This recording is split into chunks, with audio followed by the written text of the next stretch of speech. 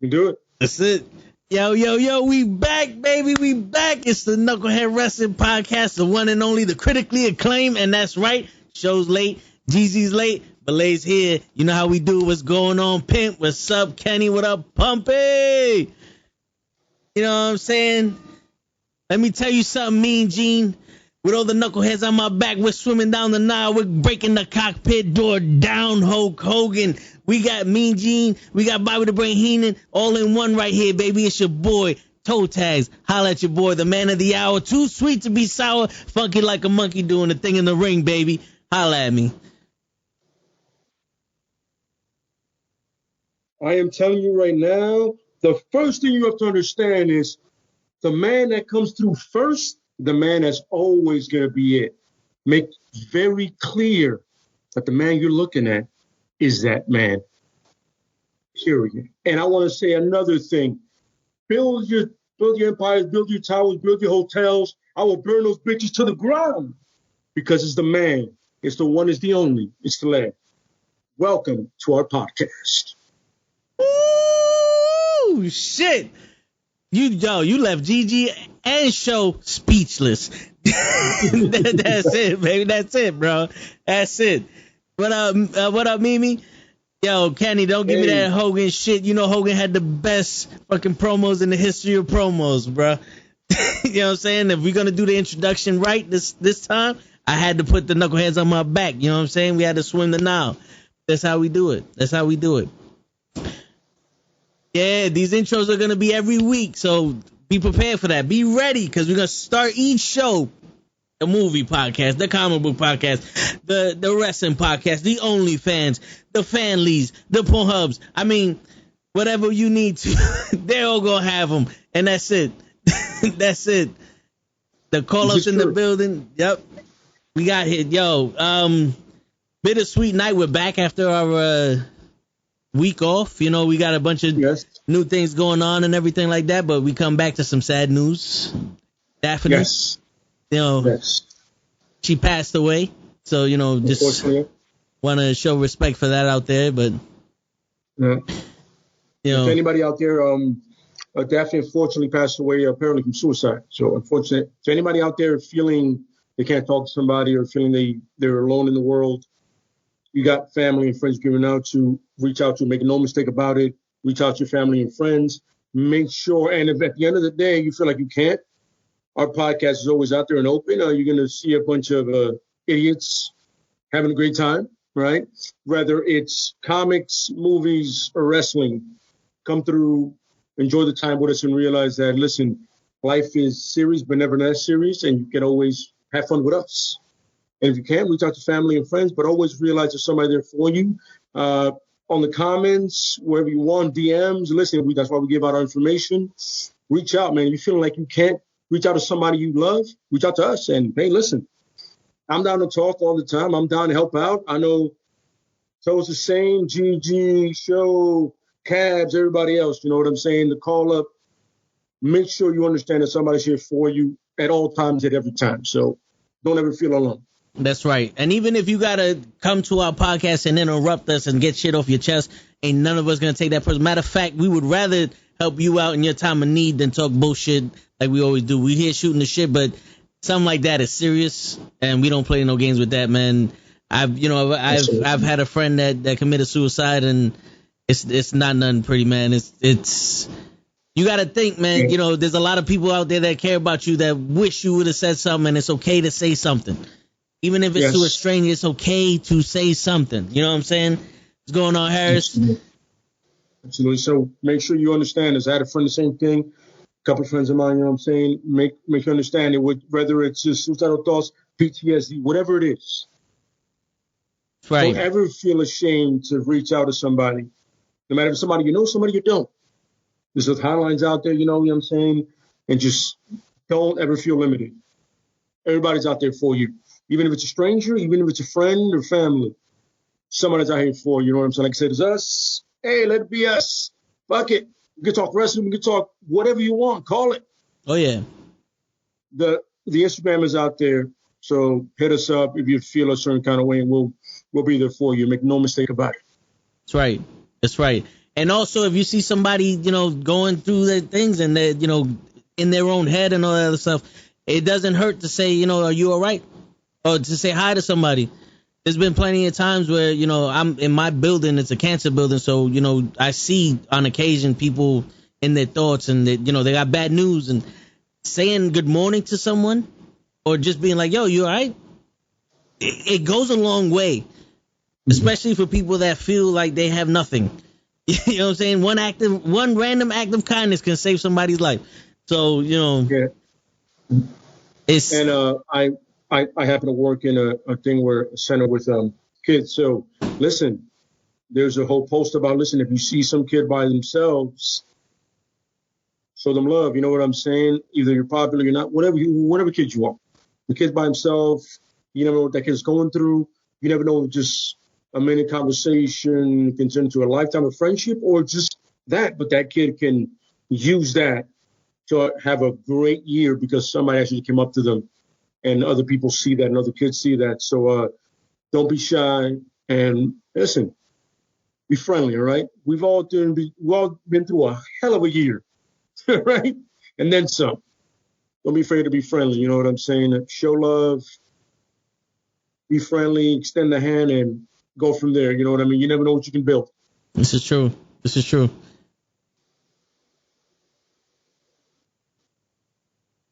That's crazy, it's crazy to go from that into what we had planned, but Absolutely, hey man, yeah. Absolutely. The sad thing is that's life, and you don't get used to it. You just learn how to move with it. You know what I'm saying? Yep. What's going on, La Flaca? But yeah, guys, like we said, any one of y'all, anybody that we have no problem. Come to any one of the podcasts. Every single one of us would gladly be able to talk with you and all that other shit. We here for a good, we're not here for a long time, but we here for a good time. You know what I'm saying? So whatever it is, you feel me? Absolutely. You just hope that you don't talk about Hogan no more. Well, Hogan's the reason why there wasn't any depression in the 80s. Nah. We always gonna talk about Hogan. But yeah, absolutely. Things don't get easier, but we do get stronger. That's right. Mimi has a great point with that. She's absolutely correct. So realize that, you know what I'm saying? It's absolutely true. This is true. And you know what the crazy shit is, man? Like I had an altercation with somebody at work, and he told me his mother passed, and my mother passed almost 10 years now. And I told him, I was like, yo, I know how you feel. And my man like put it in my face, like, yeah, but mine did it 2 months ago. And the older me would have snapped on him. You know what I'm saying? I let him have it, but there's no time limit. You lose somebody in an hour or a decade, it's the same pain. You feel me? Absolutely. Yeah, so that wound almost never closes. Yeah. So absolutely correct. That's right. Right there. Yeah. So just think about that when y'all going through your shit. Absolutely. You just learn to live with it.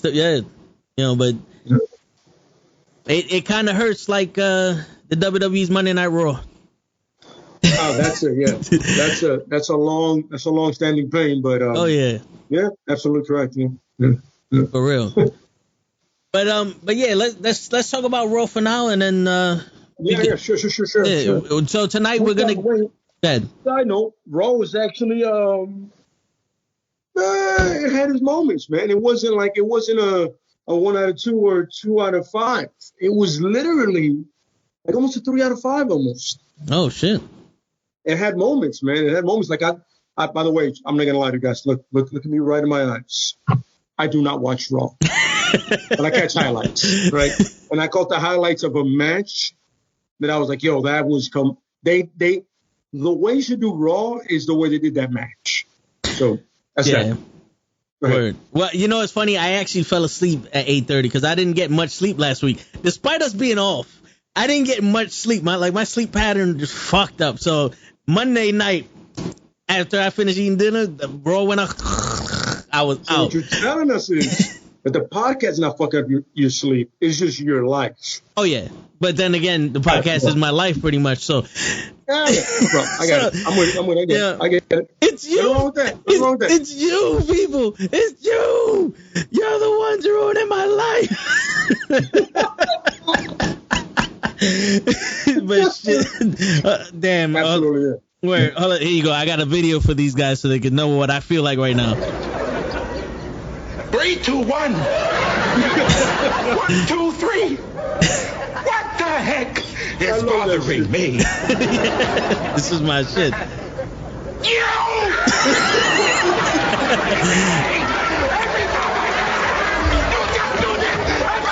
Oh my God, I love it.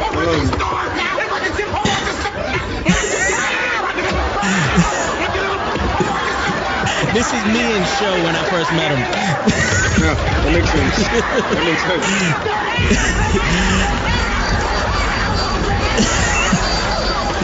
The balloon.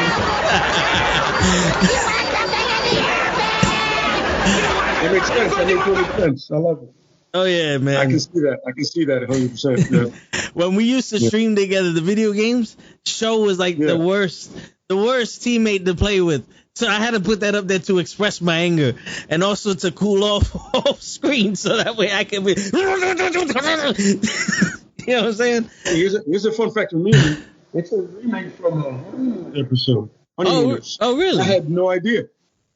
I didn't know that either. You know when they give those marathons? I watched like 2 episodes and then I'll stream Cheers because I like bars. So I'm that guy. I like bars. So yeah. That Mimi, thank you for the fun. That is an amazing fun fact. That is a dope fun fact. Side note, if anybody did not know, was not aware, Mimi's my lady. She is actually supporting me the whole way. So she's my girlfriend. So there it is. Man. Hey, there you go. Damn it. Oh, I gotta. Oh. That's for you and Mimi right there. So, Lay, you said you like bars. Did you like the bar? I love the bar. I love the bar because it was one amazing wrestler and one okay wrestler, tagging together, and it just had the way they did it was as organic as it gets because they've been known each other. But those bar segments were like reminiscent of APA a little bit. Yeah. But the fact is that Cesaro doesn't really drink, but he was like, yo, you know what, for this segment I'll do it, and it was pretty cool. You know what I'm saying? Especially they went to pubs and not bars. You know what I mean? Which if you go to bars, you know the difference. I don't know the difference. I'm not a big drinker. My drug of choice is Pepsi. But I'm saying if you go to bars, it's kind of like GG, me. For a fact, I know this is like pubs and bars are a different thing. You know what I'm saying? So, yeah. Okay. It was a cool setup for them. I like it. That's dope. Yeah, I enjoyed their tag. They actually did something with the tag team division. Yeah, absolutely. And it's sad that WWE doesn't have a tag team division. Oh, yeah. Oh, they don't give a shit about it? Yeah. So, The only time they give it probably it has something to do with the bloodline. Yeah. That's when they actually care about it.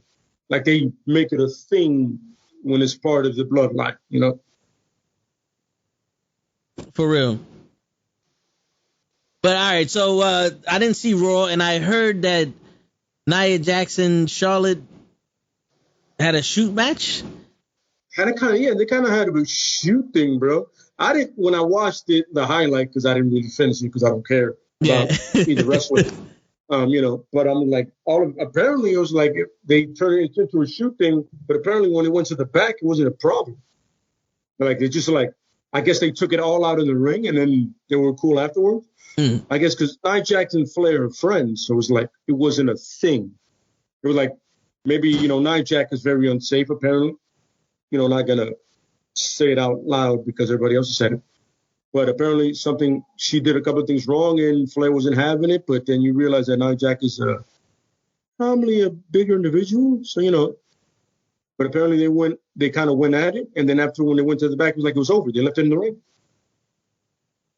All right. I mean, I saw a video. They were talking about it. And they were saying that it might have not been a real shoot. It might have been just that they messed up and they wanted to get the crowd back into it and they just went harder. You know what I'm saying? But that same video, they mentioned that Nia Jax is unsafe. Yeah. But I would like to mention, now I'm not defending Nia, but I'd like to mention that she had a hard match and a decent match with Ronda Rousey. And most of that match was her beating the shit out of Ronda Rousey. She had good matches with Bayley and Sasha Banks in those, multiple women matches. She had some okay matches where she didn't hurt people. Mm-hmm. She just winds up hurting Becky Lynch and Charlotte. So that might say something. But also, like, Charlotte couldn't pull that together. She's the captain in that match, right? There's just we'll wait for Gigi to come in to put her two cents in about that. But we'll get the expert's perspective on that. Yeah, we'll get that going. You know what I'm saying? One of the more fun news. Apparently, Braun Strowman is doing a thing for like an EC3 kind of cinematic wrestling kind of deal, where now his name now is Titan in it. Yeah, it's kind of thing. If you go to EC3's Patreon, you can subscribe to it and watch, I guess, EC3 versus Braun Strowman. Oh, I'm sorry, correction, against Titan, I guess. Yeah. Okay. The thing I just learned, and I was like, all right, if Braun Strowman is now Titan, I was like, it's not a terrible name for a guy that big, All right, I'm with it. I'm going with it. Yeah, cool. Nah, I feel you. Hey. I mean, shit. I guess it's better than Elegante. Absolutely. Yeah. I think Braun Strowman's name should have been The Ton. Yeah, it's original, and he's huge. Yeah, I agree. Yeah. What's going on, Jason? Jason said, "What's up, Toe?" And Andrade and Pac has been canceled for All Out. Yes, it has actually. Yeah, I was about to get to that. Yeah, it has. Andrade to face a mystery opponent. Okay. Yeah. Well, I heard that it was because Pac had travel issues. Someone called Baby. Because his contract is completely expired. His lady is in AEW, and he has so many people in the backstage, it wouldn't make sense. Or whatever. Word. But I heard that it was Pac that had the travel issues, and they're gonna do it on Rampage. They're gonna have that match on a Rampage. The match might happen at Arthur Ashe. Okay, hey, that's even better for us. Hey. You know what I'm saying? I'm not mad at that at all. I hear you. By the way, huge fan of the fact that Santana and Ortiz won last night. I was a fan of the fact that they won. Yes. And you know what? They haven't get enough wins. And if the Lucha Brothers don't do it in the pay-per-view, and even if they do, Santana and Ortiz better get a title at one point or whatever. But most importantly, Toe and us have been talking about it. Also, Gigi. Yeah. It has better be in Arthur Ashe Stadium because that would make perfect sense. That would make perfect sense. Real quick, Lay, I just wanted to say this. What up, Ricky? What's going on, bro? How you doing? I'm going to read your message in a second, but JMO, what's going on? Appreciate you being here. You go fuck yourself. And, all right, so, sub Toe, we doing predictions for All Out. And Lay, how you feel about Brock get F5? Oh, wait, Brock F5 and John Cena? I thought it was beautiful. Yeah, that was. When he did it twice, by the way, he picked him up and did it again. Like dark match status, like off the air, we're doing it again. Yeah. I mean, everybody got to hit Cena. Yeah. It's a cheap pop. At that point, it's a cheap pop. It was Mick Foley's cheap pop. Word. That's pretty much that's the cheapest pop you can get besides naming where you're at. Unless you're Hogan, then you forget. See, Kenny, I fucking give it to Hogan too. You know what I'm saying? Andrade to face a mystery opponent. Oh well, you already know you wanted Adam Cole. I wanted Baby. So all right, Adam Cole got the rights to his name, right? He's not gonna come in Christopher Watkins. Adam Cole that name is his. Yeah. All right, cool. So we can look forward to that. Yeah, Pimp. They do that sometimes, but you know what, man? Appreciate you being here, giving us the view, and you can still go fuck yourself. Yeah, I don't know what to tell you. Yeah, we're gonna be in the Arthur Ashe Stadium. We're gonna be there the 22nd.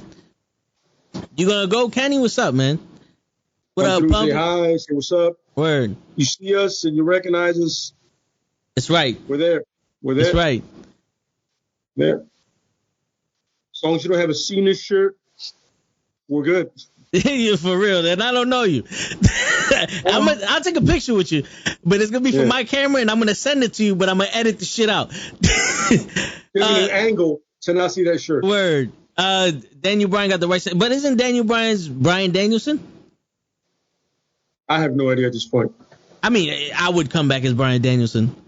Remember when he was in the Nexus and he was like, Bryan Danielson, and then they acted like he never said that, and now he's Daniel Bryan again. Mm-hmm.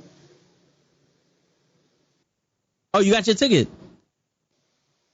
Then we took possibly, but yeah, we definitely talk about meeting for drinks there too. Yo, me and the call up were talking the other day, possibly making plans for like next year to going down to Florida to get Hogan to sign one of his things. Get out of here. Yeah, so I mean, we could make it like a group thing and make a video out of it. That'd be fucking dope. Hey man, listen. Yeah, if you know, Cabs lives down in Florida. Oh yeah. So it could be a thing. We go down there, we do that, and it could be like a whole weekend thing, man. I got no problem with that. I got people from Florida, so it's fun. It'll be a fun thing. Word. And then you get a GoPro and like, yo, listen, hey, this is happening right now. Hell yeah. Hogan Station is happening. You see this?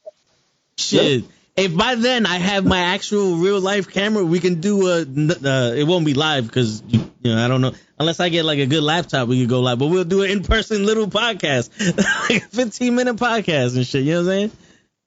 Absolutely, yeah, man. Yeah. Word. Shit, yo. Like knuckleheads in Florida. That's it. Ready? That's it. We're world travelers now. That would make us world travelers. Everybody in Florida, anyway. Listen. I've been looking into New Japan tickets. Make no mistake about it. Shit. I have no problem going to New Japan and be like, yo, listen, we're here. You see us. Bullet Club shirts and be like, yo, we're here. Word. Yeah. That'd be dope. Shit, how much are those though? Because the flight. The flight is outrageous, but the tickets to the actual venue is not that bad. Oh, okay. So it's like $4,000 to get there, $30 to sleep for the week, and like $10 to watch the rest of it. The thing is, I got some people that live in Japan, so it's not like okay. I can't tell them. But the flight is the biggest issue. Yeah, I can imagine it. Like a red eye is absurd. Oh shit. Connecting is not that bad. Yeah, but how long is that flight? Like what, 15 hours? Like it's about 17. Shit. Yeah. What's going on, Eric? Eric says, Sup, Tone Lay. Did you hear Tony Khan gave Kurt Angle an 8-figure to show up to All Out and get some matches? He never said he won't. I didn't know. I know he was talking to Kurt Angle, but he didn't want to do it. I know he had conversations with Kurt Angle. I didn't know he went that far with it though. That's amazing. Thank you, Eric. Eric, I had no idea. Yeah. I had heard that they'd spoken, but this was like 2 months ago, and that Angle was like, yo, I'm concentrating on my supplements or whatever. But how much would that help his supplements if he's AEW figures? The Khan family. He's like, just show up, bro. Just want you to show up. And if he joins the Young Bucks, then he can be elite. Be elite, and that could be one of his supplements. He can be elite and elite. There you go. Yeah. Angle is funny and vicious at the same time. He can do both. Oh yeah. I said a long time ago. Angle's versatility is underrated, man. Underrated. His versatility is underrated, man. Because it could be hilarious, and then you'll still be scared of him because you know what he can do. Oh yeah. I personally think that if you're gonna talk about pure athletes, like actual wrestling ability, he's got to be top 3, top 5. Just pure. If he's not top 1, I'll be amazed, man. Yeah, Yeah. Kenny said he's down for Japan, and they have wrestling packages. I see. I didn't know that. I was just looking like a rookie on something. Like, yo, just going. But if they do, I'm in. I got no problem here. I'll take a GoPro, like I said, and just like we're here. There you go. Yeah, we're in the building. Literally. we're in the Tokyo Dome also. Where we're at. Word. We could do a fucking little podcast while he's in the Tokyo Dome and just you just put your finger to your ear like you got the earpiece in. Like, we're live from the Tokyo Dome. This is good old JR. Look, the Rainmaker's flipping me off for some. Why are you flipping me off? You have an interest. Why are you flipping me off? I like you, motherfucker. What up, Randy? I'm cheering for you. I'm cheering for you tonight. Word. Jason said Daniel Garcia will Kurt as manager. Daniel Garcia with Kurt as manager. Well, I like the angle with Miro, but even though Miro's promo's been hitting, I like Miro's promos, like the way he speaks, like his whole thing. I like what he's doing with that. And he said Kurt Angle could be the mouthpieces for Miro. I like what you did there because he's the first one with the mouthpiece. So there are 2 points for you, bro. What's going on, Randy? Sup, Toe and Lay? I'm down if you down. Toe and Lay, do you predictions for All Out card? We're gonna do that later on tonight. We'll get to that. Yeah. It's funny as you say that. It was in my head. We'll definitely get to that, Randy. Make no mistake about it. It's, by the way, the thing that sucks about that card is it's stacked. And it's like all the pressure is on the championship match of its last. It's a whole lot of pressure on the last match, bro, because there's some great matches coming, man. True. It should be one of those that you do not miss. How much pressure is on CM Punk? Honestly, I'm not gonna lie to you. When they did that whole, and this is a smart thing, when they did that whole thing where they ran in on him, and he gave one solid go to sleep, it looked pretty good. Yeah. I wasn't a fan of the fact that he was wearing those skinny jeans, but whatever. That's my personal taste. I hear you. But the go to sleep look on point, and he's slimmer now, so it should be interesting. Yeah, I feel like as long as him and Allen give a good anywhere from 15 to 20-minute match, it should be all right. So I have a lot of faith in Darby Allin to if he needs to. I mean, he could put CM Punk over if he needs to. Oh yeah, easily. You know what I'm saying? And the funny thing is, and that's the kind of thing that doesn't even hurt Allen at all. No, doesn't hurt him at all. You know what I'm saying? They're like, he lost to CM Punk. There's nothing wrong with losing to CM Punk at all. Now I would, especially a returning one after all those years. Word, fantasy booking for you. I would love CM Punk versus Kenta. We'll have a real go to sleep match. Oh yeah. And Kenta said it. He posted something on Twitter like, "Yo, you want to do a go to sleep?" Because you remember he showed up at AEW. Yeah. Like, yo, you want to have a go to sleep match? We can do that. that would be interesting. All due respect, my money's on Kenta because he's the originator. Yeah. So it makes sense. Yo, for real. His shit is fucking dope. Sup, Toe and Lay, I think you guys saw this Billy Gunn turn heel yesterday. You know what's funny? I got up to the point where Jericho was doing his promo with JR, and I had to turn over. All day today, I was in the courthouse getting some shit certified, and then I had to deal with other shit, so I didn't get a chance to watch Dynamite fully. Yeah, I kind of saw that. You know what I mean? It's like, it was too good of a thing going for show. You saw that happen, and you were like, yeah, okay, I like the Marshall character and I get what he's going for. And the Billy Gunn turn wasn't necessary, but it was like, I'm not mad at it. Could I have done without it? Easily. But is Billy Gunn a better heel? Easily. Oh, yeah. Easily. And you just, he's a douche, so you're like, I can hate the douchebag easier. As long as the Rock doesn't kind of promo on him or Punk, bury him anymore, you're fine. Yeah, for real. What's going on, Wadley? Yo, I see your name and I'm just thinking of the replacement. Remember the replacement players? Whitery. I'm Whitery. Wadley. Yeah. Wadley. What's going on? He was coming through, bro. Yeah, he took us. He just said, "Hey, what's up, guys?" But what's going on, bro? Appreciate you coming by. Kenny goes, yeah, when CM Punk came out. Oh shit. Hey, thanks for subscribing. Why was going on? Thank you for subscribing. Appreciate you, brother. Sunday, what's going on?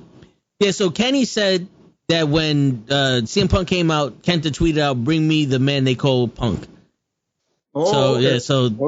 I mean, hey, if Tony Khan was watching on some, whoa, let's go. Tony Khan could put that together. And you know what the crazy shit is, bro? And we'll get into this because I put in the thumbnail is WWE dying, and we're gonna get into that hopefully when Show and Gigi get in. I don't know when Show. Oh wait, Fever, give me 5. I'm gonna take some time. All right, so 10 minutes ago, Show said that he's been battling a fever, so give him 5 minutes. So if he doesn't get on tonight, I guess he's feeling sick. But if he gets on, that'd be dope. If he doesn't, hopefully he gets better. But I want to talk about that because I'm starting to feel that way. But this could have been the best time for wrestling.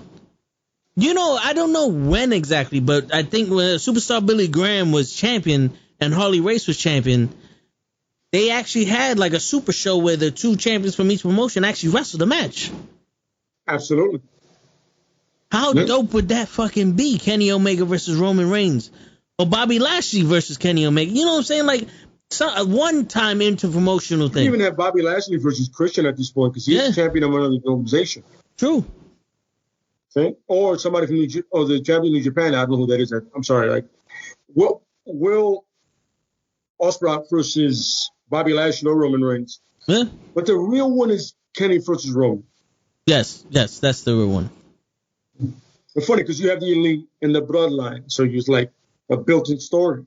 And that also veers off to the Usos versus the Bucks, like William just said. Correct. Yes, absolutely correct. It's writing itself. Yeah, literally. And that can be a storyline we can write. Well, technically, Tony myself wrote a story like that, but people got fired. So we stopped doing stuff like that. True. But not for nothing, I would love to see the Usos versus Santana Ortiz or the Lucha Brothers. Oh yeah, absolutely. They both got that hood thing going, man. It would make perfect sense. Yeah, hard hitting shit. Yeah. Oh yeah, awesome, yeah. And I'm a fan of that the part. Bucks versus the New Day. Yes. You know what? They had their whole video game rivalry going. Oh and yeah. You know what I'm saying? We're gonna have to 1 week, maybe next week, depends on how we think. We'll have to put together a fantasy card, AEW versus WWE. Absolutely, yeah. Fantasy pay-per-view. We'll talk about it, and we'll have our one pay-per-view card together, and we'll do that shit because that sparked my interest. You throw your stuff, and then we'll put it out there, and be like, "Oh, that's good. I like that. I like that. I like that." But that's next week, not this week. And remember, we're only doing wrestling tonight, so don't ask us about hip hop and movies. Mostly hip hop, because I got weird. Yeah, and the top 5 who's your rock favorite albums. I'm like, what? I didn't know. That's not what we're doing tonight. Yeah, because our favorite rapper then has to be our truth. Absolutely. 100%. Yeah, Williams. Do you follow us, Williams, on Instagram or Twitter? Because I'm gonna have to put a post about that so people can put their ideas on there. 'Cause my man's throwing out some matches right now. Follow us.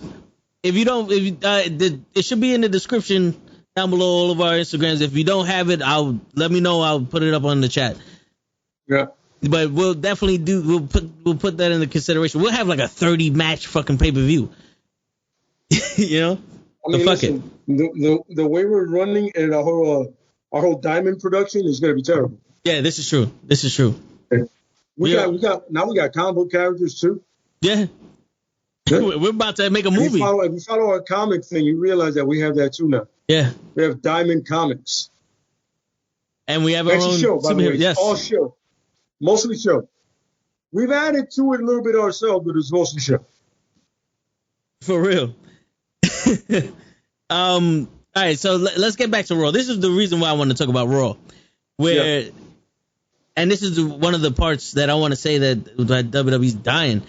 It's just like, bro, Monday Night Raw last week, not this Monday just passed, the week before that, they promoted Bobby Lashley versus Sheamus, Eva Marie versus Doudrop, Morrison versus The Miz, and if I'm not mistaken, Damian Priest versus Drew McIntyre. Yeah, absolutely. Yeah. And then they start Raw with fuck your hopes and dreams. We just made a whole new fucking show. It's almost like they watched this podcast and they only heard the words from Gigi, card subject to change. Absolutely. I agree. Absolutely. Like, I was like, yo, wait a minute. What did I miss? Yeah, for real. Hold on, real quick. Wiley posted, he goes, I'm new to your podcast. Unfortunately, I don't have any power because here in Lafayette, Louisiana, millions without power, including myself. Power generator. Thank you, guys. Yo, bro. No. Yeah. For to hear that, brother, man. Yeah, I know that hit New Orleans hard. I got a couple people down there that they reached out to me. I hit them up. I'm like, yo, you guys okay? It took a minute to get to me, but, you know, they got someone that has power, and it sucks, man. It's just fucking, for some reason, New Orleans always gets the hardest, and there's still no contingency plan for it, which is bullshit. I don't want to get political about it, but it's, you know, it's a bunch of bullshit. For real. You know, it is, because I love, by the way, so I love New Orleans. You know, I do. I visited. It's an amazing city, an amazing place, and it shouldn't happen to that place like that. It's bullshit. You know what I mean? Yeah, for real. Yo, yeah. But happy that you're okay, and hopefully everybody you know and everybody out there is okay, not too much damage happened and all that. I lost power for like 20 minutes yesterday, so, you know, I can't relate to what you're going through, but that storm took out some of my power yesterday also. But, bro, appreciate you being here. Stay safe. Hopefully everybody, you know, your family and everybody's good. And like we said before, we can take you out a little bit of that funk as we do with our thing right now. That's right. Hopefully. And the people in the chat, by the way, awesome people in the chat. You're going to see some great questions and some funny shit happening. That's right. So, yo, don't be afraid to participate, man. We love talking to our viewers and y'all family. So, absolutely appreciate you. But yeah, man, go back to Raw. I saw that and I was like, wow. Like, I was kind of hyped for Bobby Lashley versus Sheamus. Because I felt like they're actually just going to give us a match. Yeah, absolutely. Sheamus can lose, and you don't need to. Who's going to run in, right? You know what I'm saying? Like, who's going to run into this? Nobody likes either one of them. Yeah. It's just going to be a match, yeah. And then Damian Priest starts it off with the open challenge. And, you know, I get it. You know, Drew McIntyre going for the U.S. title, I don't have a problem with, you know, because, you know, at least he's doing something. But he's not in the WWE picture, the WWE Championship picture. So that's good. But then when Sheamus comes out, I'm like, how do you take a step back? Yeah. You know, and to be honest with you, when I saw that, because I didn't, like I said, I caught the highlights of Raw, so I watched the show, the ups and downs and all that other stuff. But they were also talking about Keith Lee, and they were saying how they're struggling to find Keith Lee's character. They might turn him heel or whatever.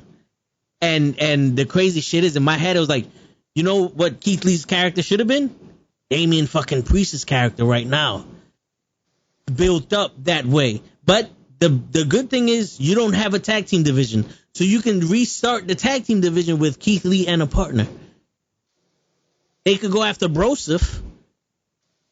Well, they can't go after Broseph because both of them are now the number one contender for the WWE Championship, apparently. They just haven't announced it. So, yeah, so they can, like I said, restart up the tag team division, make up their own tag team championships for like a week. And then, you know, when they finally break that glass ceiling and everybody loves their tag team, they can break them up and just put Keith Lee back in the back. And the funny thing is, this is a great point because they're doing that whole NXT fuck up. Yeah. Women said Keith Lee and Odyssey Jones. Yes. That's a big boy tag team. Oh yeah.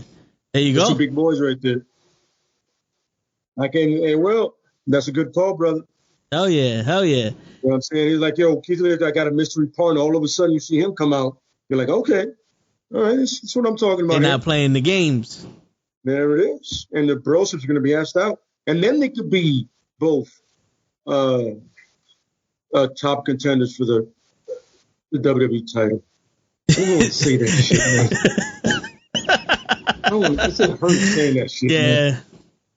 Yeah, man, yeah. Oh, you know what my favorite part of Broseph is, right?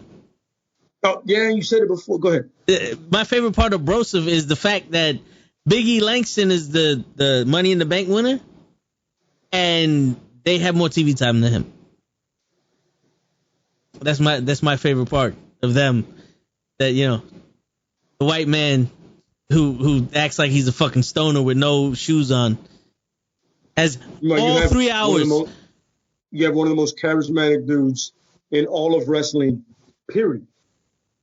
You pick a company, I'd be like, yo, who's most charismatic than Big E? Seriously, right now, think about it. Because Big E could get a promo off the top of the head and it's money, and you believe it. And yet you got this stoner moron because he's white. That's right, I'm saying that. Oh, yeah. Welcome to the podcast of reality. Until they prove us otherwise, that's what we have to work with. Absolutely correct. The guy is charisma defined, and the guy can go. So how is this not the guy? I don't know. Help me out. Anybody in the chat can explain it to me?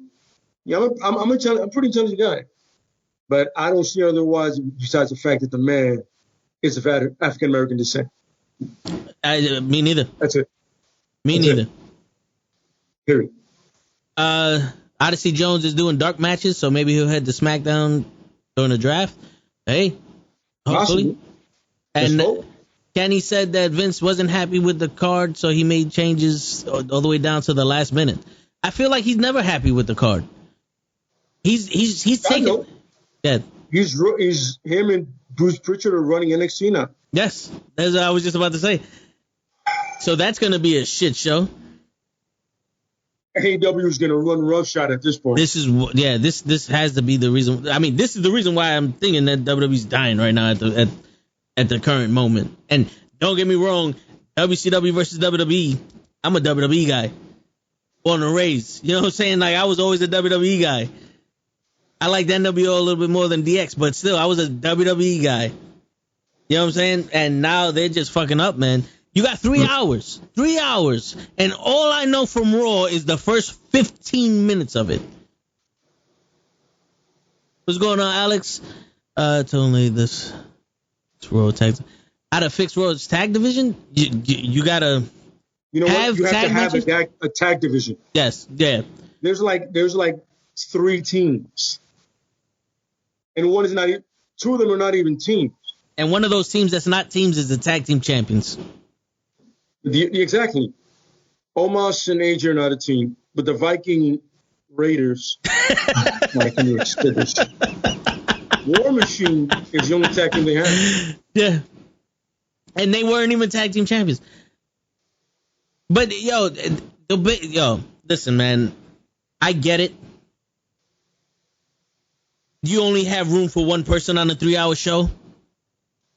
But if you're going to put matches out there, right? Put more than one tag team match. And none of those tag team matches should have the tag team champions in them. So that way people can earn shots. What happened to that? Because I want to get into this also, because we're going to talk about SummerSlam. And what a shit show that was. But Selena Vega challenged Bianca Belair to a SmackDown Women's Championship match. Bianca Belair said, Sasha, I'll see you at SummerSlam. Selena, I'll see you tonight. Later on that night, Selena Vega goes to whoever the fuck and Sonya Deville and says, I want to hear you guys say that I'm the number 1 contender because I'm getting a title shot tonight. And the words that come out of the bold motherfucker's mouth is, we don't hand title shots out to people. This isn't for the title. If you beat her, you get a title shot. Meanwhile, every other match that had a title being defended on SummerSlam was handed to the opponent. John Cena was handed. It was stolen, but handed to him after he stole it. Fuck it. One thing, first of all, Walter, thanks for coming through. The NXT logo is a shit show. I'm not getting into it. It's like somebody cut the throat of a unicorn and put it over the logo. I have no idea what the fuck happened there, bro. Yeah. That's a whole shit show, and that's going to be a problem in itself. And in the next 2 weeks, get ready for the shit show that's going to be, all right? Get ready for nothing but horses with the slowest match you've ever seen in your life. And the NXT takeovers are going to go. Anyway, that shit, that whole number 1 contenders thing is like, yo, you got to earn your title shot. It's over. It's been over for way too long. And it's so fucking sad at this point, at this era where you're like, yo, when they have number one contenders match with the champion in it, that makes no sense. This is a title match. Why is a champion in a number one contenders match? That's the person you need to contend for. Yeah. Now, if the champion agrees to a match with you and you beat it, and you beat the champion, you consider the number one contender. But if it's supposed to be like, we're getting a number one contender now, it's supposed to be against the top people that are not Drew McIntyre. Seriously. Okay? Just saying. Like, if these people have racked up, by the way, have they racked up enough wins to be like, yo, listen, I've been on SmackDown for whatever months and I've got 8 wins. Boom, you should be number one contender, or at least in the match. Yeah. With another person that's had that many wins. That's like Red Velvet when she challenged Britt Baker at the first Rampage. She was like, yo, I'm 27-4 with my last 8 wins. I'm undefeated. I deserve a title shot. You know, she earned it based on her record. She's absolutely correct. You know, it's like he's giving out stats like, yo, listen, I've literally been on a roll. Yeah. And here's the crazy shit, right? Because I'm watching AEW and I'm watching Miro turn into a fucking awesome wrestler. When he first started, I was like, all right, yo, bro, maybe it wasn't WWE, but now he's proving it. And I'm thinking to myself, like, yo, imagine if I was an ex-WWE guy and I signed to AEW and Khan was like, here goes a mic, go do a promo, whatever you want to say. I just imagine myself saying, they tell me to come out the curtain and connect with you guys. They tell me that I have to have you buy my character. Then they hand me a script. How am I going to have you guys connect with me when they're telling me what to say? And this is the reason why we have beef with Drew McIntyre. This is the reason why I have beef with Becky Lynch and Naomi. It has nothing to do with them. It has everything to do with what they're being put to do. If Drew McIntyre had the same amount of title shots, but they made sense, no problem. No problem. But because he had 17 title shots in a week, there's a problem, bro. There's a problem. There's only but so many times I can have a hamburger with fries. Absolutely. You know what I'm saying? So you throw up. You're like, yo, I've had this shit 4 times a day. Yeah. Sick of this shit at this point. Yeah. Yeah, for real. And fuck. You know, and I saw someone, because I joined the Facebook group about AEW, and somebody posted up saying, if we're going to give shit to WWE because they keep putting on the same matches, then we should give shit to AEW, because how many times are we going to watch Jericho versus MJF? This is the 4th time in 2 years we saw them wrestle. Don't give me the shit that they're putting on the same matches. The 4th time in 2 years that we see them wrestle, we see Drew McIntyre wrestle somebody 4 times in one night. Come on, bro. Let's get this shit straight. You know, people give shit to Brock Lesnar because he's never there, and he only wrestles once in a while. But when he was champion, the people that were number one contenders earned that shit. They earned that shit. They didn't just walk out and say, I want to wrestle you. Nah, he wasn't there. You couldn't challenge him. You had to earn it. Hogan wasn't there. He allowed these people to earn their title shots. You know what I'm saying?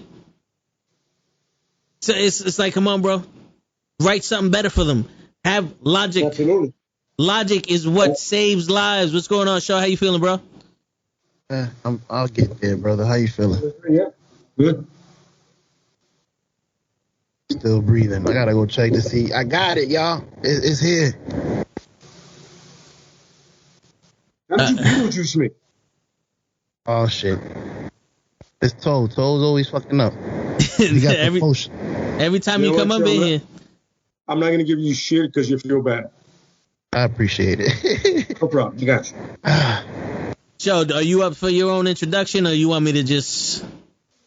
I'm not even ready, bro. Like I told you, I've been sleeping all day, sweating like a motherfucker. You could just play what you usually have. Yeah. Hey, that is true. I can be ready with that. Don't mind the interruption, guys. Show's a little under the weather, just in case if y'all didn't hear it before. But he made it to work. Hell yeah. And we appreciate the shit out this man for doing that. He came out of his deathbed to come here to let people know that it's time for the show. Mm-hmm. Is he the meanest? Sure enough. Is he the baddest? Sure enough. Is he the prettiest? I don't know about all that. Sure enough. But he might be the low down mofo town up in this town. Sure enough. Who is he? Who is he?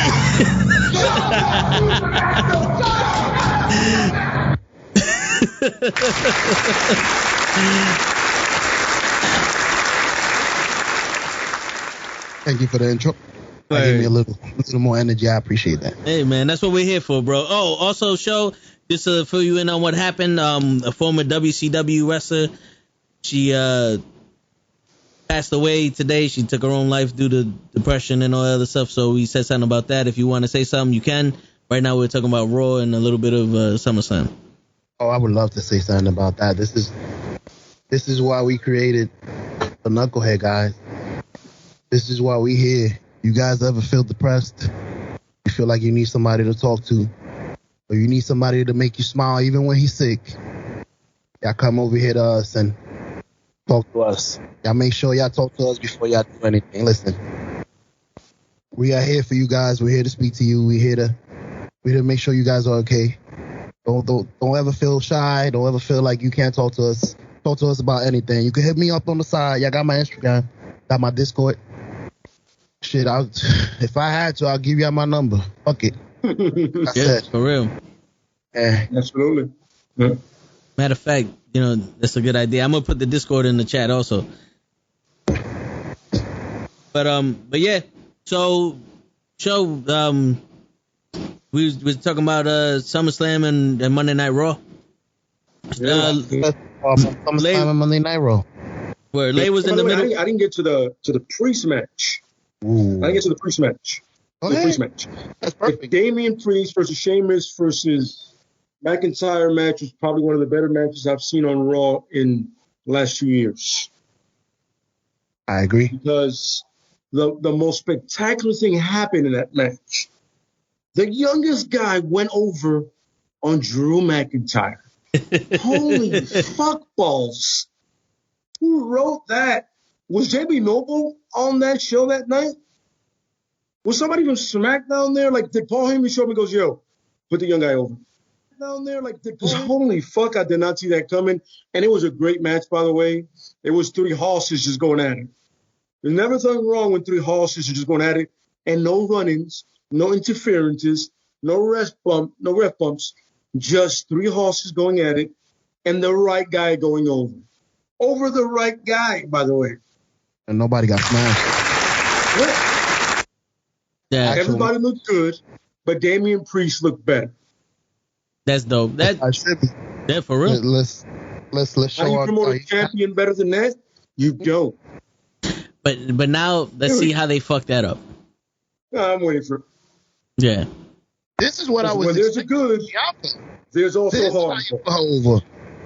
What? Say that again, Cho? This is what I was expecting. My fault. Let me put the volume up. This is what I was expecting for Bianca. This is how you put a champion over that you're trying to build. Like, why you do it for him but not for her? This is the same equivalent as the female champion. She's young, she's new, she's fresh. We building her up. Just one got put over and the other one got smashed in 2 seconds. But we'll talk about that later. We're definitely gonna talk about that. DJ, what's going on? I finally made it! Yay! Hey, listen, I was so rushing because I'm like, I looked at the pod, I'm like, I'm gonna beat Gigi. I only see her picture in mine. I came running. Don't worry, we're here. Our intros were amazing, and we did it right. That's right. Gigi, you want to do your little intro? You prepared for that? Absolutely not, but we're going to fuck it and do it anyway. Fuck it, let's go. You already know who I am. I'm motherfucking Gigi for the win. We do this all day, every day. We all winning out here. All right, get the shirt for the win. $13 on TeePublic, because that's what we do. We out here to make money. We out here to make it big.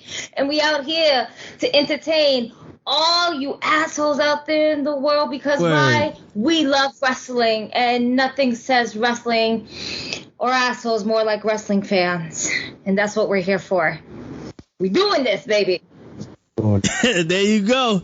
Make sure y'all go get your t-shirts. Yo, stand up for a second. Let me see. You just gonna show the top part of that? That's it. That's all we're gonna show right now. All right. I'm gonna come close. It's hot. They don't need to see what's really for the win. All right. Well, I wasn't trying to see. You could go get an extra shirt. That's not what I was trying to see. I want to see what the shirt look like. That's for the OnlyFans. Word. I'm sorry, Gigi. Next time I ask for an extra shirt. You gotta pay for that kind of action, Cotton. Yo, for real. Double for that kind of action. My apologies. You can't just give all the goodies for free like that. Show what the shit. What you talking about? It's $15 a pop. Word. That's the link to, if you guys wanted to get her shirt and see her website and all that other stuff. The link is in the chat right now. Gigi, there you go, guys. All right, Gigi by far is the best looking person on this podcast. I don't know, show might be sick, so that might be messing up your judgment there, but she better be. Exactly. She better be the best looking one. She's the only one that got hair. Walter, don't let this fool you, Walter, because I'm sick. You know, I do a couple of push-ups. I comb my beard. Just because it blends in with the background doesn't mean I don't got hair. I have hair. It's here, okay? So raggedy, but it's here. It's here. I promise you, and it's real. She got the Shakari. She got the Shakari. What's her name? Richardson hair. I see you. With the light blue. Ooh. There you go. My mentor was like, "Who the fuck is Shakari Richardson?" Me and Lay. But you know what? You don't know who the runner is? The pothead runner with the blue hair? No. Wow, she got eliminated from the Olympics and she was smoking weed. Little short. Oh, okay, yeah. All right, yeah, okay. I give a quick shout out to Kenny from the Call Up. I definitely peeped out his latest podcast with the crying guy from AEW CM Punk event and his interview with Justin Credible from ECW Legend. Thank you, Kenny, for letting me know. I am the winner too. Your Johnny Gargano raffle thing that you had going on.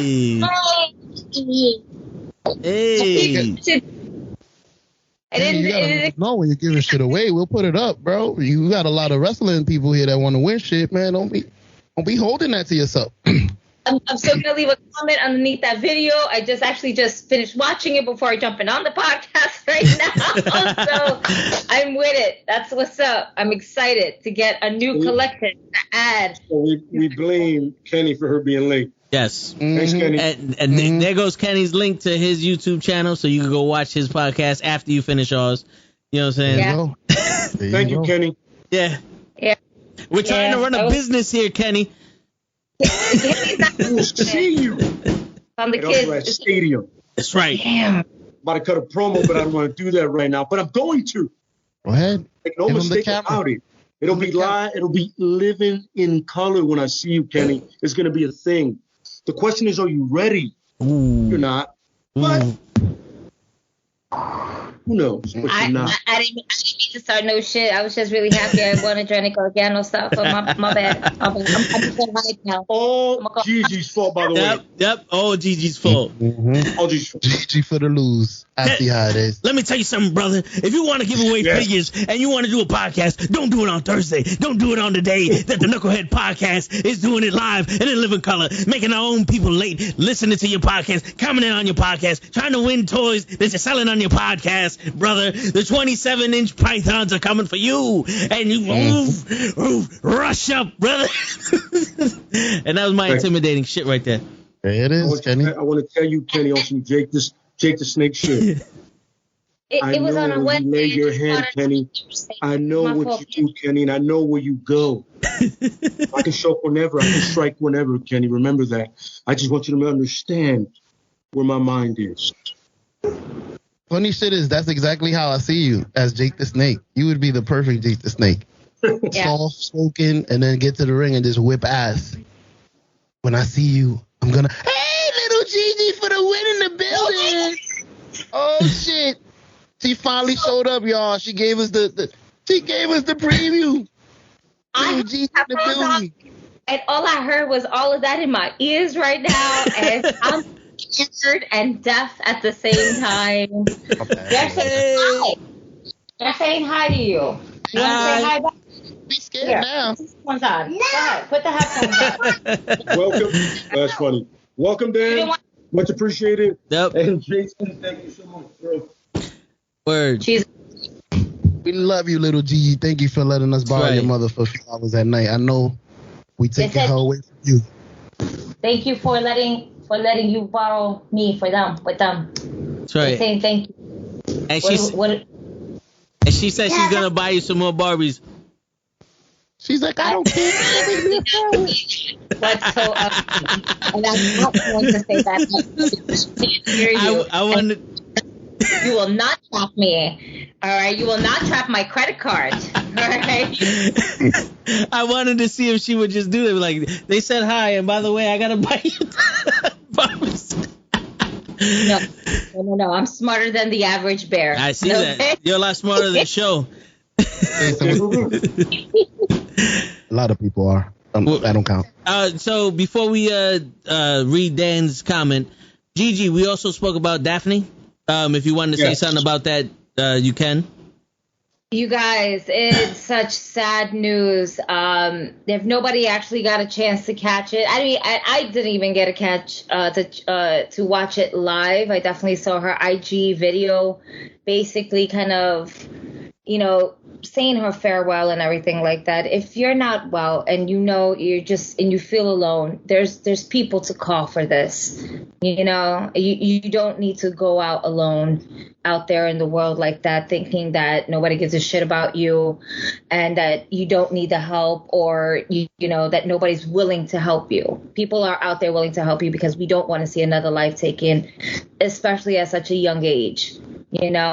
And it sucks because it does have to deal with a lot of injuries, concussions, and everything like that. That takes a toll on the brain. That takes a toll not only physically on the body, but mentally on the body. And as a pro wrestler, it's sad to see this more often than anything else. In any other sport, I would like to assume besides football, maybe. But even in football, we don't see this many people passing away the way we have seen wrestlers throughout the many decades of years of wrestling.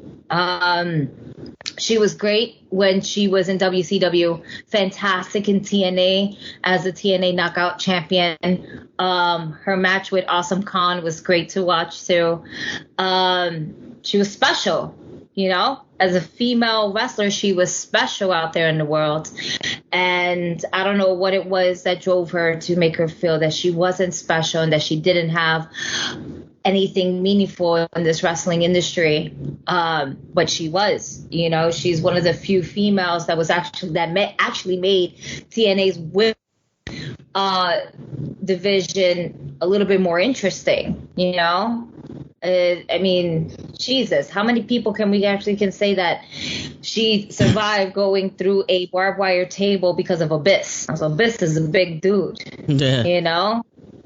And I was just kind of watching that earlier today. I was like, damn, you forget about these little details of what these women wrestlers actually put their bodies through, especially if they're trying to be a little bit hardcore and a little bit outside of the WWE picture frame box that they're in. You know what I'm saying? It's sad to see the way it went down. But even in her IG videos, it was really crazy to see her actually holding a pistol and just basically clocking it back. Now, for what we know, it is a suicide thing, but I don't believe she shot herself in the head, because in her IG video, she definitely said that she wanted her brain to be donated so they can learn from it. So how the passing actually happened or whatever the case may be is still slightly unknown, but it was pretty devastating, even up to the point where Mick Foley was watching her live and was like, can somebody please contact her? She's not right. She's not okay. And then only for a couple hours later for him to send his condolences to her family. So it's really sad. And again, if you ever feel like you're lonely and you have these suicidal thoughts, there's numbers to call, a hotline to call, friends to call, family to call. Even if the biggest person that you think they'll shit on you, believe it or not, they won't shit on you if they hear that you're going through these things. So I would definitely say always contact somebody. Even if you think you are alone, you are not alone in this. Nobody's ever alone in this. So get that help. For real. And sometimes always the first step to healing is to open up about it too, you know? Exactly. I mean, if you're able to open up to IG Live, you're able to open up to those people who are close to you. You know, not everybody's going to shit on you in this world, but it's sad that a lot of wrestlers always think that. Yeah. So it's sad. It's pretty shitty. You know, I had a question, Gigi. Let me get a second. Do you think she well, not that it matters, but from what you were saying, what I was hearing from you, it seemed like she might have thought she had the same thing Chris Benoit had. TT? She wanted her brain study. She definitely wanted her brain study. I don't know if it would be the same as Chris Benoit, because Chris Benoit is just, that's a whole different story, you know? Because it's not just him that he decided to go off. He went off on his whole entire family, you know. So his, I feel like, might have been a little bit more severe, per se. Because back then you weren't able to get the help. I will honestly say back then you're able to get the help, but not as much as someone can get today with the world of technology that we live in and how easier it is to be able to grasp certain information from a web or anything like that, or just more resources now than what it was back then when Chris Benoit was still alive. You know, it's a different time, but nonetheless,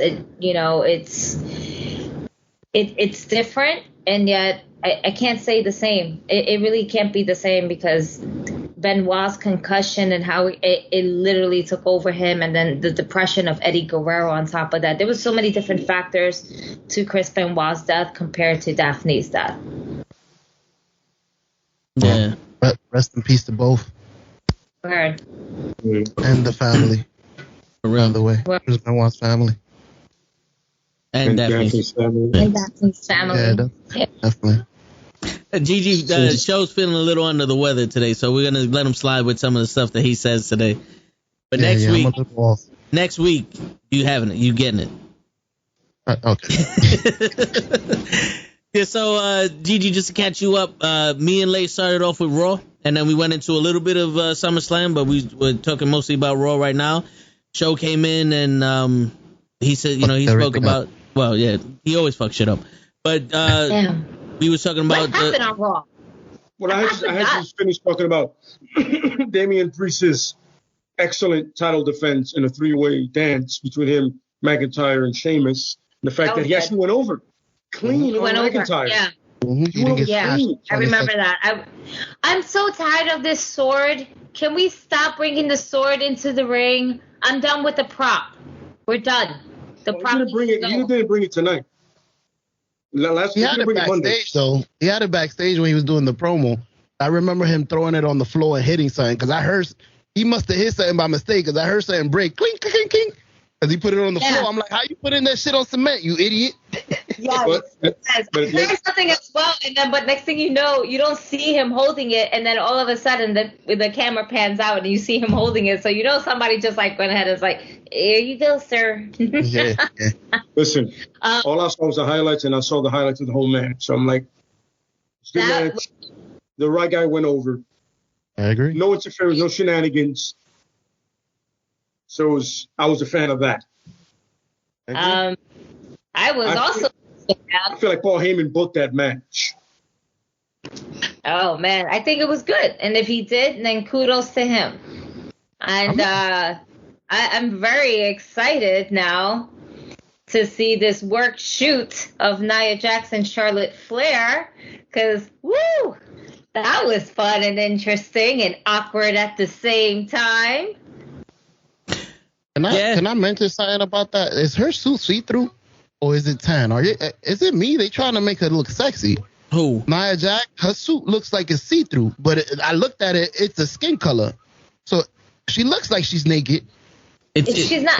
It's honestly, it's an extra fabric that is tan to make it look like your skin tone and whatever, to give it off that sex appeal. Because other than that, she was trying to rock like I don't want to say this garbage bag type of look, but she tried to do this whole extra shoulder pads and try to go for a Beyonce look when Beyonce had the shoulder pads and everything, and it just wasn't looking right for her. It was just made her look bigger, and not in a good big way, but just like bad. It just didn't. It wasn't flattering on her. This outfit that she had on Monday night was definitely flattering on her, for a big girl, and I actually enjoyed it. But it seemed rather off when certain moves weren't happening right. A spine buster done by Nia Jax had Charlotte Flair hit her head a little bit harder than she should have. This what do we have? Nia Jax throwing Charlotte Flair to the ropes, and then this awkward I don't know if I'm supposed to jump on your shoulders or not, and then she just grabbed her by the shoulders, and then I don't know whether it was Charlotte Flair just getting annoyed with Nia Jax and like being a botch mania girl, because we all know Nia Jax is known to be a botcher, and then she just got frustrated and just started slapping her in her face. Like, if you watch the match over, you see Nia Jax like, why are you slapping me in my face? Don't slap me in my face. It's a certain, like, when you play it out as a work, you can tell it's like Stephanie McMahon and Brie Bella when they slap each other, you can tell that's more of a work. This wasn't a work. She slapped her and she's like, yo, don't fucking slap me. And Charlotte was like, man, fuck you. She did the Shawn Michaels Vader. Stomp on her face. Slapping you. And that's when Nia Jax decided to give her the boop boop. Nah. Chill, white girl. Because in real life, I'll knock your ass out. I'll fucking sit on you. And you'll be done for. For real. Your job right. Stop playing with me. Wrestler. But she is not a fighter. You put her up against a fight against Nia Jax, a real legit fight, Nia Jax is going to whoop her ass. She already done broke Becky Lynch's face. And that was a botch move again. But on some serious shit, let's be real. Nia Jax will fucking wipe the floor with Charlotte in a real fight. She's a big girl, and big girls will fucking... Nah, skinny bitch. Yoke you up. I'm going to show you what a hair toss looks like on concrete. Yeah, for real. Let's see how your teeth feel then. You'll just take them out and put them back in? Because Charlotte Flair's teeth ain't real. You know that. And she's just too pearly. They're perfectly symmetrical and shit. Come on now. Stop it. Word. But yeah, no, that was beautiful. And the fact that Nia Jax went over, that was good. I'm happy to see that. I did not see that coming. I was like, okay. I didn't see the match at all, so I got to watch that. Because I'm not going to lie to you, Gigi, when I heard about the match and that was happening, only thing went through my head was, I thought Charlotte Flair was supposed to be the best female wrestler out there. She couldn't rein this shit in. She couldn't walk her through it. You know what I'm saying? Like, 1-2 botches, you got the best out there, calm that down, honey. Slap her on the ass. Calm that shit down. Let's restart. Nope. I'm going to smack you like a... It's a big ass slap, man, by the way. I mean, yeah, but I mean, shit, but wouldn't you rather somebody slap you on your ass and slap you in your face? Neither. I mean, gun to show's head. You got to choose one. Gun to show's head? Yeah. Show's gone. He said, I'm not even slapping him. Thank you for the gun. I've been waiting for this shit. At least he won't be sick anymore. Word. I got rid of him. Fuck the slap. He's not sick anymore. Like, he's not under the weather. I mean, he's gone, but he's not under the weather. Feels better. Yeah, Harry Osiris said that he's afraid that one day Nia Jax is gonna accidentally paralyze or end somebody's career one day. I mean, it's possible for anybody to do it. Look at Sasha and Paige. But I mean, yeah, but Paige I mean, got paralyzed? yeah. So in the house show, they were having a match, and Paige told Sasha to kick her, and like she kicked her in the top of the back of the shoulders, and it like whiplashed. So with her neck being previously injured and that whiplash, it messed her neck up to the point where she can't wrestle anymore. Oh no, she's trying her best to get back into the wrestling ring because you know, with the likes of Daniel Bryan coming back and Edge coming back from a neck injury, and then you see Stone Cold every once in a while coming back. You know, especially he did come back from a broken neck. You know, it gives her hope nowadays, especially when you saw Daniel Bryan leave because of his neck injury and then come back way before Edge came back. Yeah. You know, so it gave her hope for that. So I'm very happy, you know, to possibly see Paige back, hopefully for Queen of the Ring. Even though it's going to end in Saudi Arabia, nobody wants that, but whatever. So what Gigi said, what I heard with that, what Gigi said is fuck Edge. Oh shit. Yeah. And also, no matter what. And also, she's not denying it. True.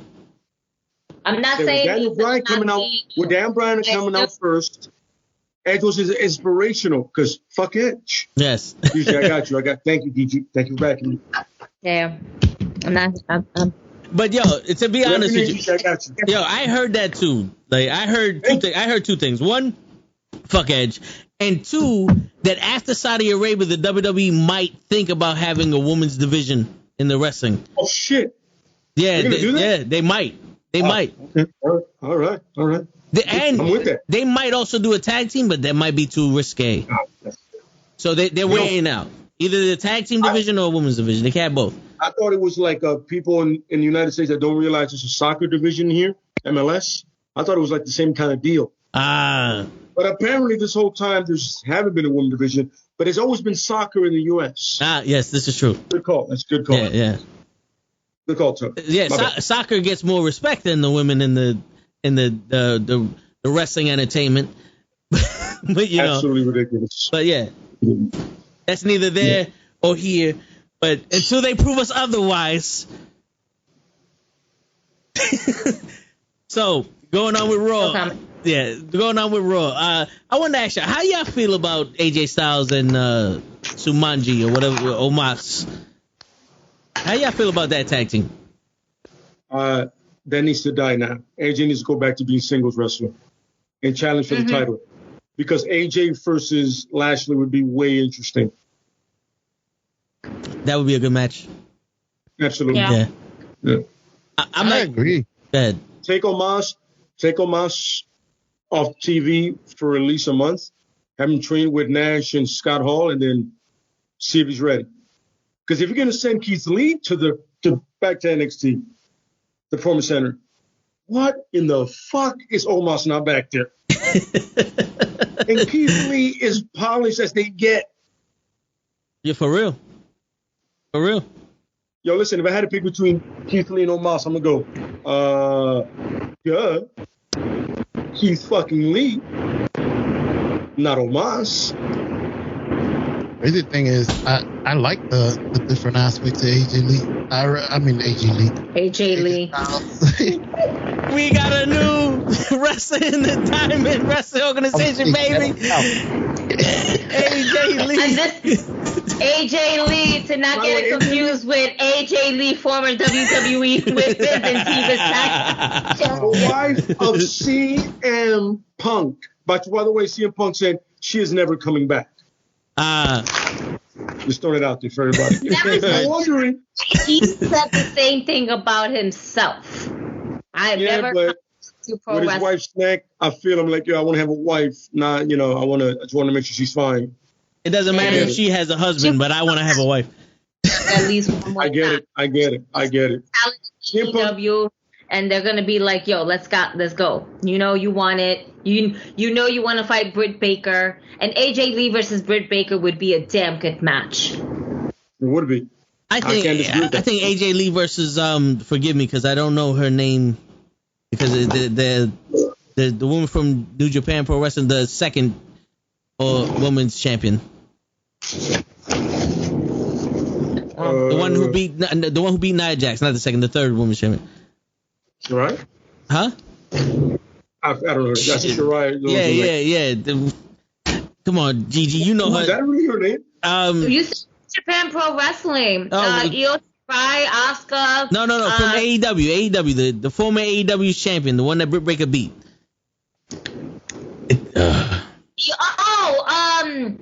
Sheeta. There you go, Holy Sheeta. It's hard for me to pronounce her name. That's why I don't remember it. Sorry. AJ versus her, I think would be a dope match.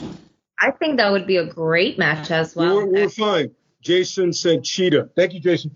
Jason was like, yo, Cheetah. You know, on my chat, it just popped up. You're chewing and us not knowing her name, Jason came through. Yo, you the man, Jason. You the man. And that just popped up in my chat, so it's not like I didn't read it. It just popped up when he said it, so there you go. I just happened to look, and I just saw Sheeta. I was like, there it is. Yeah, there you go. Somebody got it right. Yeah, we're all going to agree that it's show's fault that no one got that right. Absolutely. That's right. Why is Luchasaurus on your background? I ain't gonna lie. I've been watching AEW. You like Luchasaurus? And I don't even know if it's wrestling. The name, you got to be a great wrestler with the name Luchasaurus. Yo, but you know what's funny? He was in NXT at one point. Yep. And they cut him. Yep. Wow. They don't know how to use their talent in WWE. Not only the guy's a good big man, but he can moonsault and all that shit. He's good. Yeah, he's be throwing them really kicks. Good. He be throwing them kicks. There is no way that guy should not get a title shot. I don't care if he doesn't win, but he should get a title shot over GP. That him and like Kenny or Hangman Page can have a great match together. Him and Brian Cage can have an amazing match together if they do it right. Yeah. Those are two big, hefty dudes that can roll, bro. They can go. Instead of putting Brian Cage against his partner 24/7. Jason said Leia said Cheetah. Sheeta. Cheetah. So we got one from Lay. According to Jason, we got one from Lay. He's all elite. Diamond. Holy Cheetah in the building. Who was on Big Brother? Was Luchasaurus on Big Brother? I don't watch. He was? I don't know. That's what Jason's giving us the info right now. I'm not gonna doubt looking it up. I can pretty sure. No, it's probably not wrong. Yeah, there you go. Yo, get up. All right, real quick, since we went off the rails. Raw was a better shit show than normal, but let's go back in time. Let's go back in time to we'll talk about NXT TakeOver real quick. That match with Walter. Oh yeah, was fucking fun. That was a match, boy. I'm sorry to mess it up, Toe. I know I messed it up, that match. Was it against the Russian? Yes. Yo, so I remember on the chat, I was like, oh, Dragunov. Shit. Walter put Dragunov off. He's like, thank you. I ain't watching AEW. Yeah. That was one hell of a match. Walter lit his fucking chest up. Woo! You saw the mark. His chest looked like CM Punk's tattoos. It was like the same level of area that he covered. He was just awesome. Yo, for real. Amazing. They felt that shit. His chest looks as bad as when Dominic got all them shots from the Kendo 6 between Seth Rollins and Buddy Murphy. That's how bad his chest looked. And he did that shit with his hand. Word. That's what I was about to say. There was no Kendo 6. He did this pure by hand, and you heard it. You heard it. You don't see no chops like going onto his side of his legs, like the super kicks or anything. No, those were chops. Those were chops. Yo, those for are real. chops that scared me. Like, God damn. That's some fine European wrestling at its best, right there. That was just straight. Absolutely. Brutal. It was awesome. Beautiful. And they could fight forever. Yeah. But yo, going from that match to the 2 out of 3 pinfall match, or some people like to call it the 3 stages of hell match. Ooh, Adam Cole? Which it kind of felt like it was one match that just had 3 falls. Yeah, absolutely. The normal match was 2 minutes. The normal match was 3 minutes, and then they had a huge ass street fight, and they bring down the cage for no reason. That ending to that match was like, I have a problem with that ending. How are you this close to the Kindle stick and you don't grab it to be like trakata, trakata, trakata? Word. No. You did this and you tap. I understand the why behind it. Why? Because Adam Cole has not re-signed with WWE. Yeah. Why? Because Adam Cole right now is a free agent. And most likely, now, especially now hearing this shit with NXT is going to be pretty much run by Vince McMahon and Bruce Pritchard, I don't see Adam Cole wanting to stick around and seeing how that shit show is going to happen. You know? But I wish that the ending... If they want to make Adam Cole tap out, that's cool.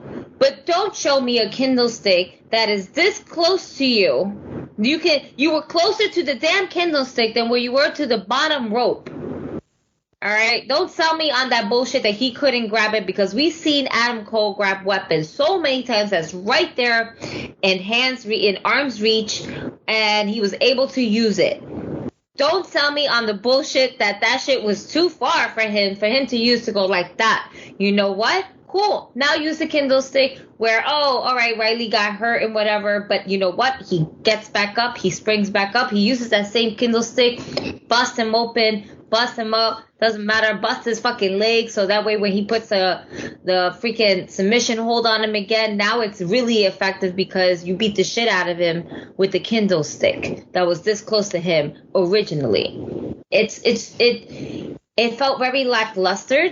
And you know, like the first 10 minutes of the match, I enjoyed it, but it just between the middle towards the end, it went downhill for me.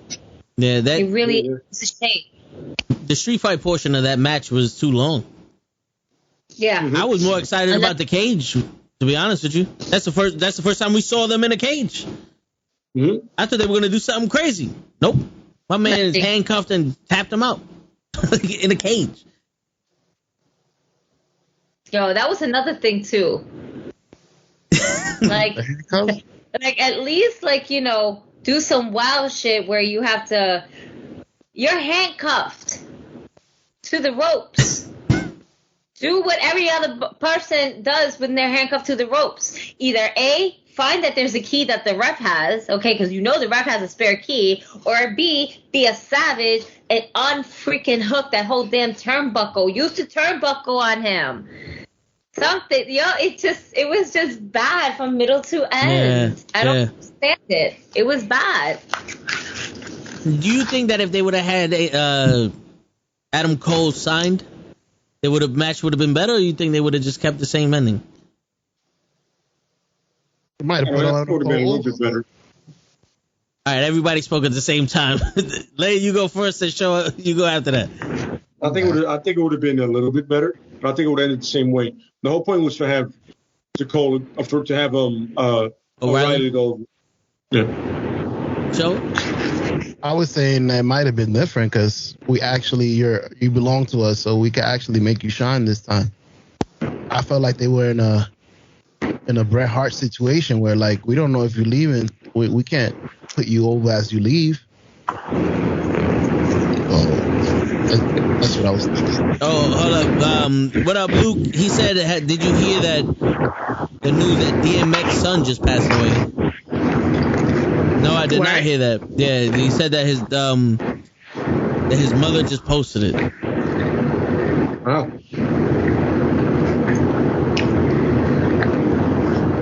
Yeah, I'll look that up, but DMX's son was a wrestler? I'm gonna look that up. Well, we'll look that while we're in the airplane skydiving down the Valley of Death.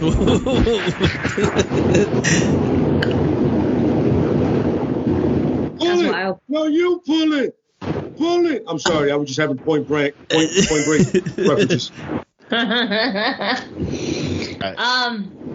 To jump back onto the NXT, if Adam Cole were to have signed to WWE, I think the match honestly would have gotten a little bit longer and the ending would have been different. I believe that Adam Cole would have went over. So Okay. I'm with Gigi. I'm like, okay. But even Adam Cole definitely would have went over. The match would have been different. The ending was so lackluster. I think we would have gotten a better ending. At least that. But yeah, I think it would have been a little bit different. I think they just gave him the short end of the stick. But do you think, like, I think that would have hurt O'Reilly more than it would have helped Cole if Cole would have went over. Like, I think Cole, win or loss, is, still top guy, but O'Reilly losing, you have the, well, I get it makes sense now, me thinking about it. You would have to repackage O'Reilly. Like, they love to repackage them. They're like gifts that you don't get to keep. They just repackage them. Look how they're repackaging Roderick Strong by putting him in another fraction. Diamond Mine. And they got like 2 new guys, by the way, on that NXT. Yeah, those are not real diamonds, folks. That's a glass mine. All right, that's just gonna break very quickly, especially because Vince and Bruce are taking over. It's gonna break pretty quickly. Yeah. What is his mentality? Fucking what's his name? Bruce Pritchard and Vince McMahon. They're like, Triple H, there's a chance you might actually do a good job, so please let us do it so we could fuck it up. No, you know what it is? I'm gonna be dead serious with you, Cho. Vince McMahon does not watch NXT. So when he goes and says NXT's losing to AEW, what's the problem?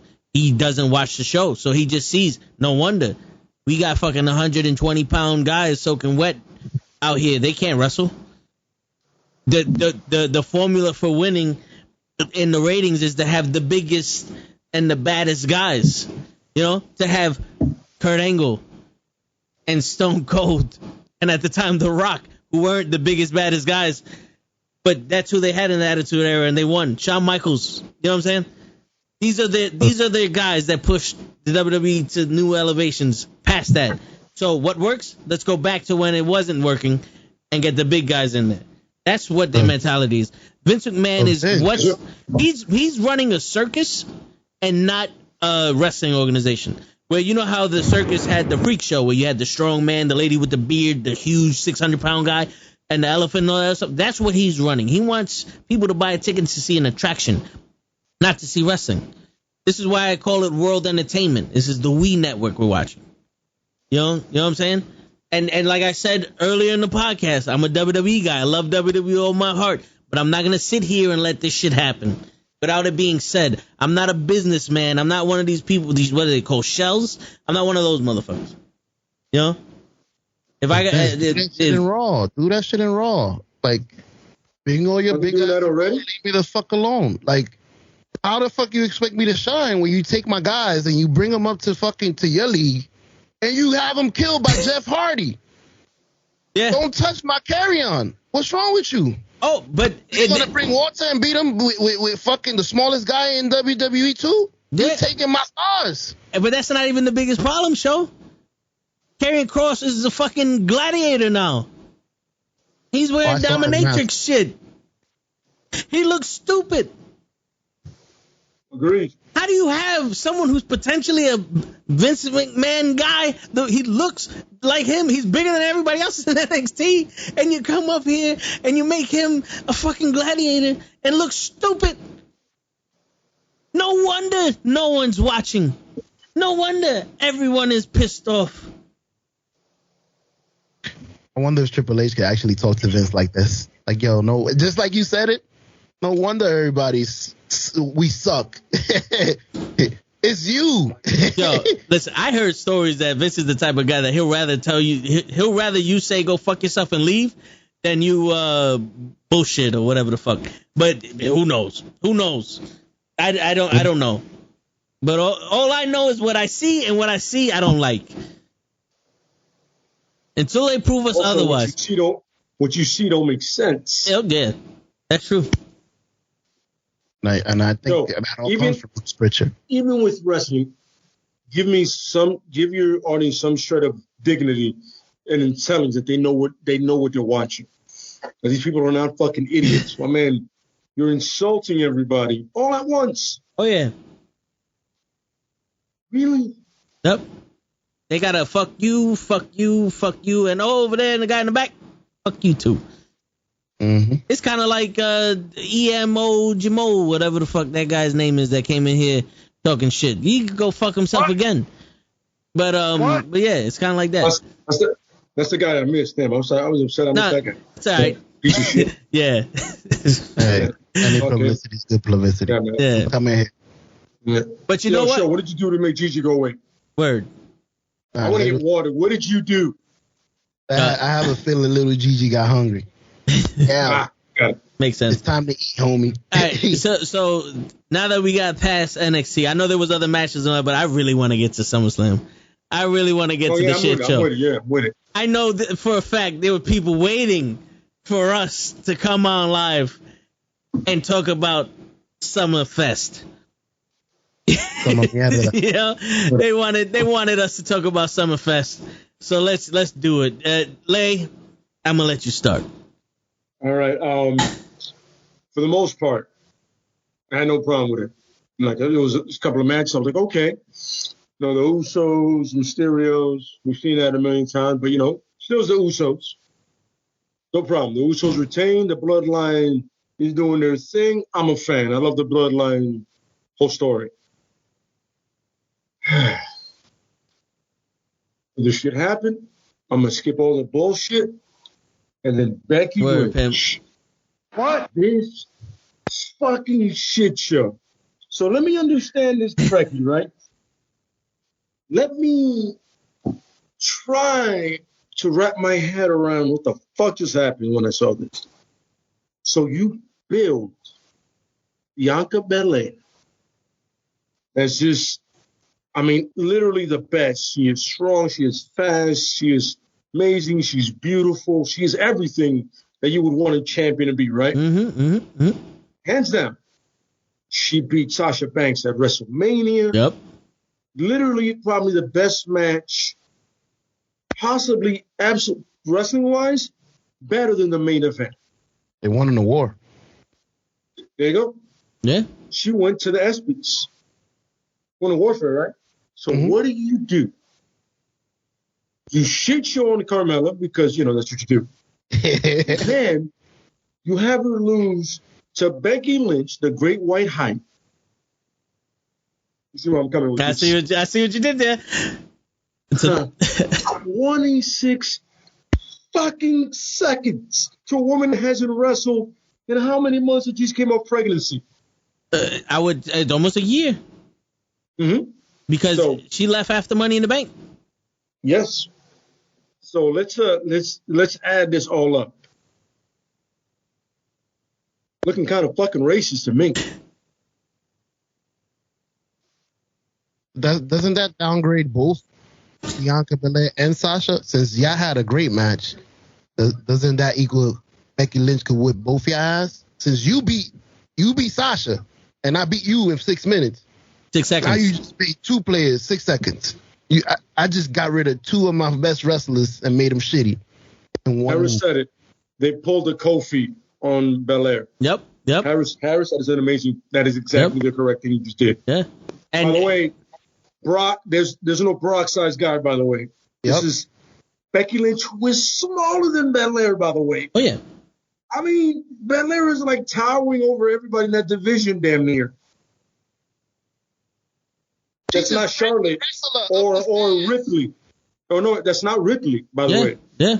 That's it. Everybody else is smaller than her. Pretty much. I think Shayna Baszler. Nia.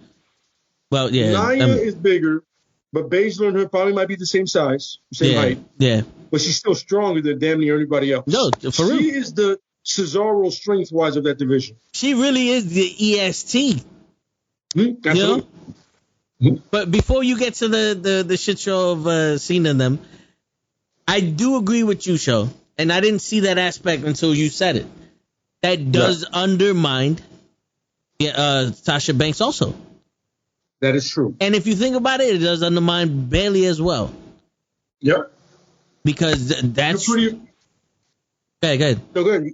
No, those are the cornerstones of what made Bianca Belair so great and built her up to be the champion for the past 6 months.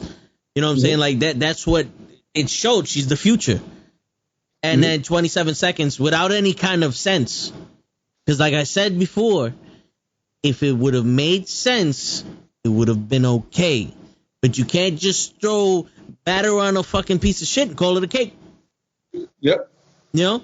And that's the problem. That's the problem. That's the beef that I have with all these characters. No, it doesn't make sense. That did not make sense at all. Not even a little bit. I've seen people cash in their money in the bank and last longer than 6 seconds. Yeah. Fucking Nikki Ash got on top of a rope for 10 seconds. It lasted longer before she killed Charlotte. But Charlotte was already hurt, so it makes sense. Oh, yeah. It's only going to take 10 seconds. She just had a match. This lady was fresh. She was bouncing on the ring, ready to fight anybody. Yeah. And I want to make mention to something real quick before we keep talking about this. I said this in the group chat. I don't know if you guys understood what I was saying, but I'm gonna sit here and I'm gonna say that Goldberg, John Cena, and those two I'm gonna put the blame on. There's more than that, but I'm gonna put the blame on them because most of the people that went into that stadium were there to see nostalgia. They probably weren't watching the brand. They weren't watching wrestling up until that point, but they said, John Cena's back. I'm going to go watch John Cena back on SummerSlam. I'm going to go watch Goldberg back on SummerSlam. You know what I'm saying? And I say this because even though it was a good match between Sheamus and Priest, no one was really reacting to that match. If it wasn't for Priest landing on his back, on his coccyx, his tailbone, they would have never reacted to that match. And that match was good. And that's why I'm saying it was a nostalgia act. That's the problem.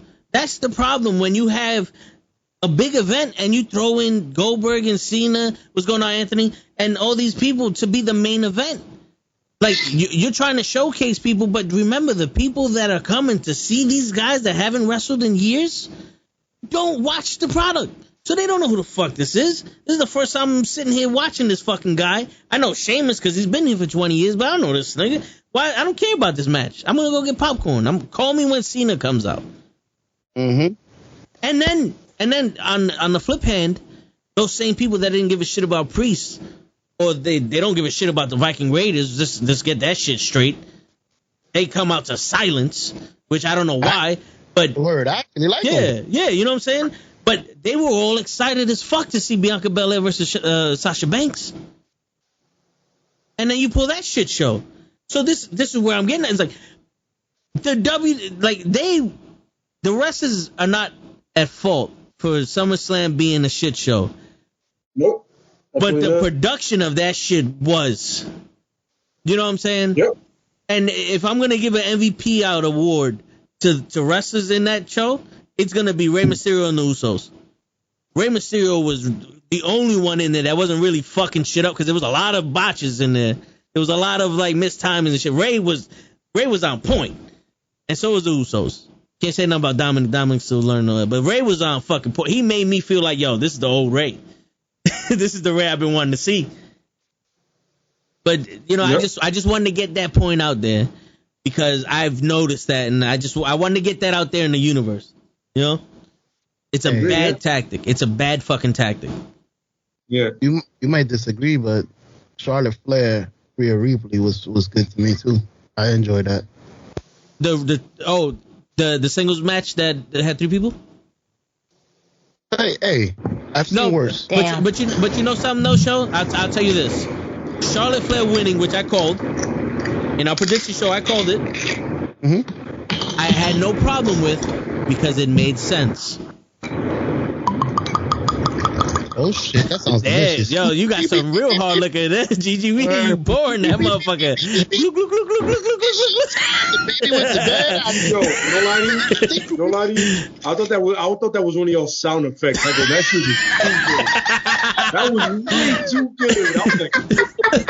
You guys press a button for that sound effect? To be fair, obviously the bottle is here, right? My microphone is like literally right here, so I definitely was pouring it right in front of the microphone, so it doesn't surprise me that you guys heard it. That sounded better than my sound effects, sis. Yo, for Like, real. Yo, I was like, yo, who pressed that button? I was like, oh no, Listen. it's really her pouring. Fantastic. It's just, we can make it into a sound effect, all right?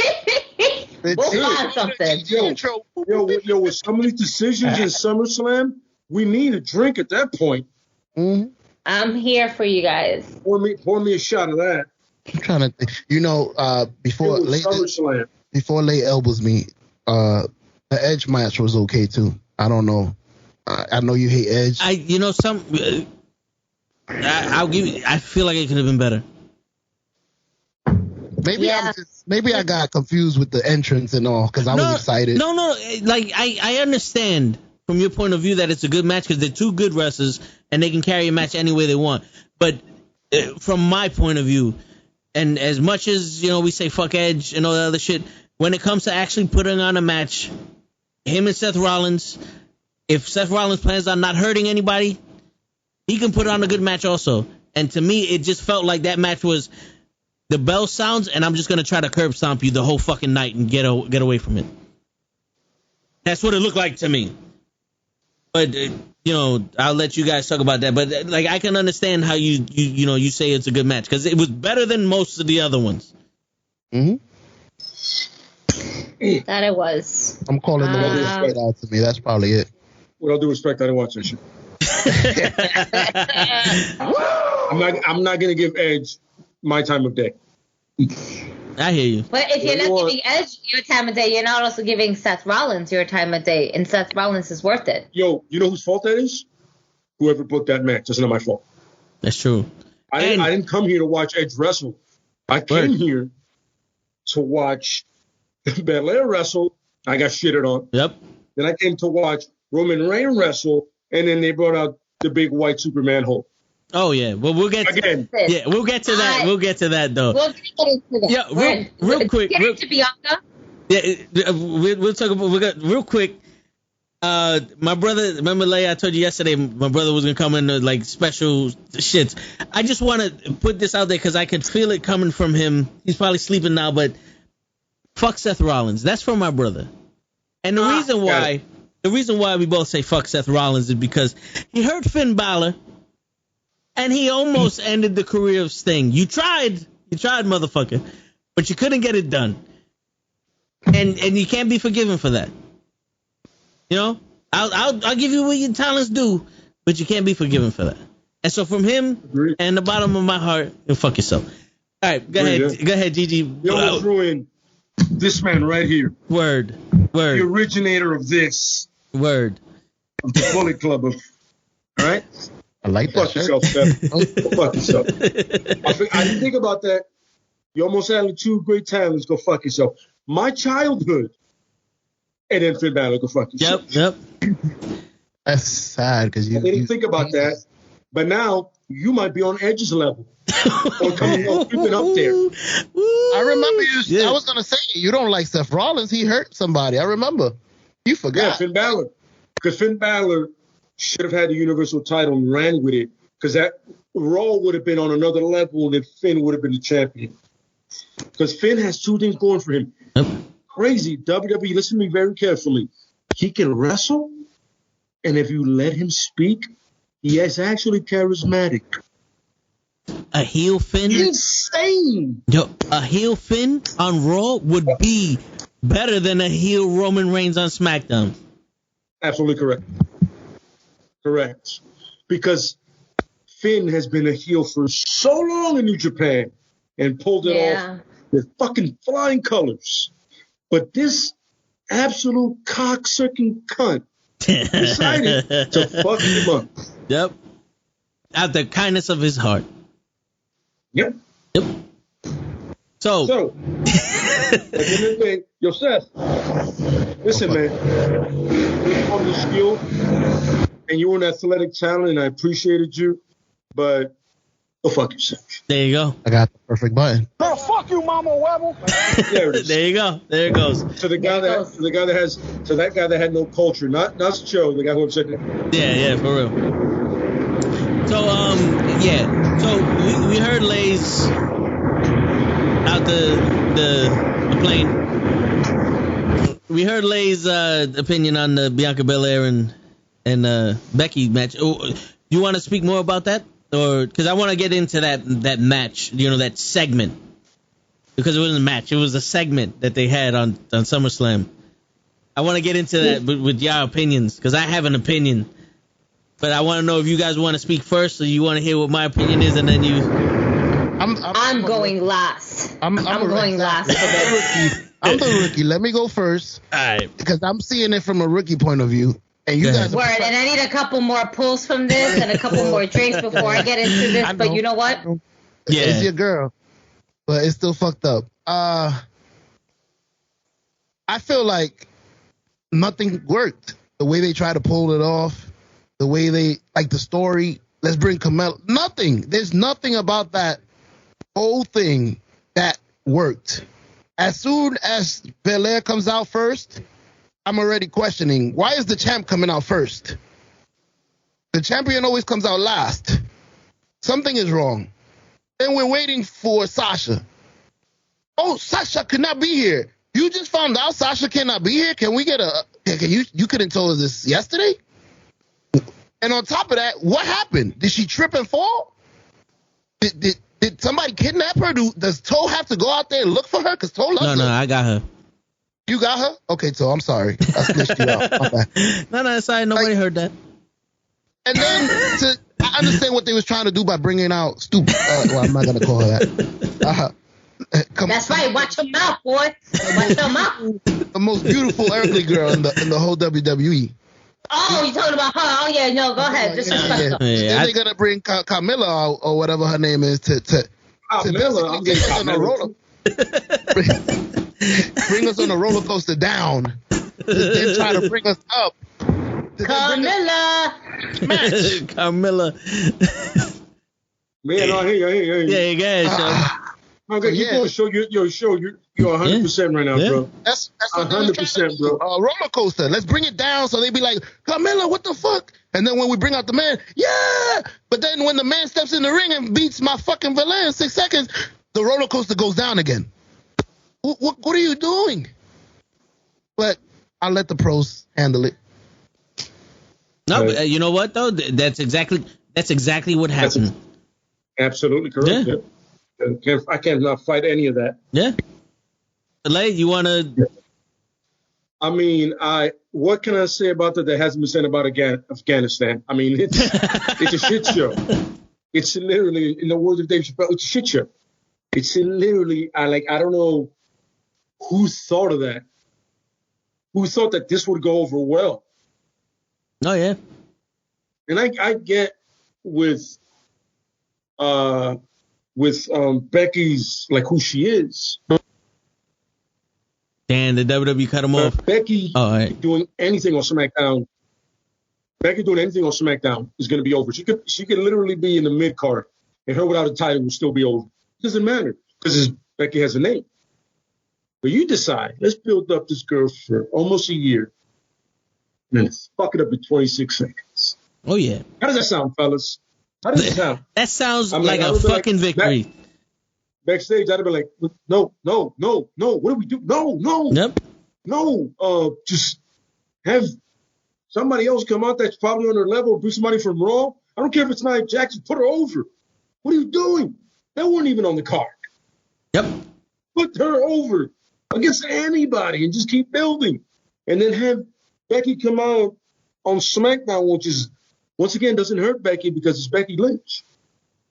Like, I want to challenge you. I'm like, oh, good. I feel you on that. Or come out on Raw, whatever, because Raw needs the ratings. Yeah, right. I want to challenge one of the champions. I go, you didn't earn it, but I get it. But I don't. Don't understand. But that's WWE now, so I can't even. You know what I'm saying? I come back and I challenge whoever I want. No. Beat some people and then challenge me. Yeah. And that should be Bianca's thing. Like she goes, no, beat some people and then challenge me. What have you done? You just got back. Lay. No, for real. Beat some people. Beat some people. Go ahead. Before Walter bring up a good point, we have to send our condolences also to Rikishi's 16-year-old niece. That's right. She lost her life also, and the piece of shit that did that needs to get his balls chopped off.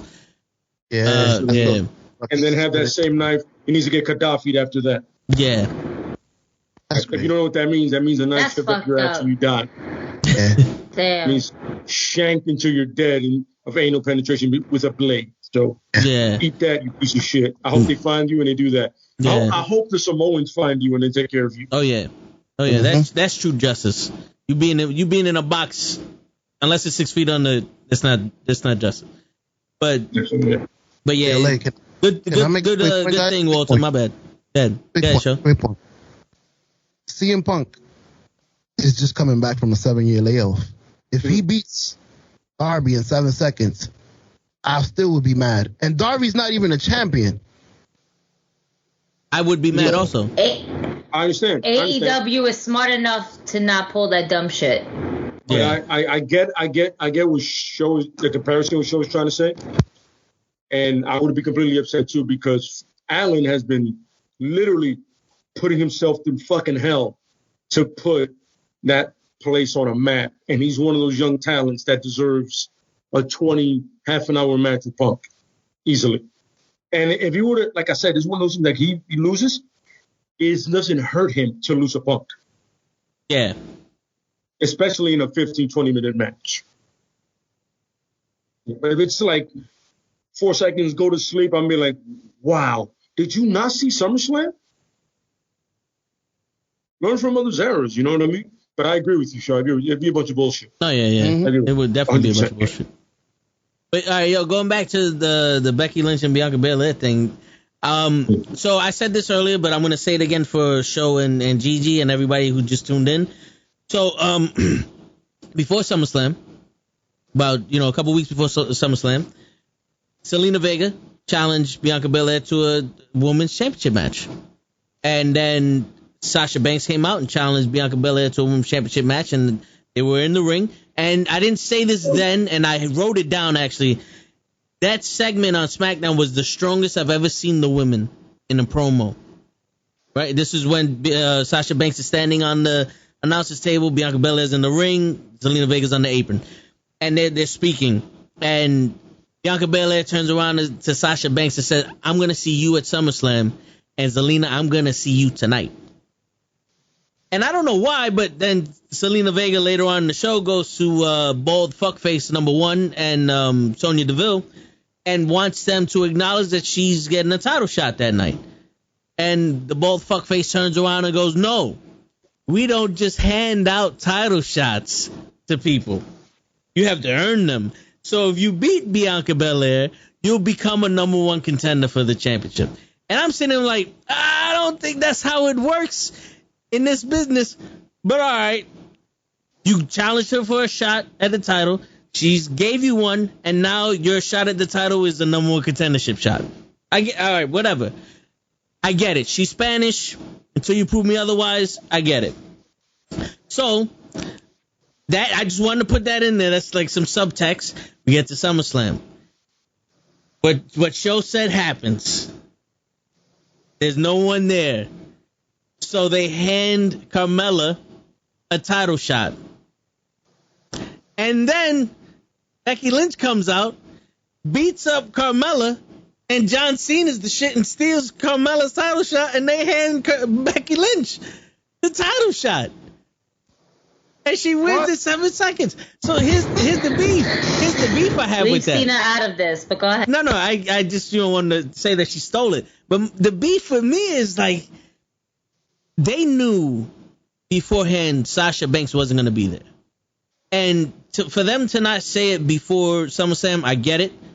But if they would have opened up SummerSlam with Bianca Belair coming to the ring and saying Sasha Banks cannot be here, Bianca Belair wins by default, right? Whatever. And Bianca Belair is pissed off in the ring and goes to the back and goes sees fuckface and Sonya Deville and says, listen, this will be the second pay-per-view in a row that I'm not on. You got to find me an opponent. Man, woman, or child can get it. I'm going to go back out there and I need a contender for my title. And then, why are you coming for the kids, man? Leave the kids out of this. No, man, woman, child. Leave the kids out of this, man. Women. No, yeah. That's it. Women, children can get it too. You know what I'm saying? There ain't no ask New Jack. Children can get it. A Goldberg kid? Word. You know what I'm saying? Yeah, everybody gets He's it. old enough. Word. But in that ring? Yeah. But then later on, Bianca Belair comes back out and goes, yo, whoever wants it, come get it. Becky Lynch comes out. That pop would have been crazy. And they have a match. And if Becky wins, so be it. But they have a match. You literally beat the shit out of Carmella for longer than you fought Bianca Belair. There was no need for Carmella to be out there. But as long as that entrance is, there's no need for Carmella to come out there. That's crazy. Belair got smashed, and that girl Carmella still look worse than her.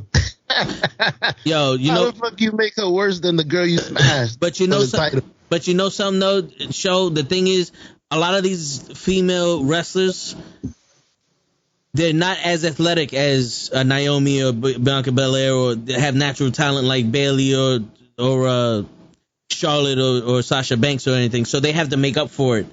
And the thing is, it's almost like they're working on shit, but they're not. Like, the chain is only as strong as the weakest link. There has to be no leader in that locker room. If we're gonna do it this way, seeing that, like, there's no progression in the worst, and there's no leadership in the match when they're just starting to smack each other with Nia Jax and fucking Charlotte. You know, like, if we saw two grown men doing that, we'd have been like, yo, come on, man, y'all niggas had to have some kind of professionalism. When have you ever? Brock Lesnar punched fucking Braun Strowman because Braun Strowman kneed him in the face. But after he punched him, they went back to the wrestling match. They didn't keep slapping each other in the face. Brock did the little pop, watch out, nigga. And Strowman was like, you right. And they kept going. You know what I'm saying? Like, where's the leadership here? But like I said, my brother said in the chat, 27 seconds, they made Bianca Belair insignificant. They just showed we don't give a shit about you no more. So, literally, all the hard work you put into Bianca Belair, from the Royal Rumble win to her WrestleMania win to one of the best matches at WrestleMania. Okay? Won an ESPY award. Yeah, these bitches won an ESPY award. For what? Putting on a talented match that has so much meaning behind to it. Bianca Belair also was on Talking Smack one time. And as a women's champion, she says, my goal is to beat all 4 horsewomen of the WWE, because I'm going to be the one to change that standard. It's time for a change. And it's so fucking true. Now, this is I ain't going to lie. I popped hard for the man. It's a comeback. It's a comeback that I was not expecting, and on top of that, was at work trying to count money, and then I just hear music happening, and I'm like, what the fuck? And I marked the fuck out. Of course, I am a fucking stan when it comes for Becky Lynch. She is the man. Yes for her fucking comeback. I did it too. However, nothing can justify the fact that WWE went ahead and gave Bianca Belair the worst 26 seconds of her wrestling career. She is the roughest, the toughest, and now the quickest oh my God, I'm so upset about this. She is the quickest woman to go ahead and lose a title match at SummerSlam.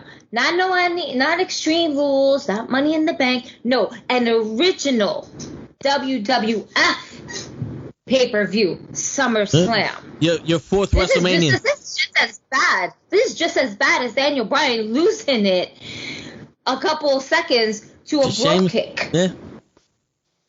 Okay? But even that made more sense.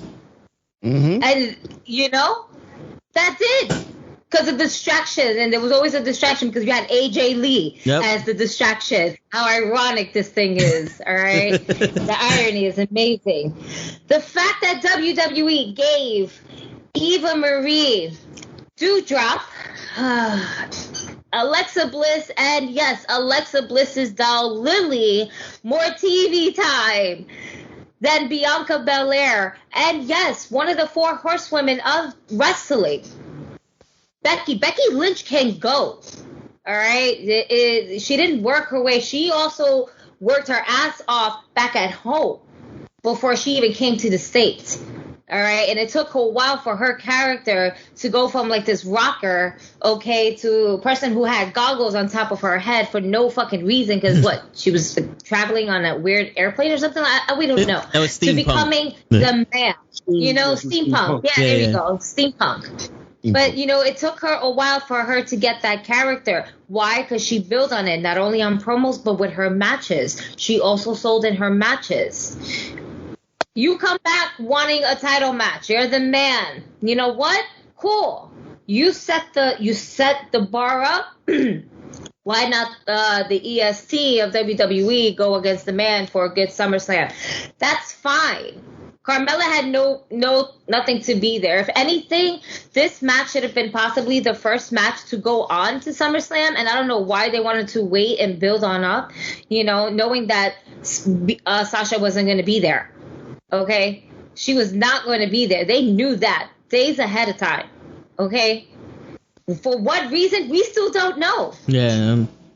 You just reminded me. You know what? Part of me wonders if they're just like told Sasha, nah, you're not going to go over. We're still going to keep Bianca over. And she's going to be like, I'm not losing at another pay-per-view. I'm not doing this.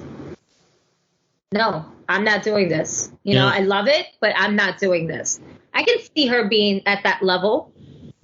Because what other things can happen. Hopefully nothing health-wise. Because I wouldn't wish any harm or anything like that to Banks. But there's a possibility that they told her that, but she's going to go over, and she probably was like, nah. According to the news, that they pulled off that match in a couple of house shows, too. That wasn't the first time that Sasha wasn't there, or they didn't have that match. Because in a couple of house shows, they were booked to face each other, and they canceled the matches. Yeah, she didn't show up. She was like, nah. We don't know the behind stories. It feels like there's a lot more than what we actually know. But it bothers me that why are we having Becky Lynch go against Belair when we've been kind of building up Charlotte and Becky?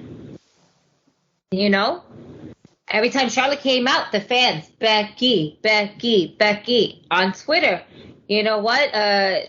On Twitter, they, where are your whereabouts? Oh, always living in Charlotte's mind was Becky Lynch's fucking Twitter. That's her location, in Charlotte's head, all the time. Can I say something to that?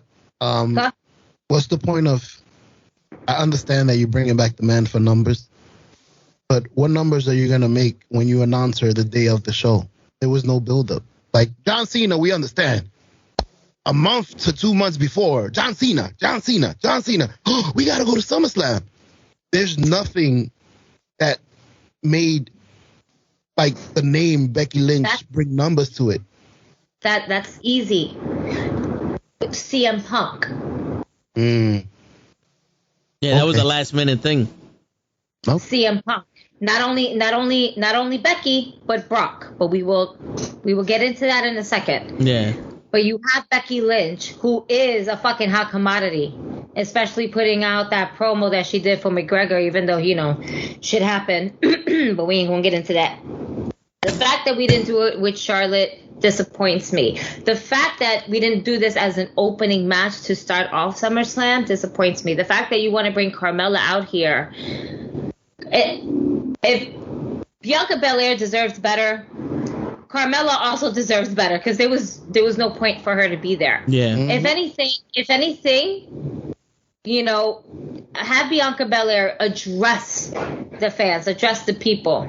Be like, so I just found out earlier today that my opponent, Sasha Banks, is not going to be here. It's all good, sis. I'll see you at a different time. Don't worry. You're going to get this, you know, hair whipping coming to you or whatever the case may be. But you know what? I came here to fight. I came here to defend this title. And right now, as a champion, I'm doing something that's never been done before. I'm here to do an open challenge. So any women in the back of that locker room thinks that they can go ahead and go against the roughest, the toughest, the quickest, the fastest, the strongest, come get at me. And if you want to put Zelina Vega's music in there, whatever. If you want to put Carmella in there's music, whatever. Because, you know, WWE likes to play games on people. Do the same shit that we saw kind of almost like in the Royal Rumble, where Lana got hurt and then Becky took her spot. Have one of them come half the way to the ring because, you know, you want to hurt another superstar, so why not? Although it would have been better if it would have been taking forever, then Becky Lynch's music comes out. But WWE likes to play games and emotions. So they could put Carmella's music, and then halfway as she's coming through her thing, because she took mad long for that intro, the music just stops and it just hits Becky Lynch's music. And then Carmella just stops there like, what the hell? And then as soon as, like, you know, Becky Lynch is out there, because not for nothing, that walkway was a little awkward. I don't know if y'all felt the same way, but the camera angles was terrible that night. Yeah, they didn't know where to come from or go to. It was terrible. Yeah. The camera guy fell like 2-3 times also.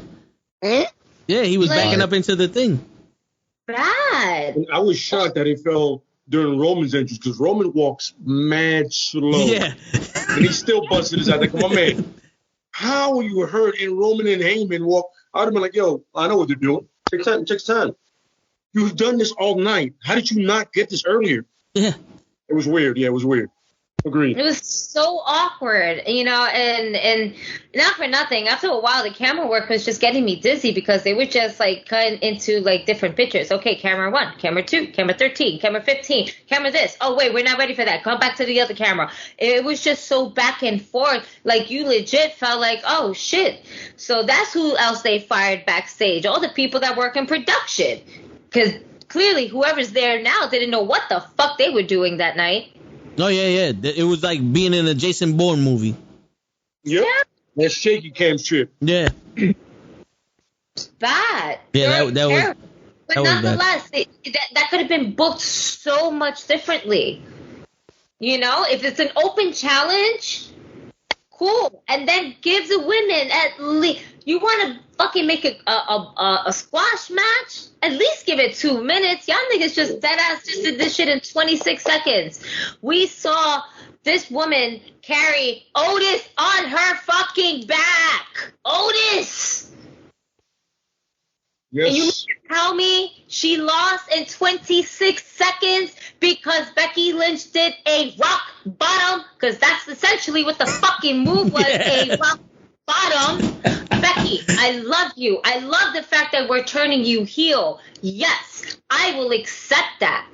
I will not accept this 26 defeat over Bianca Belair, especially knowing that she can fucking go. It was a disappointment, and they had to do all this other dumb shit to fill up the match, which, by the way, it was a complete waste of time. Because then you had to fill people in with Shinsuke Nakamura's entrance, and there was nothing to be done. It was just him coming in, and then cut to the promo, cut to the next thing. No, when he came out, I was like, oh shit, he's gonna wrestle? All right, cool. And then he left. No, it's just him to rock out with Pat McAfee and Rick. Boom. Yeah, it was almost like the devil. I thought it was I love me some entrance, but then when I also realized it wasn't match, I'm like, oh, wait, what was the point of that? You know know what could have happened? We could have actually had a match with Becky Lynch and Bianca Belair instead of this shit. Yeah. You know what I think happened? I think they were like, oh shit, we gotta let these people know we have Asians on our roster. Send out Shinsuke.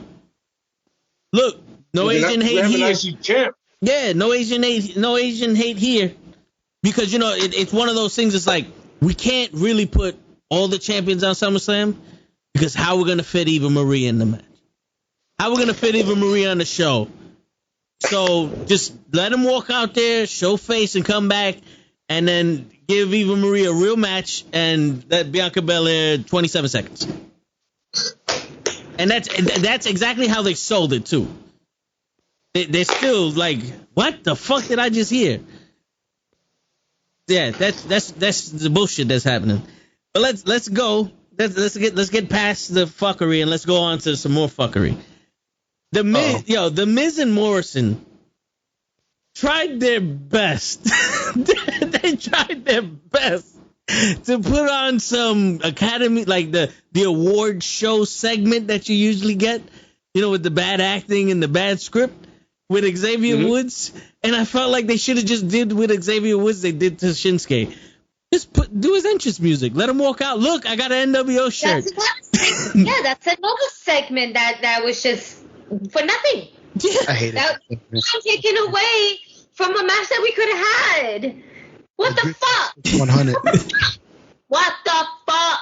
I thought it was going to be a bazooka, the drip stick. He came out with a gallon of water in his back. Yeah, the water dispenser. He came out with a water dispenser and a fucking super soaker.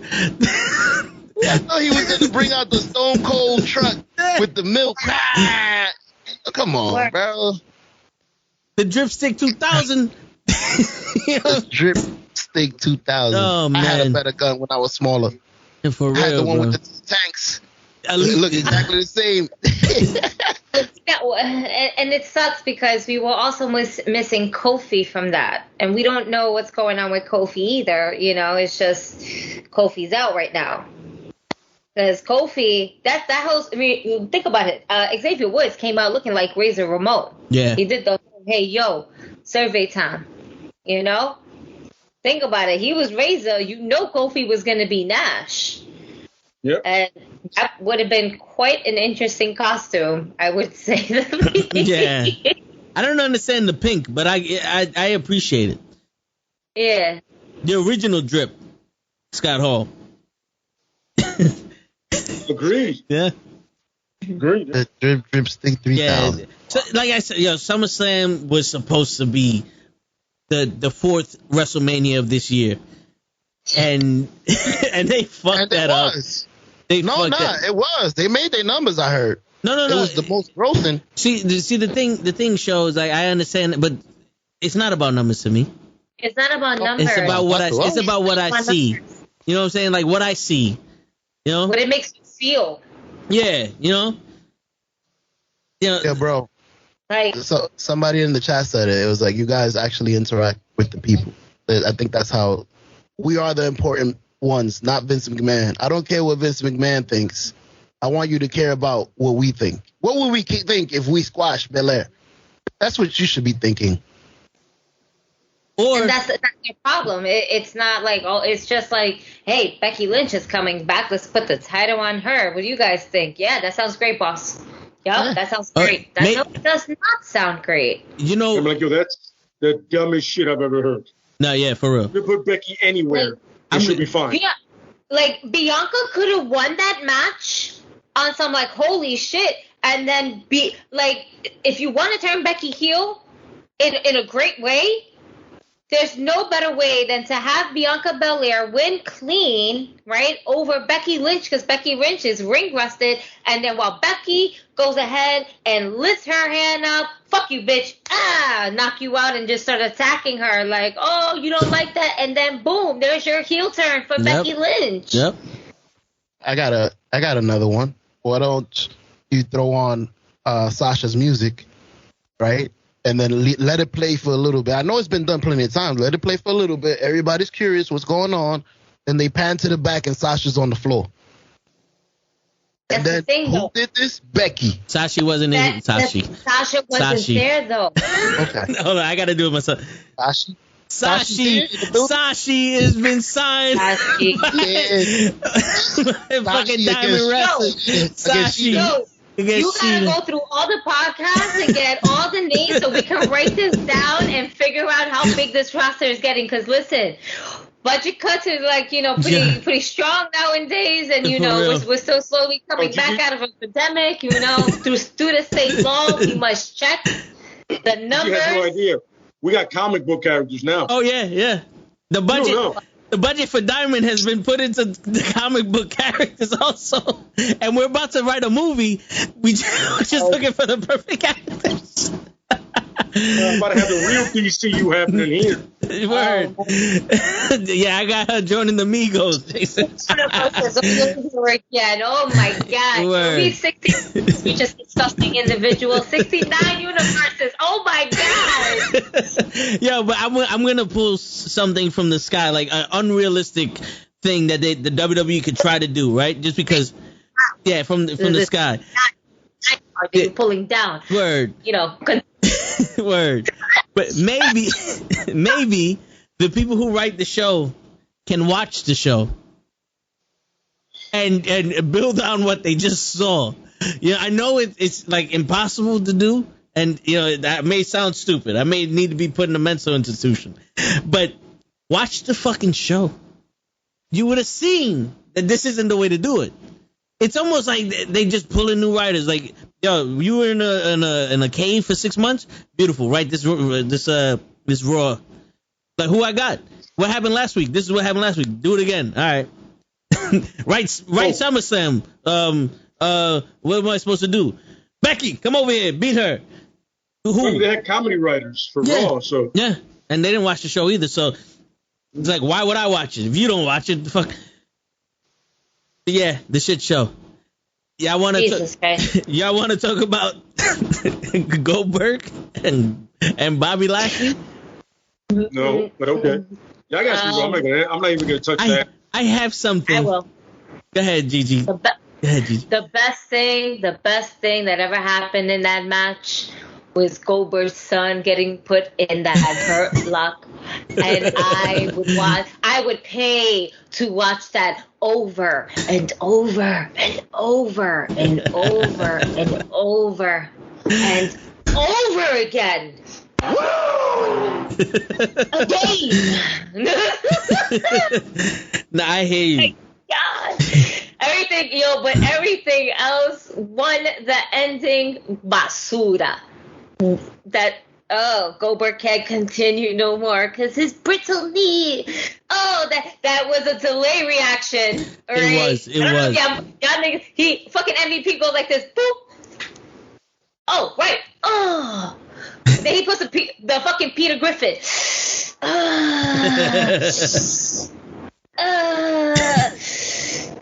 can't go on no more. Wait. Oh man. Yo, so when he was walking out, it looked like he had his knee was fucked up already. When he was walking out, it looked like he had a little limp to it. No, I agree. Yeah. But he already had that limp going out. Yeah. But neither here nor there, he did his best. So instead of putting his fucking face into it, he put his knee into the locker this time. And like that. This is what I'm supposed to believe now. He heard you and Lay talking shit about him headbutting the thing, so he said, "Fuck it, I'm just gonna knee it."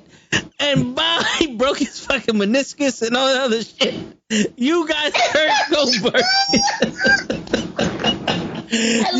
You guys hurt Goldberg, and I can't forgive you for that. No, but listen, the ending of that match when Goldberg's doing his Peter Griffin, like Gigi likes to say, I was waiting. I'm listening, and I'm waiting, and I'm like, this is the perfect time to do it. Yep. And then I'll finish that sentence after we go on to the next match of the Tribal Chief versus his opponent. It was a good match. It was a good match. I enjoyed it. It was actually a good fucking match. And I agree with you, Gigi, and disagree with Toe, because he had me thinking. In the chat, he said it's gonna be exactly like the Belair match, where he does 1,000 shoulder blocks and loses. And I actually saw him do a lot more than the shoulder block. I don't know. I know you. He was watching a compilation of his matches. Like, that's what it was. He was watching a compilation. He saw the highlights to the build up of that match, that little video, the vignette. He saw that, and that's what got him confused. Your sick show. I'm not gonna hold it against you. We're gonna blame it on that. All right, let's do it. Hallucinating right now. Yeah. The fever in my head is taking over the brain. Yeah, go ahead, show. Go ahead. I know. I was just agreeing with Gigi. Gigi was talking. Go ahead, Gigi. I mean, I enjoyed it. I enjoyed it for what it was worth. I knew Cena wasn't going to win it. There was some points, though, I was like, nah. You know, my emotions were slightly played, but then at the end of it all, I knew that my tribal chief was going to prevail, and he did. And then we hear the beast incarnate, Brock Lesnar music hitting. All right, the match it was good. All right, great. Cena, and then Cena said his goodbye. Even better. We knew it was gonna happen. All right, we said it. He's going to Hollywood right after, wasn't he? Yes, he is. Brock Lesnar's music hits, and I fucking love it. Why? Because I don't want to see Brock Lesnar as a champion. However, the story of the history of Paul Heyman and Brock Lesnar, and now what's going to be Paul Heyman and Roman Reigns, the story alone is just going to be entertaining. All right, you have. I'm not even thinking about the women's story whatsoever. I'm just thinking about the male story overall. It's going to be an interesting one. You know, you got Brock Lesnar coming. You see Paul Heyman. He looks like. Man, Paul Heyman looks like the stupid hoe, right? And is getting standed by her pimp, which is right now Roman Reigns, and then Daddy, which happens to be Brock Lesnar. And they don't know what's going on right now. Great story. Look at what happened on Friday with Paul Heyman not knowing anything, and then the Usos are questioning him. That's great story for the Usos now to kind of speak up and be part of that bloodline. You know, like they are part of the bloodline, but to put somebody in question who's so trusting, and we all know how trusting Paul Heyman is. We've seen it through the decades of wrestling from ECW days, and we know the stories behind that. It's great for storytelling. Should they put the belt on Brock Lesnar? Absolutely not. They should keep it on the tribal chief, Roman Reigns. Will they put the belt on Brock Lesnar? We don't know because it's Fox. It would make sense, though, I think. It wouldn't make sense. It would not make sense. It makes sense to put over your tribal chief because he's the one that you want to keep. He's your new John Cena if John Cena was a heel. That's why John Cena kept saying, great. Yeah, not for nothing. The promos between John Cena and Roman Reigns were fucking great. Because Cena was also calling him out on his shit. Mostly Roman's part. Yeah. Cena was just doing Cena's old shtick. Yeah, 20 years of missionary might have been good for Nikki Bella. Roman did not lie about that. Before he said this shit, I was like, yeah, he's right. Yo, he got him back because he used to tear a new asshole into Roman before. Oh, yeah. That's when they wrote for Roman. But all right, so Gigi, you pretty much done with your thing, or you still going? No, you keep going. Nope. Keep going. I like it. All right. So we have a new signee. Really quickly, I want to bring this up. We have a new signee, and I think it is the Usos' brother, their younger brother, correct? Yes, right? Absolutely. NXT. How quickly can we bring him up to go into this storyline? Almost is wrestling. Even Maria's wrestling. They can put him on there tomorrow. Yo, got a DUI, and he's a tag team champ. Yes. On the most prolific storyline in WWE and probably all of wrestling. That shit can happen next week. Yeah, Lay, correction. If you look on WWE.com, they're not called the tag team champs. They're the blue belt holders. Blue belt. Yes, the blue belt holders. Yes. There's no tag team division in the World Entertainment. Correct. That's right. Yes. My apologies. Yes. You're absolutely right, sir. And until they prove us otherwise, those are the fucking facts. I appreciate that. Yes, I got you. Facts are there. The tag team division, Gigi. No, there is no tag. Doesn't like tag team wrestling too. Yeah. There is no tag team division. No, yeah. And neither one of them. All right. Nonetheless, you have him. You can, depending on how quickly you want to go ahead and develop him and everything like that, depending on how good the mic skills are, how quickly he picks up things, just to go ahead and be part of this Brock Lesnar. I mean, it can happen. I don't see it happening, but it would be cool.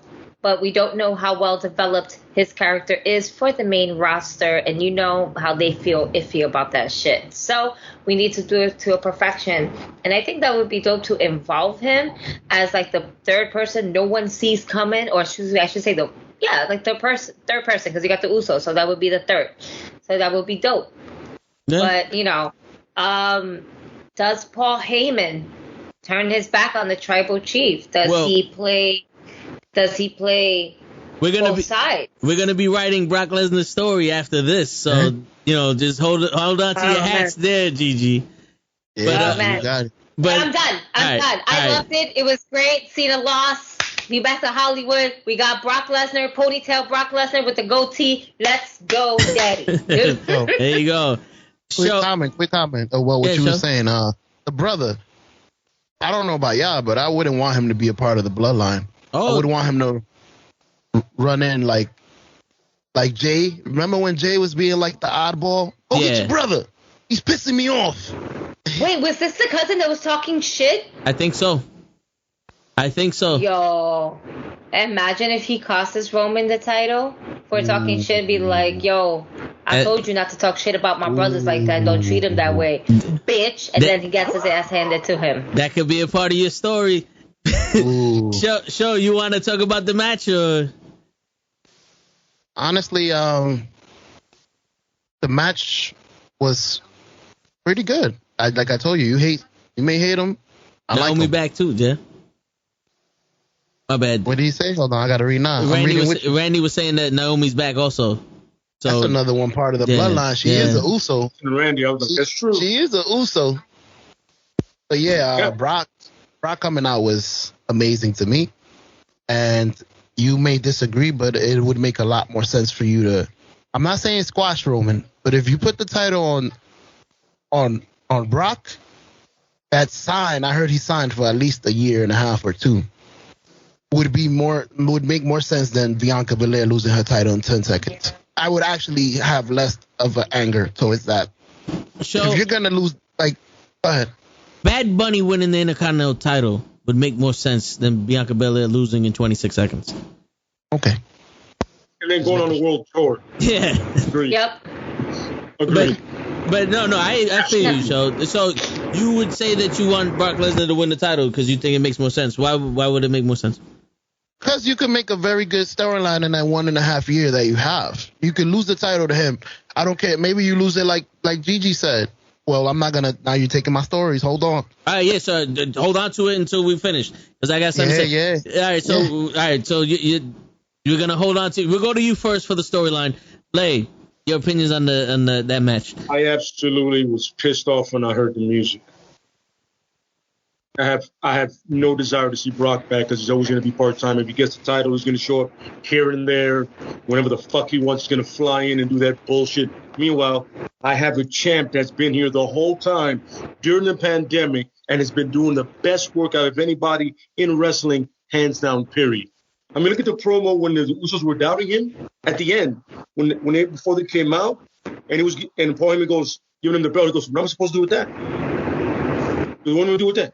He goes, "Well, Chief, it's a family celebration." He goes, "Wiseman, you are family. I love you." And then he walks off. Yeah. Think about it. When's the last time you seen anything that meant anything that mattered in a backstage segment on WWE TV in the last 5 years? That mattered. Oh, yeah. The fact that his family is doubting him, but Roman's like, I get them. I don't doubt you. Before they came on, it was me and you. Before they came through and their blood, it took me to turn them. You were always here with me. Yep. You know what I'm saying? I didn't have to turn you at all. I had to beat his ass and then beat his ass. We'll choke him out to get him on my side, then beat his ass too. Oh, yeah. Very simple. Wise man. Your family. Love you. Walks away. And that is the power of the storyline that I need. Oh, yeah. I don't need Brock to make that storyline better. Yeah. Now, if Brock comes in and loses, fantastic. I'm with it. I got no problem. No problem. You know what I'm saying? But if he comes in and wins, then that's some of the most racist shit you've ever seen in your life, just like with Becky Lynch. Oh, yeah. You're telling me the Samoan can run this company? By the way, get your ratings higher than ever before on SmackDown during the pandemic and then for a while. And now white boy comes back and you're going to jump on his dick like Conor McGregor? Nah, fuck you. Fuck that. I don't need him. Roman doesn't need him. I get the storyline with Paul Heyman, and it would be entertaining, but as long as Brock does not go over at any point. You can try and still lose. And once again, Brock can go anywhere in the storyline and still go over. It doesn't matter. He's never going to lose that appeal because he's Brock. Yeah. Roman has a run that nobody is matching in any other company. Period. Don't fuck that up. Guess who else had a run that any other company had? The Undertaker. You want to know who took that? Bam. No. First of all, The Undertaker can never talk like Roman. And he was never his champ as long as Roman. He didn't have a storyline like Roman. Yeah, he had a streak. Yes, he had a streak. That's what Show was referring to. Yeah. I get that. You're right. Yeah. And that call was another dumbass call. Yeah. Another stupid call. They should have given it to somebody like or in a Roman to put a young guy over. But you know some Brock doesn't need to be over. You know something, Lay, though? I'll address that point where I was thinking about that. And I think if Roman would have broken the streak at that time, it would have made it worse for Roman. Because remember, we hated him back then. Yeah, at that time, he was getting major heat. Because he was being pushed down our faces and all that other shit. Yeah. So at that time, for him to break the streak, that would have been the worst thing to ever do to Roman. He would have had. The best thing was for Brock to do it. Well, I'm not arguing that, but I'm just saying for Roman to do it at that time, maybe you don't break the streak. Yeah. That would have been the best choice. Maybe don't break the streak. It was shock for Brock Lesnar to do it, and it's believable Brock to do it because if you want to make it realistic, Brock was the beast incarnate, and at that time he was mega hot. But I'm just saying for Roman to break that streak at that time would have been the worst thing for him. Honestly, the Fiend should have done it. That would have made sense, but how is the Fiend going to do it? How's the Fiend going to do it when he's repeatedly getting killed by Randy Orton? The Fiend was only created for Randy Orton to fuck him over. I did not see you. That's right, though. Because I think the Fiend's going to AEW with a brand new look. You can't kill him. Mm-hmm. He said it on his fucking Twitter. You can't kill him. The Fiend is here to stay. Yeah. He might not be the Fiend because of the name, but who's to say that a name is a name? You know the face. A name is a name. Moxley. I like him as Moxley. I don't care about his name. Brody Lee. One of the greatest names of all times. Put him right Come on now. No, yeah. But all right, so real quick. Dan, I'm gonna answer your question after this, but all right. So apparently, you got Gigi and Lay didn't care for the match. Show didn't watch it, but I'm just gonna inform you on the match. It was 25 minutes of Roman Reigns beating up someone and John Cena trying his best to act like he was that someone that Roman Reigns was beating up. Then he did 2 or 3 moves, and max. And then Roman beat him. That whole 1, 2, 3 shit that he built up for 2 weeks, 3 weeks, did not play a factor in the match at all. All he did was prove that he can count to 3. Drew McIntyre.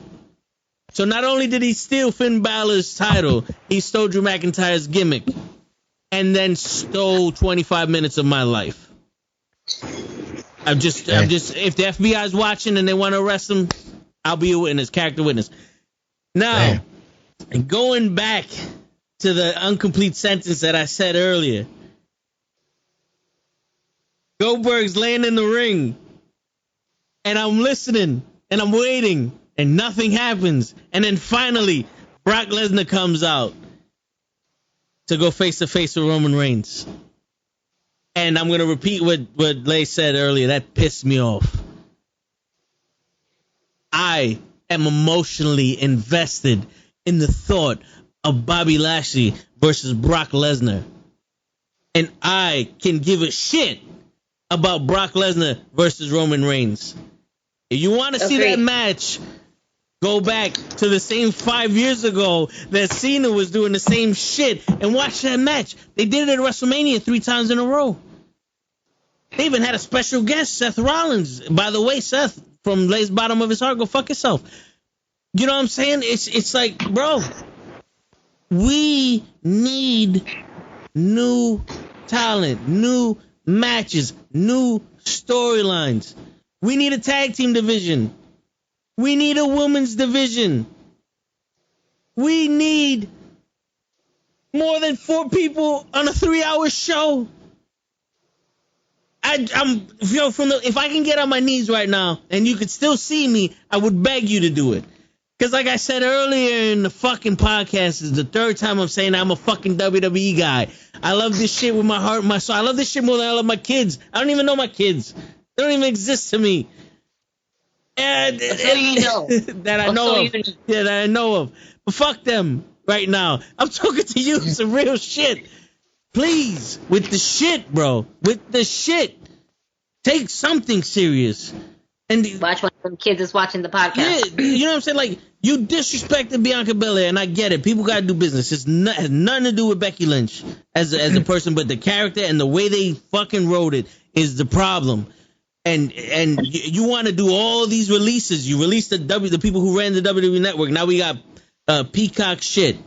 We got apparently you release your fucking producers because no one knows when to put a camera on any fucking body. You have 2 belts that look the same, that have blue and red straps that 2 people are fucking wearing at one point, but they don't defend it. You literally told me for a week straight that Bobby Lashley and Sheamus were wrestling each other, and then I turn on the telly, and I see Sheamus in a triple threat match with fucking Drew McIntyre and fucking this guy, Damian Priest. Yo, can I say something real quick about that? I actually felt excited when he said, when Bobby came out and said, fuck this, you want to put the title against the title? I would have liked to see that against Priest. Something, but don't, you know what I'm saying? And then, yo, what you did with Becky and all that shit, we already covered. I'm not going to say that. But, yo, honestly, you could have had Brock come out to go after Bobby Lashley. Not even to protect Goldberg, just to save that fucking spot, bro. To save that fucking spot. That was a botch and a half. And yo, I like Goldberg. And no disrespect to Goldberg, but he looked like Eva Marie out there. He looked like Eva Marie out there. And Bobby deserved better than that. He didn't know what to... Yeah, he looked like he didn't know what he was doing. Yeah. And John Cena...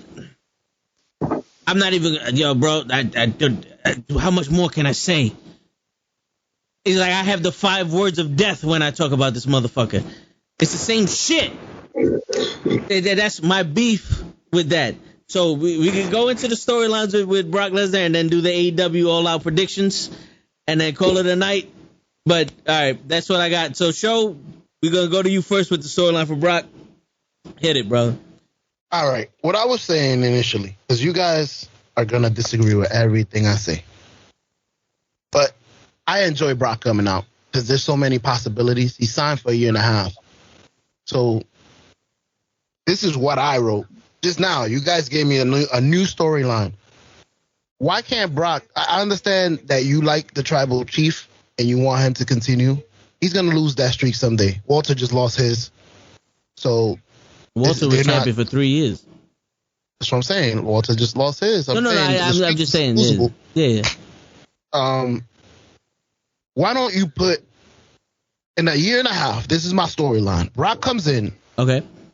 The next pay-per-view and beats the tribal chief, but he beats him like Stone Cold lost to Bret Hart.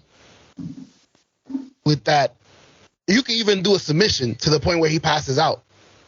We got a new champion. Roman Reigns passed out. He didn't tap. He never was gonna tap. And then you have stories for Monday Night Raw. Well, he's not on Raw. You got stories for SmackDown. They'll throw him on Raw about that.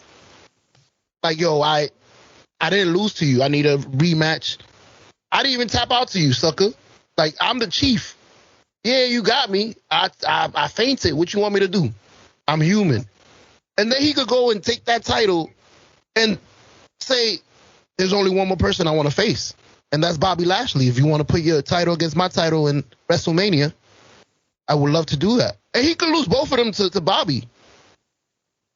And then from there, they're going to be cultivating a story where Roman Reigns gets his title back. But that's my storyline, and I feel like they have so much that they could go off of that. Yeah, that was my storyline for Brock.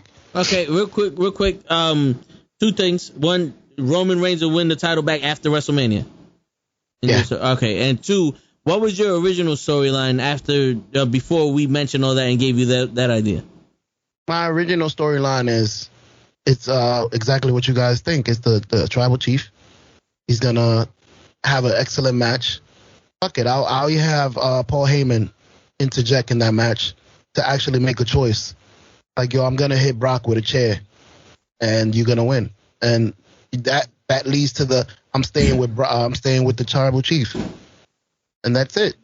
And he fades away. But there's no other storylines after that for poor Brock. I mean, for Brock, which is a big household name. Like, okay, you lost to the tribal chief. What are we gonna do with you next? Now you want to face Bobby, another champion? Like, I thought it would be better the way. Once you gave me that idea, I was like, shit, that's not bad. If he loses and still gets put over as he's losing, like Stone Cold, that blew Stone Cold up, and he put Bret Hart over, and that was the time that Bret Hart turned into a heel. Maybe that'll help him more. But I see Lay is about to punch his computer, and I'm sorry. No. Yeah. I want you to finish, bro. I understand what you're going for, but this is something that Roman doesn't need, in my opinion. But I get what you're saying. I understand your booking. I get it. I completely understand your booking. Like, I understand the logic to it. You know what I'm saying? All right, who's next? I get it. Who wants to go between you guys? I'm gonna let Gigi go.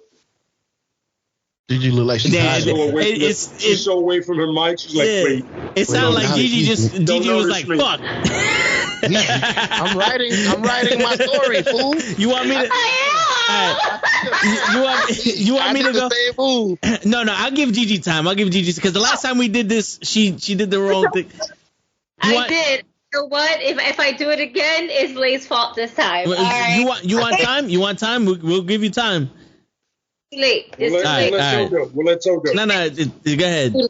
It's too late. All right. So, man, damn, I got things from both perspectives, man. This could go so many ways. But how can we build Brock Lesnar? Oh, man. Damn, man. Yeah. You need to build Brock? We don't need to build him. We just need to build a story around him. And that's the thing. You can build it where he doesn't win the title, like I said, where he thinks Heyman's on his side, but Heyman turns on him, where Fatu shows up, cost it for Roman Reigns. And it sucks to say that we can put Brock Lesnar with the title, but man, Brock needs Heyman more than Roman needs Heyman. Now, Brock ain't need him before. No, he does. Yeah, he's the mouthpiece. I mean, Brock sucks on the mic. Brock is ass on the mic.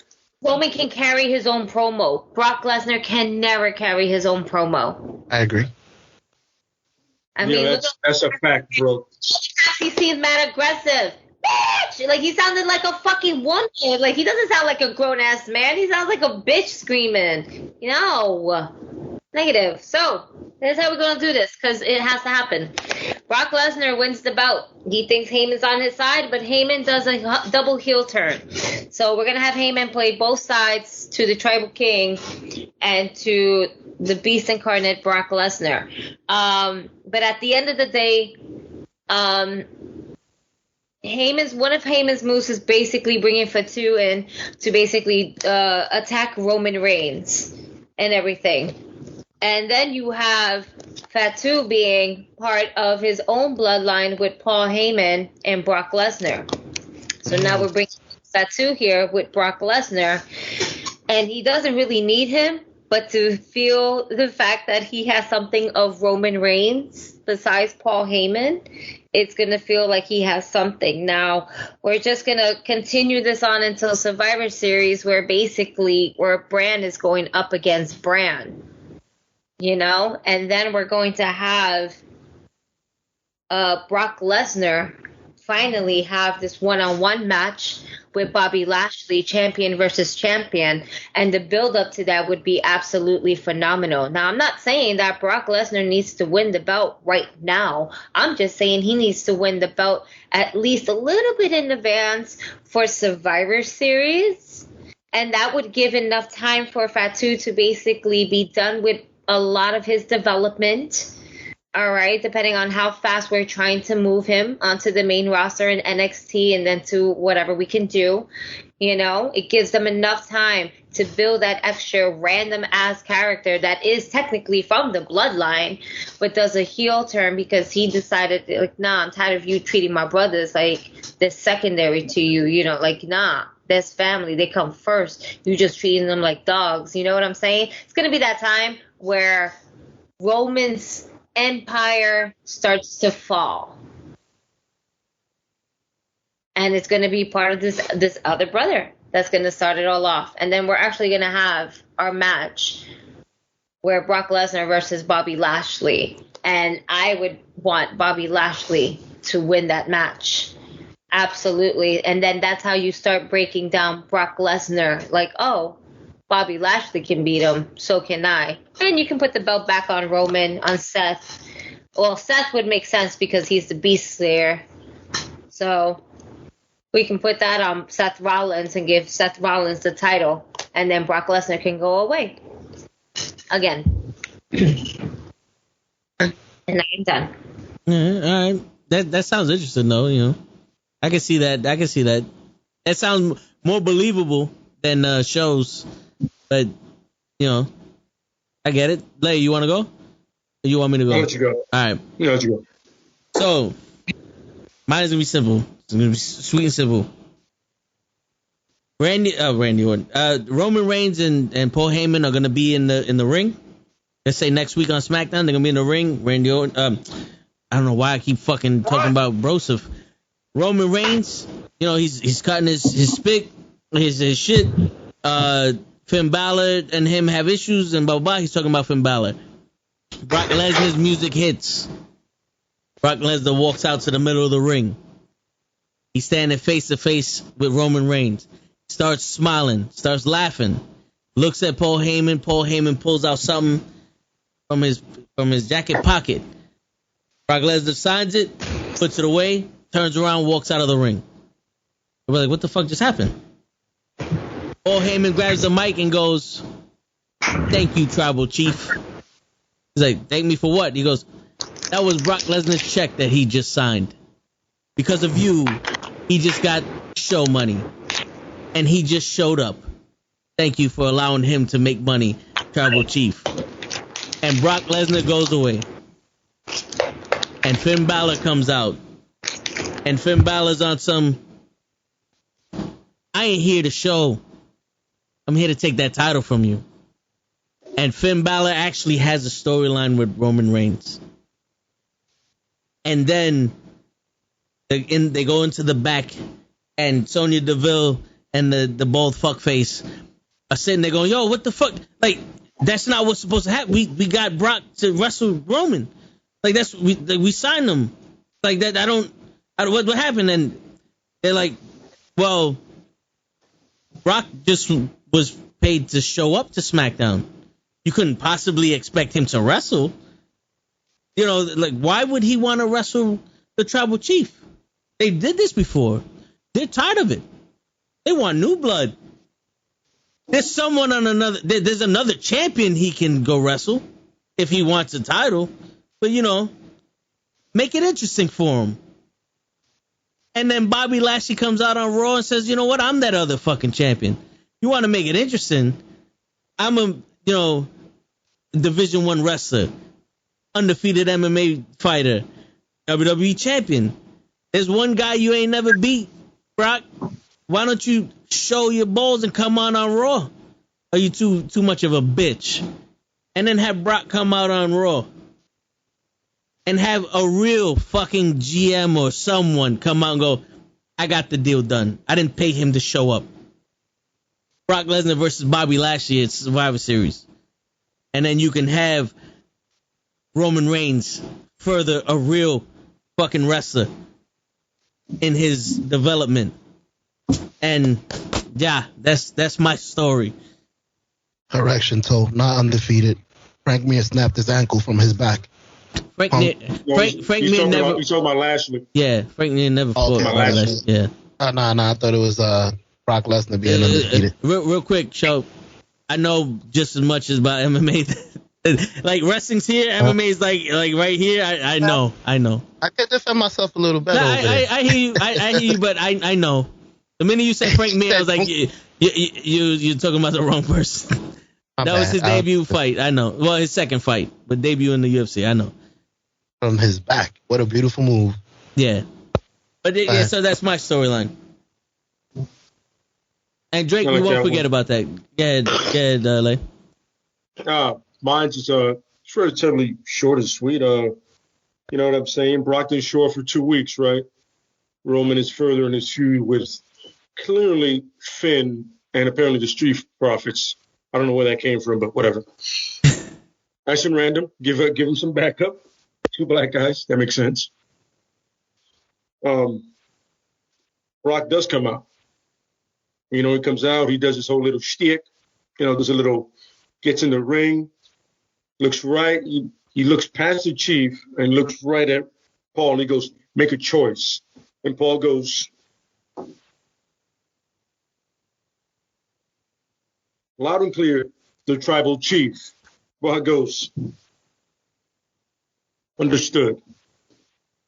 Walks out the ring, steps back, looks at Roman, he goes, this is your house now. Turns around and leaves. Everybody's figuring out what just happened tonight. You know what I'm saying? Nobody knows. He literally trying to interview him in the back. He does the whole fucking touch me. Gets in a limo, he's gone. You know what I'm saying? Raw comes. Same limo pulls up. She comes out. You know what I'm saying? Lashley and Spear having a moment. He comes out. He goes, now, I have no affiliation with you, and I don't give a shit about you. But the dude, one thing I give a shit about is that. Period. Now, are you man enough to keep it, or am I just going to take it from you? Because I feel you're weak. Which is it going to be? Right there, they just start slugging it out. You know what I'm saying? Then, for some reason, the locker room empties out. You realize there's more than 3 people on that show to separate them. Yeah. You realize, like, oh, shit, there's 10 people in that ring. There's more people in that ring. Where everybody from catering came out. NXT guys coming out. You're like, oh, shit, look, they're bringing everybody out. Oh, shit, look who it is. It's right there. It's one of those, like, oh, he's still alive? I thought they released him. They separate him. All of a sudden, once again, he does it the next Raw. He goes like that. You never said yes, you never said no. All these bitch asses separated us. What's going on, bro? Talk to me. Same thing. They separate him again. This time, Brock goes, you know what? Clearly, he's not going to say yes. He attacks MVP. You know what I'm saying? He goes, who did it? And he goes, Brock. Somebody goes, yo, I saw Brock leave that room while you weren't in there. Your room, your locker room. He goes, all right, take my boy. It's on. But doesn't happen till WrestleMania. Where Rumble passes, there's a number one contender. He faces Lashley. But at the end of the day, waiting in the wings is still Lesnar. Lesnar sees him beat the dude. And he's just like, this is the guy you're going to face? You've talked all that shit about me for all these years. And you're going to face this guy? This guy. And Lesnar wipes the floor with that dude. If I'm going to book a WWE status, he destroys the winner of the Royal Rumble. Whoever it is. You know what I'm saying? He goes, all right, now he can't wrestle you. Now you got to wrestle me. There's no other option. And that dude could get the title shot whenever he wants. But right now, it's Brock and Lashley. And then Roman goes on to be Roman and Rock on that same pay-per-view. That same WrestleMania. It's going to be a record break at WrestleMania. Yeah. No, that sounds good to me. Saying? Yeah. This is why you double book that way. You're welcome. WWE. Yeah, right. You just got everybody you named fired. Yeah. Impossible. Well, just sign probably, Brock. You know how much money they give Brock? Probably just to show up? We probably got Finn Balor and Bobby Lashley fired. Yeah, let's just pull up the people that no longer work for the WWE's list. All of those salaries combined together equals Brock Lesnar. Yep. Exactly. All right, so why think they fire all of them just to get them back? No, yeah, for real. All right, we make up salary cap. So we got Williams and Alex came up with their stories. I think another person did also. So Williams is saying, okay, so what I would do is have Survivor Series, Roman versus Lashley at Survivor Series, right? And then have Brock come out and destroy all three and have Brock leave and Big E's music hits and say he wanted to cash it in. And then cash it for both belts. And then he pins Bobby Lashley and Roman Reigns on top of him. And now he's the world champion and the WWE champion. And that's how you end the show. Hey, he learned something from Roman Reigns. You know what he said? You stack them up, right? Yeah. Put them both. And that's it. You win. Yep. And that's how he wins both belts. I can see that. Word. Let's go, baby. And then he said, and then on Raw, Big E celebrating, and then he's happy he won. And then the New Day come out and happy for him, right? And then the lights go out and Adam Cole super kicks Big E, and we get a feud. And then Cole goes backstage and says, AJ and Almost, how do you feel about making a stable? And that's how you get a cliffhanger. So he would have the New Day versus Cole, AJ, and Almost. Okay, there you go. Yeah.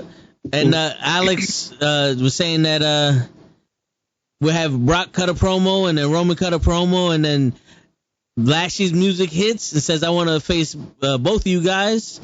And the brawl goes out and then a heel Keith Lee will attack Brock Lesnar for revenge at the Royal Rumble. And then we get Lee versus Brock in a feud, non-title. And the winner gets the chance to face Roman versus Lashley at Survivor Series. So, yeah, they all, yeah. One of those. Yeah, I can see that. That worked. And that's a good way to bring in Keith Lee. Absolutely. Yeah. That's actually good enough. Before we get into the AEW predictions, Drake had a question about that. He goes, Jim Cornette said that AEW needs a Dutch Mantell or a Terry Taylor for better creative and better booking. Do you agree? Man, Jim Cornette can go fuck a duck. No, I don't agree at all. For real, like that nigga's too worried about his next swinger party. We're good. Bye, Jim Cornette. We ain't got time for you today. You know, AEW is doing just fine. I agree with you, Gigi, but I honestly think that Jim Cornette is in the business of saving the old school mentality of wrestling. And it's not like AEW is not doing something that's so out of the fucking box that they're changing shit. If you think about it, AEW is more old school wrestling than WWE is right now. So that's very true. Yeah, so for them to need somebody that's going to keep an old school mindset, like that's pointless. It's redundant, to be honest with you. Like what they're doing right now with the feuds that are taking up the TV time, like the Santana Ortiz and FTR. That's a feud. It's That's so not. good. It's not overrunning the company, but it's a major feud. You know what I'm saying? And It's not over a title either. That's just two teams that don't like each other. Yeah, MJF and Jericho. They're building MJF to being the next guy. You know, Jungle Boy and with him and with Christian and all that other shit. I just named more wrestlers in this section than Raw has shown in the past 6 months. Why do they Absolutely. If you want to think about it, Jim Cornette, Raw can use Terry Taylor and this guy. Because they need to get back to the old school of Dutch Mantel. They need to get back to the old school. They need to get back to basics. Yeah, with storytelling. They need to get back to basics. Yeah. Because one, they start a story and don't end it. And two, it's like they write their stories in pencil. Yep. They came up with that storyline. They got Vince McMahon believes he has the neuralizer from the Men in Black. Exactly. He's like, we're gonna say something. Zip. Nope. So what happened now is that, Bobby Lashley's been champion for 6 years. Like, what? Yeah, Jim Cornette may have good ideas for wrestling and has a mindset for wrestling and all that other shit, but at some point, bro, this shit gotta stop. Like, not to get political, but I believe that the presidents have been too fucking old. We have an 80-year-old president that's supposed to tell me how to live my life. You know what I'm saying? Like, you had 50 years before I was born, and you don't know what's happening now. You got to get with the times. You can't really, you can't keep going back to the old shit. Accurate. It's like, that's exactly the same with politics. Like, you're going to tell me that somebody 65 is going to understand a kid now that believes he's a woman, and you're going to tell him he's a female, you're going to tell that kid how he should think? Are you fucking batshit? You're going to make laws for that person. You're going to make laws for that person right now. You who grew up, men are men, women are women, and anything else is wrong, and I hate black people. Let me get this right. You're going to make a law for anybody that doesn't look like you or your kids. Are you fucking for real? So a guy in his 70s is going to book a whole card with so many diverse wrestlers at this point. I mean, your United States champion is Puerto Rican. Your WWE champion is an African-American man. Your Universal champion is a Samoan. And your Intercontinental champion is a Japanese man. And your tag team, your blue belt holders are also Samoan. Yep.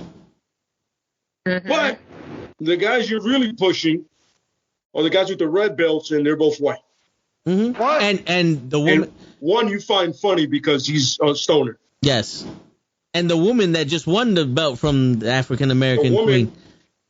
You had an African American champ that was getting over, and now you have a Irish white champ. And you have, of course, your favorite, Flair as a champ. Yes. Yeah, you leg over father. So you're going to book the future NXT and Raw? You have got to be fucking kidding me. You and a yes man, by the way. You and a yes man. Because Bruce Pritchard might as well be shoved right up Vince's ass. Wherever Vince starts, Bruce ends. Just saying. And this is not a yes man like Daniel Bryan. No, these are the wrong yes men. No, he's a yes man. Like, whatever you say, Chief, I agree with you. Oh, yeah. These are the two guys that are going to book pretty much everything except for SmackDown. Go fuck yourselves with hot coals. Word. It's been nice knowing y'all. NXT's been real, y'all. Yeah. It was fun. I used to like it. Real. Wasn't Jim Cornette the mastermind behind the Montreal Screwjob? No. Listen, I was putting somebody on to the old, first NXT pay-per-view takeover days and everything like that. And they were like, wait, that's Sami Zayn. Wait, that's Kevin Owens. Wait, that's so-and-so. Yeah, they're all from NXT. Well, they're all from the indie route, but their WWE career is really in NXT. Why are they not using these moves anymore like that? Because they won't let them. Yep. And they restrict them. They water them down. Yeah, they didn't have Big Brother watching. They didn't have Big Brother watching their matches like they do now. Exactly. Nice. So and believe it or not, that person was more entertained. Like they were like, "Hold up, I'm gonna watch this. Yeah. No, we can change it. We can change the channel. It's just, no, we're gonna watch this. This shit is dope." I'm like, yeah, I know. Yo, real quick, because Show asked a question before that we just glossed over, but I wanted to make mention to this because I will never let this go. Tyler Breeze opened up the first NXT TakeOver with Jushin Thunder Liger. With Jushin Thunder Liger. If you don't know who that is, that's New Japan Pro Wrestling legend.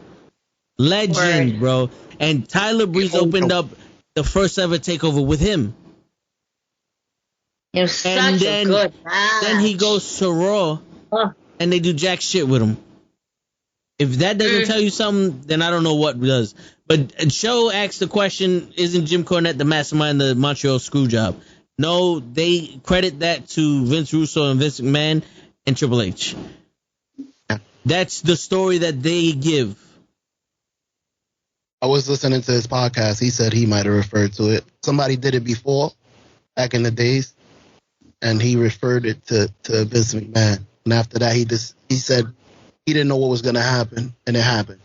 So that's what he said in his they had the the Dark Side of the Ring or that or something, but yeah, but I'm very excited to see the new season. The ending of the season.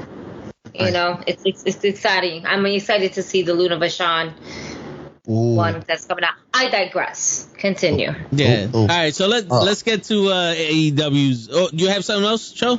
I just got a question. Finn Balor, did he request to get sent to NXT UK? And they said no. He said, yeah. Before SmackDown, he said, I want to go to NXT UK, and they said no. Okay. I just saw an interview with him, and he said that. Yeah, because he was in NXT. And then he wanted to go to NXT UK before, and they were like, no. They were like, well, I want to go back on the main roster then. Yep. I'm not going to lie to you. That was the smartest thing that WWE ever did. Because they would lose such a good talent for the American viewers. And NXT UK probably would be bigger with him in it, but they have to keep him here. You know what I'm saying? But yeah, let's get to All Out. What are the matches for All Out? Let's do our predictions. Let me look them up, because I don't remember all of them. Just an update. I don't know if you guys know that Andrade and Pac are off the pay-per-view, and they said they're going to do it in a Rampage. Because Pac, he had travel issues, apparently. Pac had travel issues, so they're not going to do the match on the pay-per-view, but they're going to do it on a Rampage. Yeah, so that would have been my pick to steal the night. Because Pac is a phenomenal fucking wrestler. Absolutely. I blame Jungle Boy for that. And Vince and John Cena.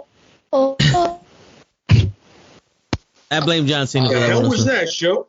That's the Jungle Boy music. I just can't do it because I'm dying. He was trying to do the okay. Yeah. No. I heard like a zombie being stabbed in the face. Yeah, that's what I sound like right now. I'm holding it together, but I'm falling apart. Like a zombie. Jason, maybe you can confirm this with me, but is Andrade going to have a special opponent, like a unnamed opponent? Was that confirmed? Because I seen that a couple times during this podcast that they're saying that Adam Cole might be the guy that Andrade faces at the pay-per-view. That would be great. You know, that would be something. But yeah, let's go out and you catch. I'm ready for you, Toe.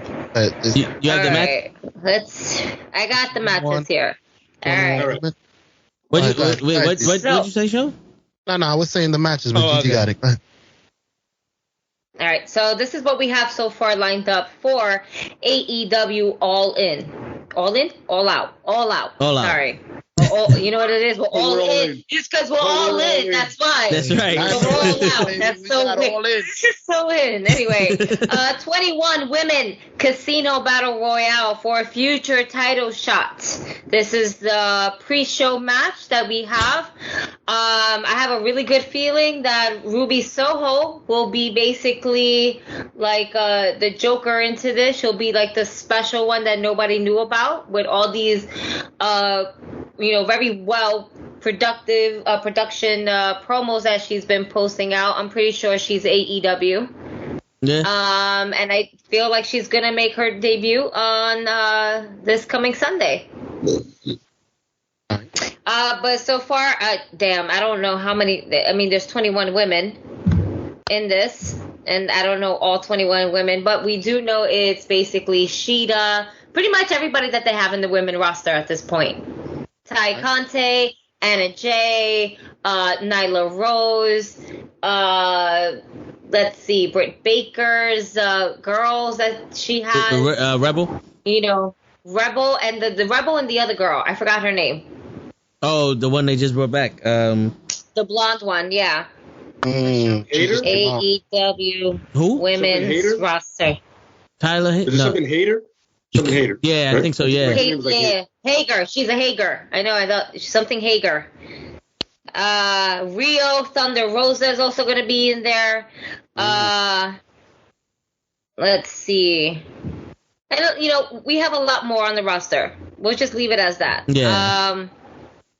To be honest with you, it can go either way. I just want, I don't want Nyla Rose to win at all. I think we've seen Britt Baker and Nyla Rose too many times already, where Nyla Rose is becoming like Nia Jax, but only to Britt Baker, Yeah. Most of Britt Baker's injuries is basically because she was in matches with Nyla Rose. The majority of it, except for her breaking her nose or something like that. Yeah. Other than that, it's I would like to see somebody else win the title. Let's see. I don't know if you guys want to put anything down for that. Well, she looks up.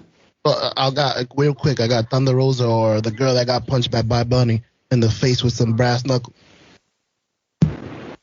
By the Bunny, not Bad Bunny. The Bunny. Yeah.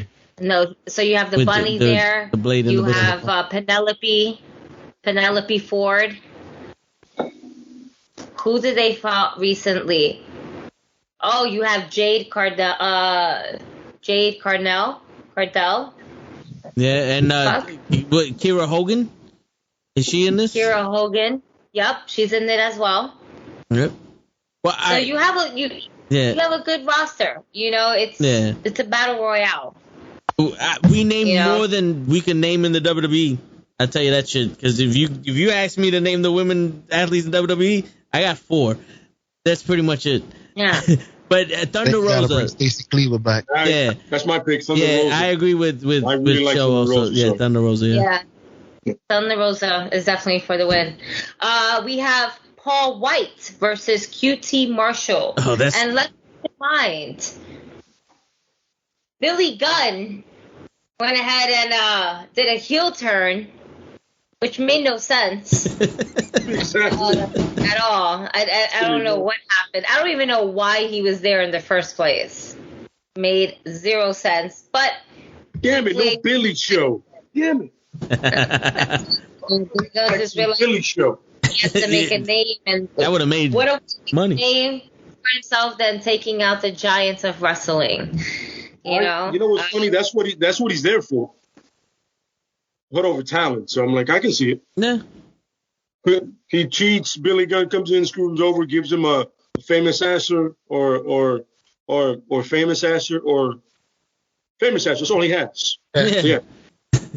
I can see that. He also got that little short jab. That match matters, but I say Paul White. Yeah. Paul White show. Yeah. I'm going with QT because I need Paul White to put him over. Paul White ain't going to wrestle forever. I just hope he doesn't look like Brock. Well, not Brock. He doesn't look like Goldberg. My same pick. QT Marshall's going to go over. We're going to have some interference. If we had interference with Billy Gunn. Oh. Bart Gunn's coming. He's the Joker. Come in. He's the Joker. We brought the little guy. Bart We brought his Gunn. brother. Yo, He's coming. he just healed up from his ass whooping from Butterbean. He's back to It only fucking took 20 years. for real. Yo, beautiful Bart Gunn. Yo, fun fact. I don't know if you guys know this, but Paul White, when he wrestles this Sunday, would officially be in, what was it, 90s, 2000, 2010s, 2020s, 4 decades of, Wow. he'll be wrestling in 4 decades. And Jesus. Mark Henry said that he got in shape because he can't let Big Show be the only one out of them that been wrestling for 4 decades. So he wants to wrestle also. This was I think last year that he said this.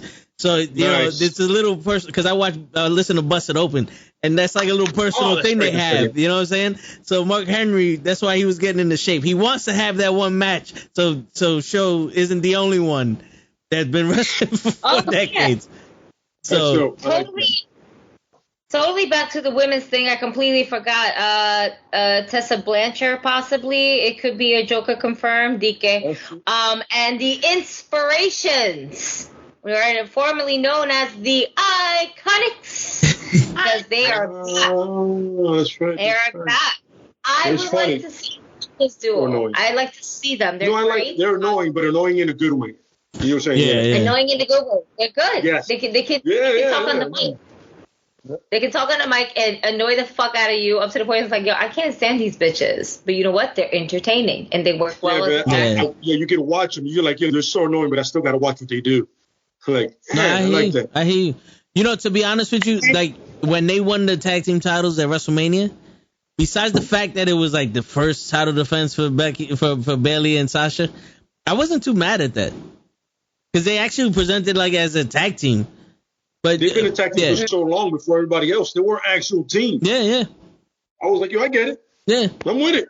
But a tag team winning a tag team titles? Holy fuck. Yeah, that's out of the mind. How can you come up with that idea? Oh, no, those are the white belt holders. The white belts. Yes. The white belts. And the joy that they had in their face when they won. Yo, for real. So legit, Layla.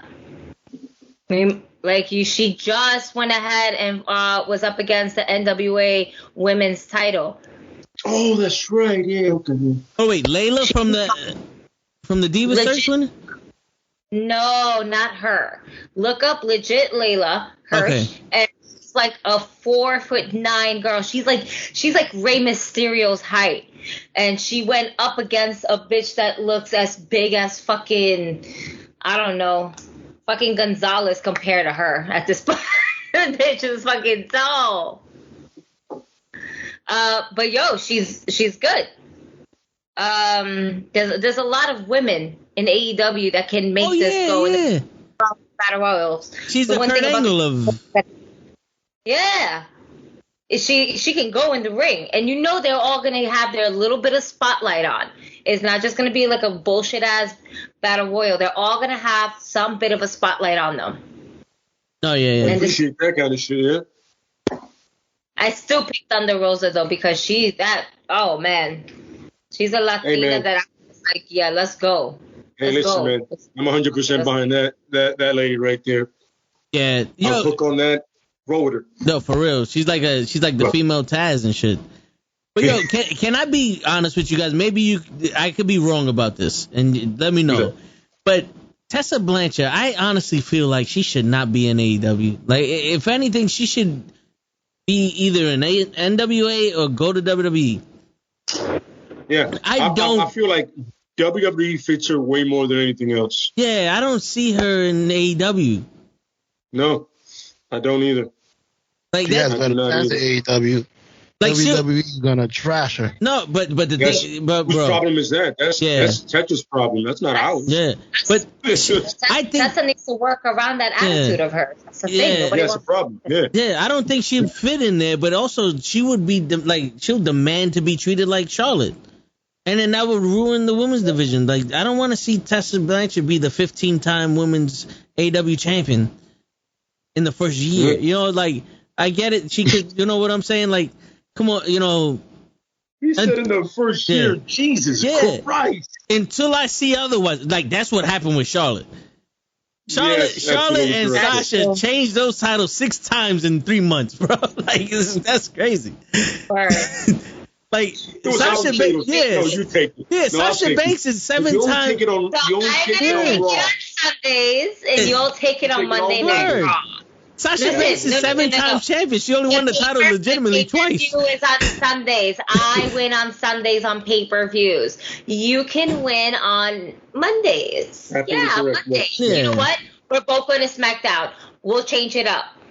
I win on Sundays, and you can win on Friday. Yeah, right? There it is. That's perfect. You got it. Jeff was saying that, but she's a name, and he'd be happy to see her versus Britt Baker. I'm not saying that she can't wrestle, but yeah, I agree. I know she can wrestle, but her attitude is a problem. Like, AEW clearly has an aura backstage. Nobody goes back there and is not a fan of what's happening back there. Her attitude with her reputation is gonna fuck shit up back there. You don't need that. You know what I'm saying? You don't need that kind of fucking toxic attitude in a place that's, first of all, and I keep saying this, and people forget, AEW is still so young. Oh, yeah. It is so fucking young. So when they're going through their growing pains, but in order to grow, you don't need an attitude like hers back there so they can grow healthy the whole way through, especially in a division that right now is getting that light that they deserve. You know what I mean? Like the women's division, they're starting to get this stride, and they're starting to really move on. They're getting longer matches on Rampage and Dynamite. They're starting to get longer matches. So you don't need them to go 10 steps forward, and then she comes in and you take them 15 steps back. Yeah. Or you only see them on dark. You know what I mean? Mm-hmm. You don't need that attitude to fuck them up, you know? Yeah, no, that's big facts right there. And, yo, while you was talking, if she's in the Battle Royal besides, Jesus Christ, I just lost her fucking name. Who do we pick? Besides Thunder Rosa, yeah. I would like Big Swole to win it if she's in there because she actually has a built-in story with Britt Baker also. Yes. So, yes. Oh, man. And that has history. Yeah. I forgot about Big Swole. I like Big history. Swole. Yeah, because when you was talking, I was like, maybe she could wrestle Big Swole. And I was like, oh, yes, Big Swole. And here's the crazy thing. Big Swole can go. Yes, she can. She can. Isn't she? That's the fun part. Isn't she Cedric Alexander's wife? She needs to work on her mic skills. She needs to work on her mic skills just a little bit. But yeah, she can go. Yeah. And that's like, we already have history with that story as is, you know, especially at that time. Martinez is a joker. I didn't think about that. Mercedes Martinez is a joker. That's not a bad joke. Damn, we about to have Jokers wild in this battle royal. Yeah. You know, the funny thing, it can only be one. Yeah, so yeah. You know, you can do this all day. In the words of Cap. This is a bigger mystery than the men's. It's almost like there's no mystery entrant for the men's. You know, unless question. Joe. Is Jade gonna be in there? She should be. Who? Jade, because I'm that. Should be in it. Jade should definitely be in it. For sure. No, Jade is a poster girl for it. She should look strong. Yeah. She should look strong in that match also if they do it right. Absolutely. She don't have to win, but she should look strong in that match. Yeah. It's funny when you do a match like that, correct? I'm sorry. Gigi should know this more than anybody else. You can have her look like Shayna Baszler and still lose. Yep. That's all you need to do. Have her eliminate 5, and all of a sudden she gets eliminated, but you're like, yo, she still eliminated 5, and she did it impressively. And depending on the 5, by the way, you know, there can't be some burgers you just throw in there. You know what I mean? Like former title contenders or champions. Right. If you want to build her, I'm just saying. Have her eliminate 2 at a time, 2 cross lines. Blue. Because you're sick, Joe. I'll let you slide with that one. I said have her eliminate 2 at a time. Not 2 cross lines? With a cross line. Yeah, cross line. Double cross line. Cross line. That's Chris Lee's setup move. Cross line. Got it. Yeah. Oh, good. Yeah. See, now we're coming along. Yeah, We're coming along. All right, so we got to get to another match. We did 2 matches. We were stuck on the Battle Royal. Hold on, before we do that, Bob was saying the Subtotal show plot twist. Miss Hater wins the Battle Royal would be good win storyline because she ain't in a stable. That's true. Okay. That's true. Hey, what? You know, it's funny. That's a forgotten storyline Miss Hater in wrestling. Like the guy from your stable wins. Yeah. And he's like, yo, I have a championship match, bro. Oh, you're going to lay down for me? Do I look like Kevin Nash? Right there, that's my line. Do I look like Kevin Nash? That would be my line right there. Do I look like Kevin Nash? Yo, for real. What is wrong with you? I'm not laying down for anybody. I won that battle. Yep.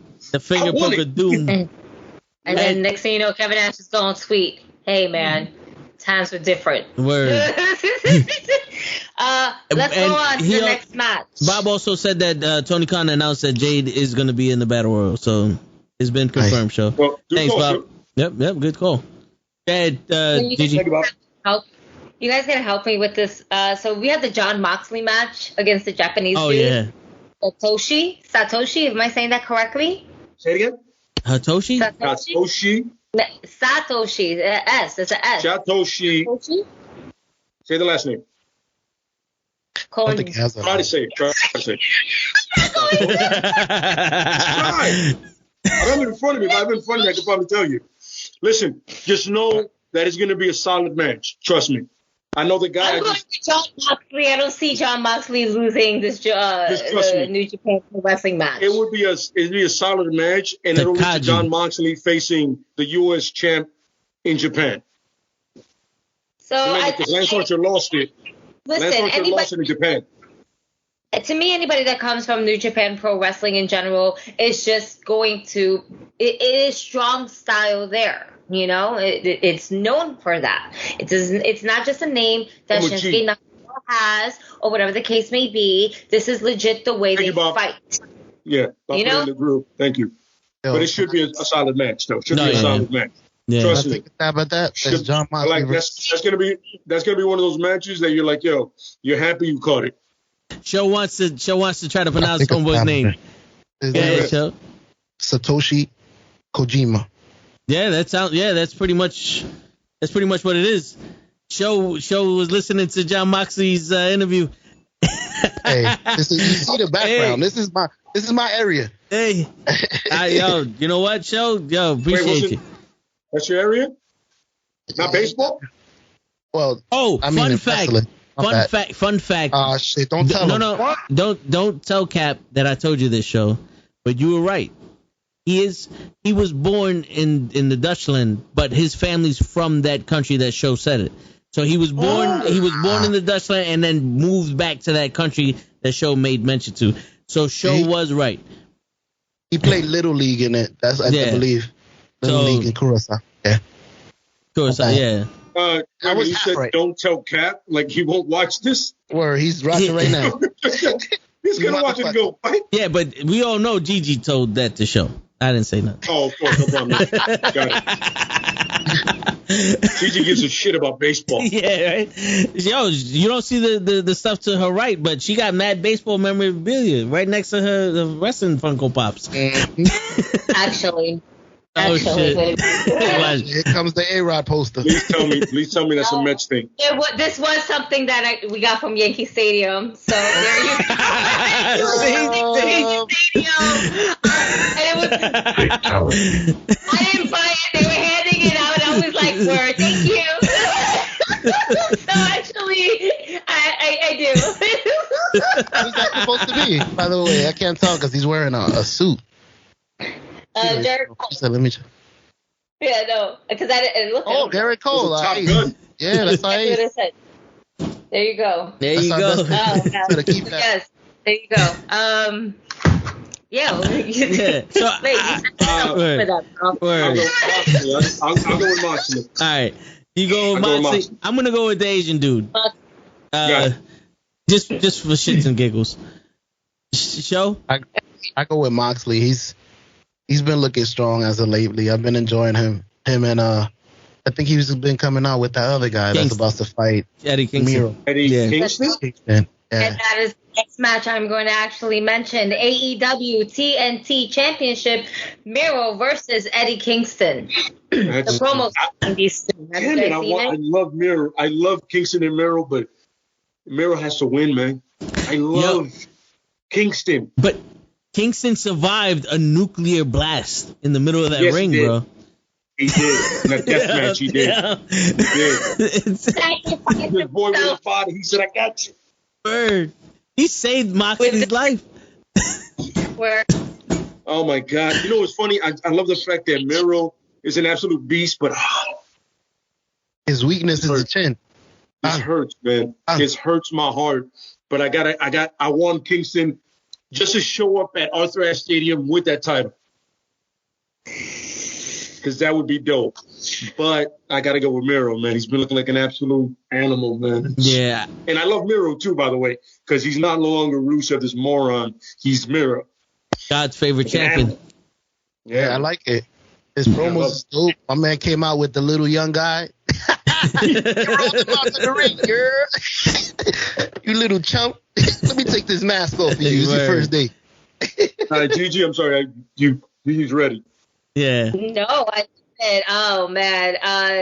Yeah, I got to go with Miro. I love fucking Miro's promos. He was like, I do this for me. I have a hot wife. His promos are fucking ridiculous.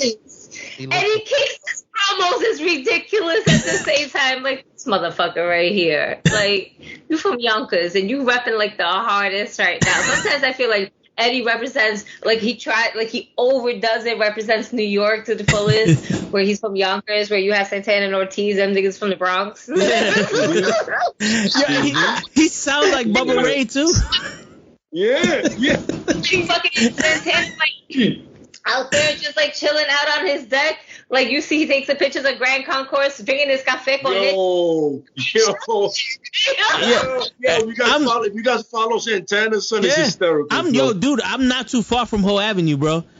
Really? Off Ho Avenue, there's like a Pathmark and an Optimum store and all. That's where I get my shit from. That's where I get my shit from. Yeah, you right see there. in his pictures, man. Yeah, I be driving past there the Lower East. There was the Lower East Side. He's like, he stayed in like Puerto Ricoville. Oh yeah. Like he stayed there.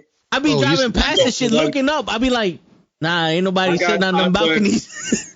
I tremendous love for all those guys, man. Amazing. Boy, I'm about to find that white boy that just always holds up the signs, the dude with the signs, and be like this, Santana Ortiz, you the shit. Just hold the shit up. Be like, hopefully he sees this, yeah? Cool. I'm keeping on my day. You should have been got us an interview. Stand outside with a sign. Yo, I'm talking to Kenny on how to do all that. He's helping me out. I'm gonna try in the future to get a wrestler or somebody on here with us. All right. Sure. So I'm in cahoots with Kenny. We're gonna see if we can get somebody on here. All right. Santana first, baby. Right down the block. You're telling me that a Cena fan and a Hogan fan are coming together to work as one? Wow. I'm impressed. Hey, your diplomacy impresses me for the channel, and I appreciate it. Kenny, right now, look, I'm cutting him. Oh man, this is great. I'm not getting this. I'm not a guy that would do anything, but I'll do some things for Sasha to come on this show, and if that's what it takes, then that's what it takes. Oh, but I'm at the limit, Sasha, so you better come on here quick. What if John Cena responds to your email? He ain't get one. Damn. We never go see Sasha on here. You know why I would like Cena on here? Because Cena, can I ask you a question? How is it that you work with such talented individuals and you never became better? You work with AJ Styles, one of the best wrestlers in the history of wrestling, and somehow you stayed exactly the same. Now, explain that to me. But honestly, fuck around. If let's say I do go, because I'm not opposed to it, and he comes on here, I'll ask him legitimate questions. Like listen, he better be ready to have a full heart to heart. Like if we're in the living room, the same way we shoot the shit here, is we on the porch and we haven't like, yo, Cena, be honest with me, my nigga. It's only me and you. There's tens of thousands of people watching, but it's only me and you. And I'll ask him the questions. He wants to come on here. Ain't nobody. besides that fucking guy I had to block just now, nobody is not welcome. You know, like everybody's welcome here. You know what I'm saying? But just know, Sasha, I'm at my point for you. You know what I'm saying? Don't make me turn into somebody I don't want to be. Yeah. All I'm gonna say is that if you got something to say to John Cena, he'll be at Comic-Con this year, at at the Javits Center. So yeah, there you go. That's who goes to Comic-Con a lot.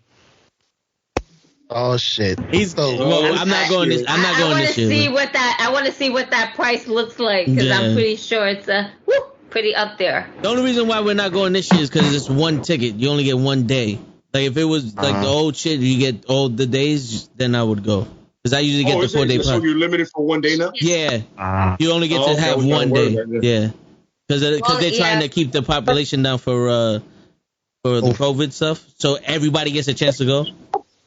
Even like last year, or not last year, but like in 2019, they basically also did the same thing where they were no longer selling the 4 day passes anymore. It's only was like either 2 or 3 day passes, or even they were trying to eliminate those passes in general, because a lot of people were just kind of like abusing it and just like selling it outside and shit. Yeah, because you know what it would be, Leia, it was like if I get a 4 day pass, the only important days are like Friday and Saturday.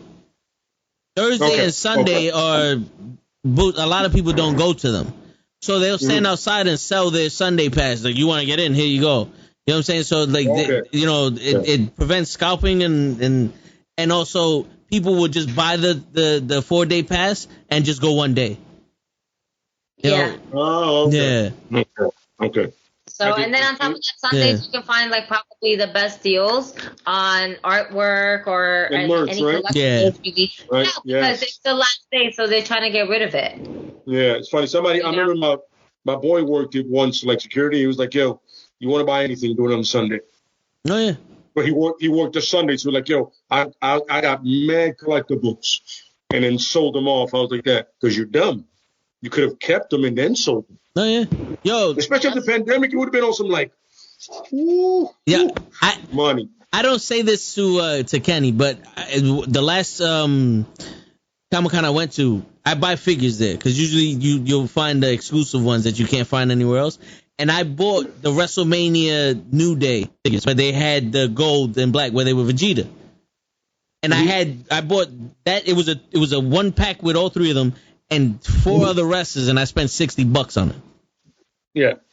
And so you could get some good shit there, depending on when you buy it and and the shit you do. Because I was looking at that one thing and I was like, damn, I want this, but I also want these dudes. And he's like, give me 60. I said, sold. Nigga, you ain't got to tell me twice. You feel me? You ain't got to tell me twice. I'm not gonna fight a good deal. Whatever, man. I'm in. Word. Next match? Well, before we go to the next match, some guys. I'm sorry, yeah. Moxley or the Asian guy? Or Miro? No, we were talking about Miro. We're at Miro and Eddie Kingston. Yeah, Jeff and Luke gave their predictions. I'm with Miro. Show? I'm with Miro, but it would be dope if Kingston? Eric Kingston won. Eric Kingston is officially started. I don't count, B. I'm bored right now. Eddie Kingston would be dope if he wanted. He walks out with my boy John Moxley with that title, both title and title. Here, word. All right, so Jason says Miro wins, but then the lights turn off and Kurt Angle's music plays. So I guess they want to see. And then Bob was saying Miro wins and Suzuki's music plays. Suzuki. Okay, and then that's interesting. So Jeff was saying Eddie Kingston wins the belt, and it turns Miro into a more vicious side of him that we never saw, and it's a decent, good storyline. All right. Somebody said that Miro wins, but Lana helped him. There you go. Miro wins the belt, by the help of Lana, and then Kurt Angle comes out.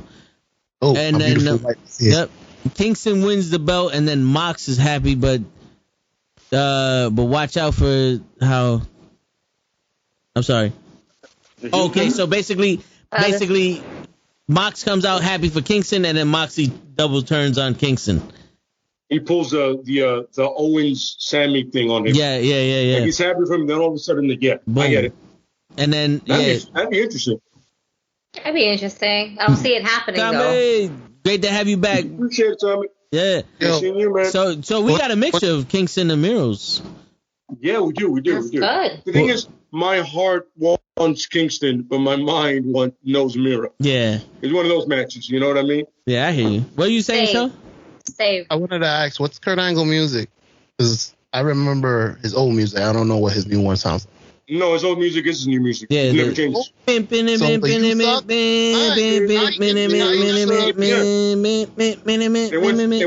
Patriots to Kurt Angle and stuck with Kurt Angle. Yeah. How he got to keep it though? I thought WWE takes it. We don't know what his music is in AEW. See, I thought that's what I was saying. He said Olympic music. Yeah, he didn't say Kurt Angle. He said Olympic music. Yeah. Okay. All right, the next match then. I think we're good, right? Yep. Yeah, All right, we're all Miro. All right. AEW Tag Team Championships, the Young Bucks versus Lucha Brothers Steel Cage match. Ooh. I was not aware it was a steel cage match. The winner of the tournament got a steel cage match. I think it's time for the Young Bucks to drop that title, and me too. The Lucha Brothers, they've been getting fucked over since day one, and it's time for them to collect. And I just want to see two Latino teams vie for that title. Oh man, in Queens. Oh man, in Queens! That would be so fire! They had their face painted and everything. Yeah, they had the Deaf Presidents going on. Yeah. Yeah. When they come out with that, they mean business. That's it. Like that's their war paint right there. Like they definitely come out to that. It's like it's like a whole other specimen that's just like trying to that's it. That's like their demon was battling. There's no losing there, buddy. Oh yeah. There's no losing there, buddy. Oh yeah. So yeah. You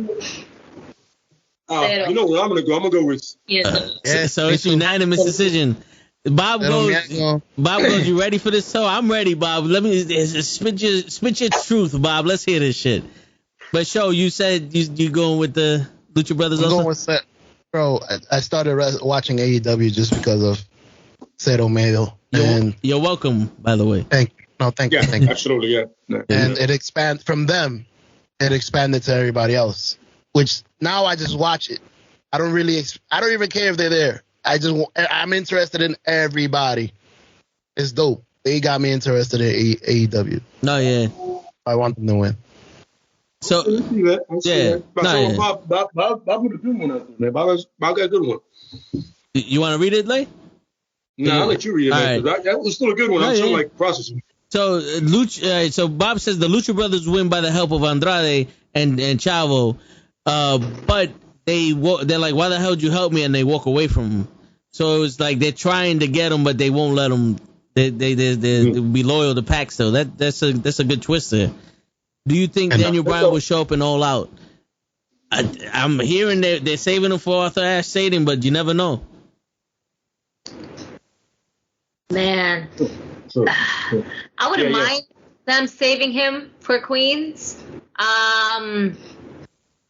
I wouldn't. Gonna be there. I wouldn't mind. Yeah, no, but I wouldn't mind either if he were to come out in All Out. Like, okay, it you know what it is? Is that the fact that we know that Daniel Bryan is All Elite. We're just waiting to see it happen. To be part of that, of course, you want to be part of that. But at the same time, as a wrestling fan, we're kind of eager to see him already. Yeah. Especially after the Punk thing, you're like... I think absolutely. The way you would do it is after Punk's match. Not like directly after, but let Punk have his shine and then have Daniel Bryan come out. You know what I'm saying? Because to have Daniel Bryan come out before Punk, that's kind of like, you're kind of like throwing the water on the fire there. Yeah, you're watering down the other guy's stuff. Yeah. Yo, Bob was... With? What? Oh, no, go ahead. What Bob said? Bob was saying Andrade did that to make Pac more mad for their match at Rampage, and then the Lucha Brothers would turn on Pac in that match. Yo, by the way, just throwing it out there, a heel Pentagon is the best Pentagon you're gonna fucking get. Yeah. When he's breaking arms and doing that shit, that is the Pentagon you want. Yo, I don't know how Ray Phoenix is gonna fit into it, but Pentagon, a heel, is fucking amazing, and that's the Pentagon that goes for the title, the heel Pentagon. Oh yeah. And he's still gonna get the set of miedos every day. Oh yeah, I would do it. Go ahead, Show. What was you saying? I was I forgot what I was gonna. The only problem I see with Daniel Bryan is I can't think of any storyline to put him in. That's about it. Like who we did storylines for them, bro. For Daniel Bryan? Yeah, we did storyline for Punk and Bryan when them coming in. We did it. You can literally, like I said, my thing is keep them apart from the title and each other, and then they meet up for a year. You can do that. Yo, any young guy, look what they're doing with Punk and Allen. Any young guy come out and challenge him. The same thing with this dude. I said Stark, right? This dude Stark could come out and challenge Bryan, on something like, yo, you think you're the best, whatever, let's do this. And you slowly build them towards each other. Okay. There's enough young talent that he can work with. Yeah. Yo, hold on. Eric just has some crazy. Eric just said some crazy shit. The Bucks climb the cage. Ray Phoenix goes after him, and they pile drive him onto a table off of the cage. And now Pentagon has to face the Bucks by himself and wins. See, and that's where you get that heel Pentagon. That he's like, well, I'm gonna break this Buck's arm to deal with one Buck. He's gonna do the whole what he used to do in Lucha Underground. He breaks one Buck's arm. He's no longer a problem. And I just got to deal with one of them. Money. Eric, good call, man. No, yeah, he said another one. He wants to see Daniel Bryan versus Daniel Garcia for like a passing of the torch match. That would have to be when Daniel Bryan's off of the heat of him coming in. But I can see that. Or Daniel Bryan's gonna go to New Japan to wrestle there. Yeah. Like that kind of deal. Like he's gonna go to the East and do that. Still a good call though. Oh yeah. All right, so Gigi, next match. All right, we got AEW's Women's Championship. Dr. Britt Baker, DMD versus Chris Statlander. I'm gonna go with Baker on this one. Hell yeah, the glove comes out. She's winning me over. To be honest with you, I really like the promos in the wheelchair. I was like, she's money, man. I was like, she's hilarious. She is. That's it. The promo between her and Big Swole, where Big Swole put her in the fucking dumpster. She wheeled her ass into a dumpster. That was money, man. Yeah. Fucking. I love that. It was by far probably the best wheelchair promo that the both of them did. He's like, nah, fuck you, bitch. And she won me over during the pandemic, man. I'm like, this is the best heel they have right now. Like, she was better than Kenny Omega at that point. Like, just her heel work without wrestling. She reminded me of Kurt Angle in the wheelchair. Remember when Kurt Angle was in a wheelchair? She reminded me of that guy. So I was like, yo, this is like Kurt Angle-ish, that he can't wrestle, but he's also such a heel that it's worth watching it. You know what I mean? And she kept the women's division alive by promos, by the way. She really did. But for me to be a gambling man, I'm gonna go with the other lady. You know, it's not gonna happen, but Statlander. Yep, I'm gonna go with her. My doppelganger. Man, I did not realize that. I did not realize you that. just need the face paint. What planet are you from, Gigi? Anywhere that has Jameson and weed. Hell yeah. So she's from Planet Bronx. We heard that pour earlier. Yeah, for real. That was a potent pour. Good. Show. All right. A White Claw. Show didn't give his prediction yet. Show didn't give his. I go for Rebecca. Okay. I like Rebecca. All right. 3-1. I'm torn. I am torn. I don't know whether I should win the championship or Ms. DMT should win it, because I'm going. It's me against the championship bout. And as much as I would love to see Chris Statlander win this, right now that women's division needs Britt Baker. They need her on the mic. They need her as their champion because she can carry it. Not to say the whole division, but a large portion of it. You know, she's their Roman. She's their Roman. She's literally their Roman right now. At this point, yeah. Roman.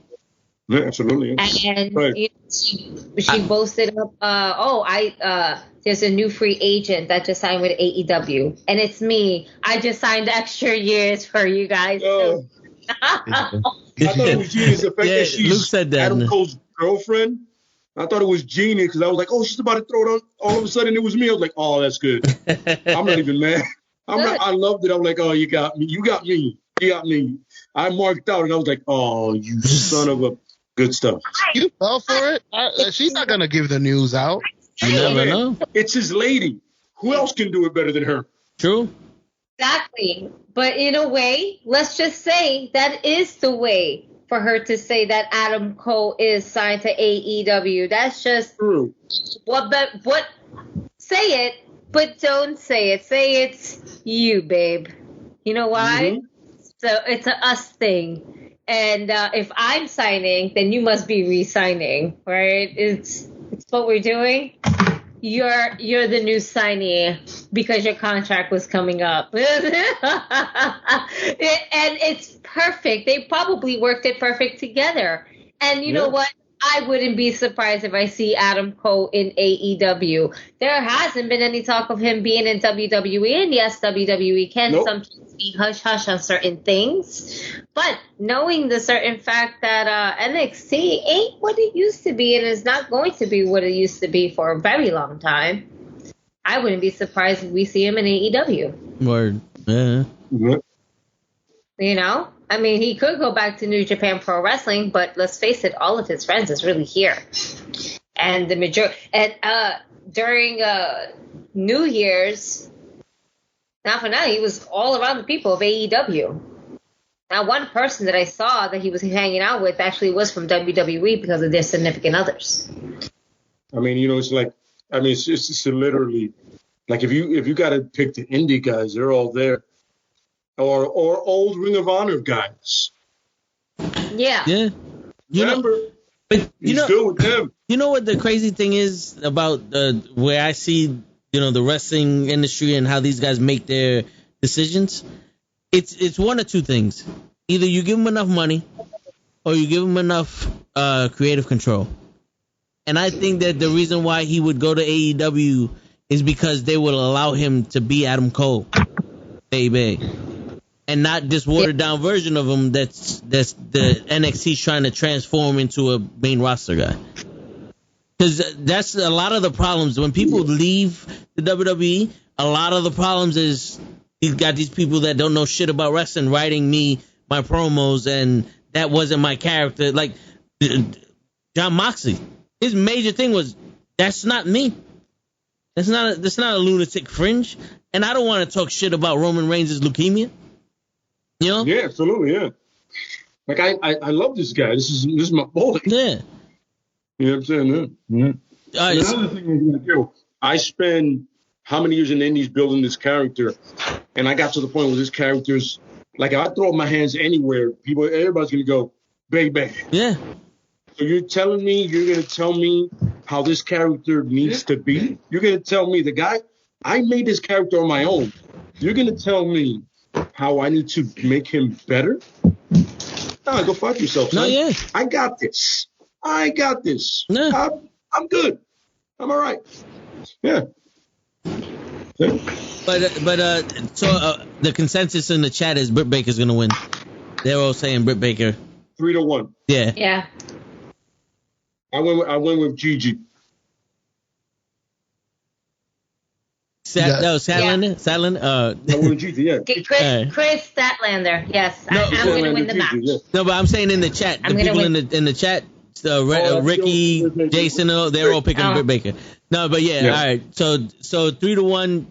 I can see that happening. I can see that happening. Eventually down the line, I would like to see Chris Statlander as AEW Women's Champion. The thing is that I don't really hear her cut as many promos, and I think that's my problem with her because she's amazing in the ring. She's absolutely amazing in the ring, but I haven't heard her really cut any promos. Mm-hmm. So when I don't hear that, I feel like I'm missing part of a package. But I feel like her moveset in the ring just tells a lot about her. So that's why I'm like, But right now, because Britt Baker is so just hot right now, especially for AEW, I'm going to have to go with Britt Baker for sure. So, yeah. 3 for Britt. She's so hot right now. The Zoolander, she's so hot right now. She's so hot right now. Yes.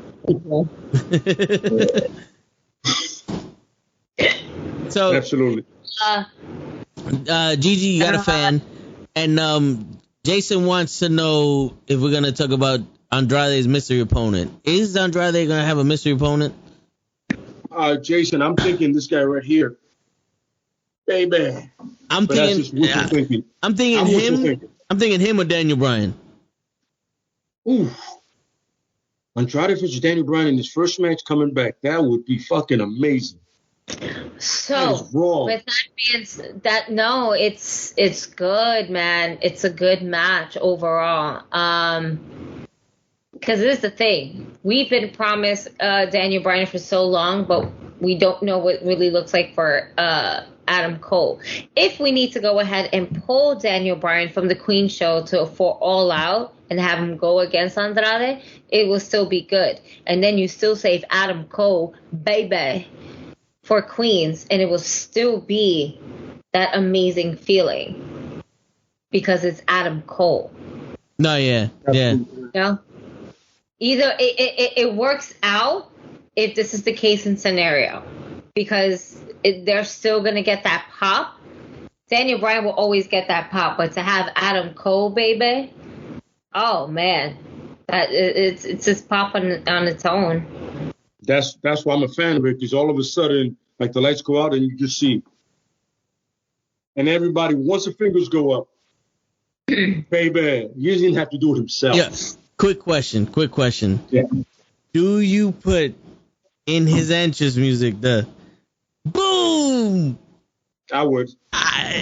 That's kind of. I would. A little. Yeah, just a yeah. You know what I'm saying? A little booyah. Yeah. Little booyah. Little.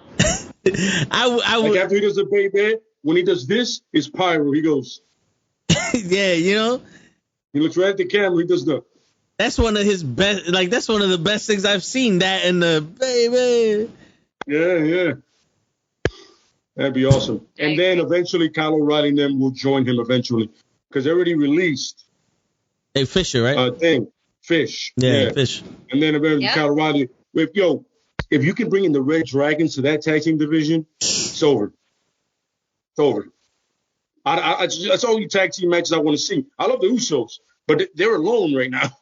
Yeah, they're just strap holders. Ricky goes, Britt Baker wins, and then the Honor music hits, and then after that, Camila music hits, and then they have a face-off. Oh, that'd be good. That's that girl that went against Legit Layla, was Camila. Yeah. Okay. That was the name that was escaping me for a minute. Yeah, no, I mean, Camila's a big bitch. I think Camila and Jade would be an amazing match. That would be so good. There's a lot you can do with that. No, you can definitely go about that.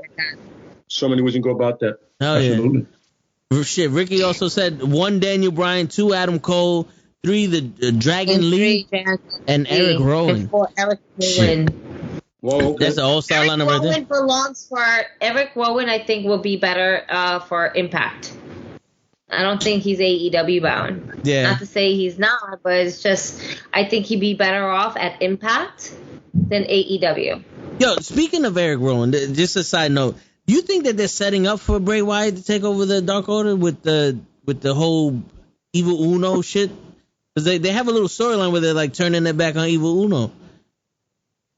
Like, you think they're setting it up for a new leader? It's like the band is breaking up, but then Evil Uno was technically one of the first founding people of the Dark Order, waiting for the one. So it could be where a leader of the Dark Order, because technically Evil Uno was a leader at one point, loses his way. Yeah. And then just has a vision. went to Matt Hardy's fucking lake. He went to the Hardy compound.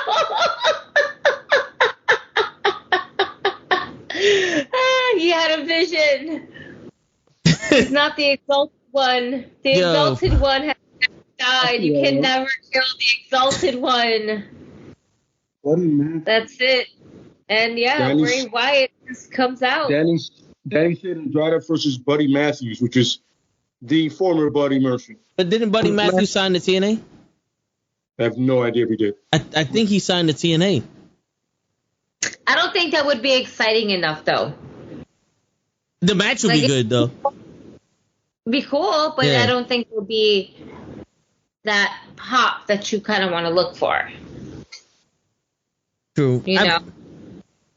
One of the William said Malachi Black, and to be honest with you, that seems like a realistic answer, just because you have so many people debuting on All Out. It's almost like, what happened to your original wrestlers? Where's the rest of your roster? You know? Yep. But hey, they did say when they were bringing back the crowd that every week is going to be something. You know, just to make up for the pandemic and shit like that. So you never know. Yeah. All right, next match. Yeah, it's true. Chris Jericho versus MJF as stipulation. If Chris Jericho loses, he will retire from AEW Wrestling. He will do commentary, backstage stuff, blah, blah, blah. It's like a career-ending match. I don't see Chris Jericho losing for a fourth time in a row. I mean, that's just a little bit redundant. The opposite. I heard his voice talking to Jim Ross. He sounded like he was about to cry. I don't know if you noticed that. That's how you sell it. That's how you sell it. It's one of the best business to sell it. If you believe him. I don't think Chris Jericho is quite done yet. Still got a lot left in the tank. Yeah, I can see that. I feel he's looking better. He's looking like he's in better shape. I don't know if anybody caught that. Yeah, I think he's doing more DDP yoga. Yeah, I would hope so. Yeah. Honestly, I think he's in some shenanigans. Somebody comes in. Nick Gage is back. That's what wishful thinking. Don't quote me on that. With the pizza cutter? I'm not quoting on that. The pizza cutter. And that happens during Domino's. Yeah, he's gonna come out with a Domino's pizza, and he's gonna open the box up, and it's not pizza, but it's the pizza cutter. I have no idea. That timing was perfect, by the way. Oh my God! The pizza cutter is officially gonna be labeled the whole Domino's logo and shit like that. Nick Gage is gonna be the mascot for Domino's Pizza. And then the camera pans out to a young fan who's eating a slice of pizza. And he's a plant. He's a plant. They did that shit on purpose. No, I honestly, I feel like it's going to end like on some bullshit or where, somebody goes over, like, like it's not necessarily a loss, but you're like, it's going to lead to another match. I can see where like Juventud and Nick Cage and all of the trials of Jericho come out and fuck up Jericho type shit. I can see that. You want Movie to come out? Yeah, like, that's actually dope. Yeah, bring this past back and shit. But so Williams was saying that he's gonna come out looking like 1999 Jericho. I would prefer him coming out like Lionheart. Yeah. The original Jericho, Lionheart Jericho, to fight MJF. That would be dope. And then have him end his career that way. Because I would like for him to actually put the walls of Jericho, not a Boston Crab, but like the actual walls of Jericho. The Lion Tamer. Knee on the back of the head on some. The Lion Tamer. The Lion Tamer. The Lion Tamer. Yes. Lion Tamer. I know why he switched it. That shit hurt.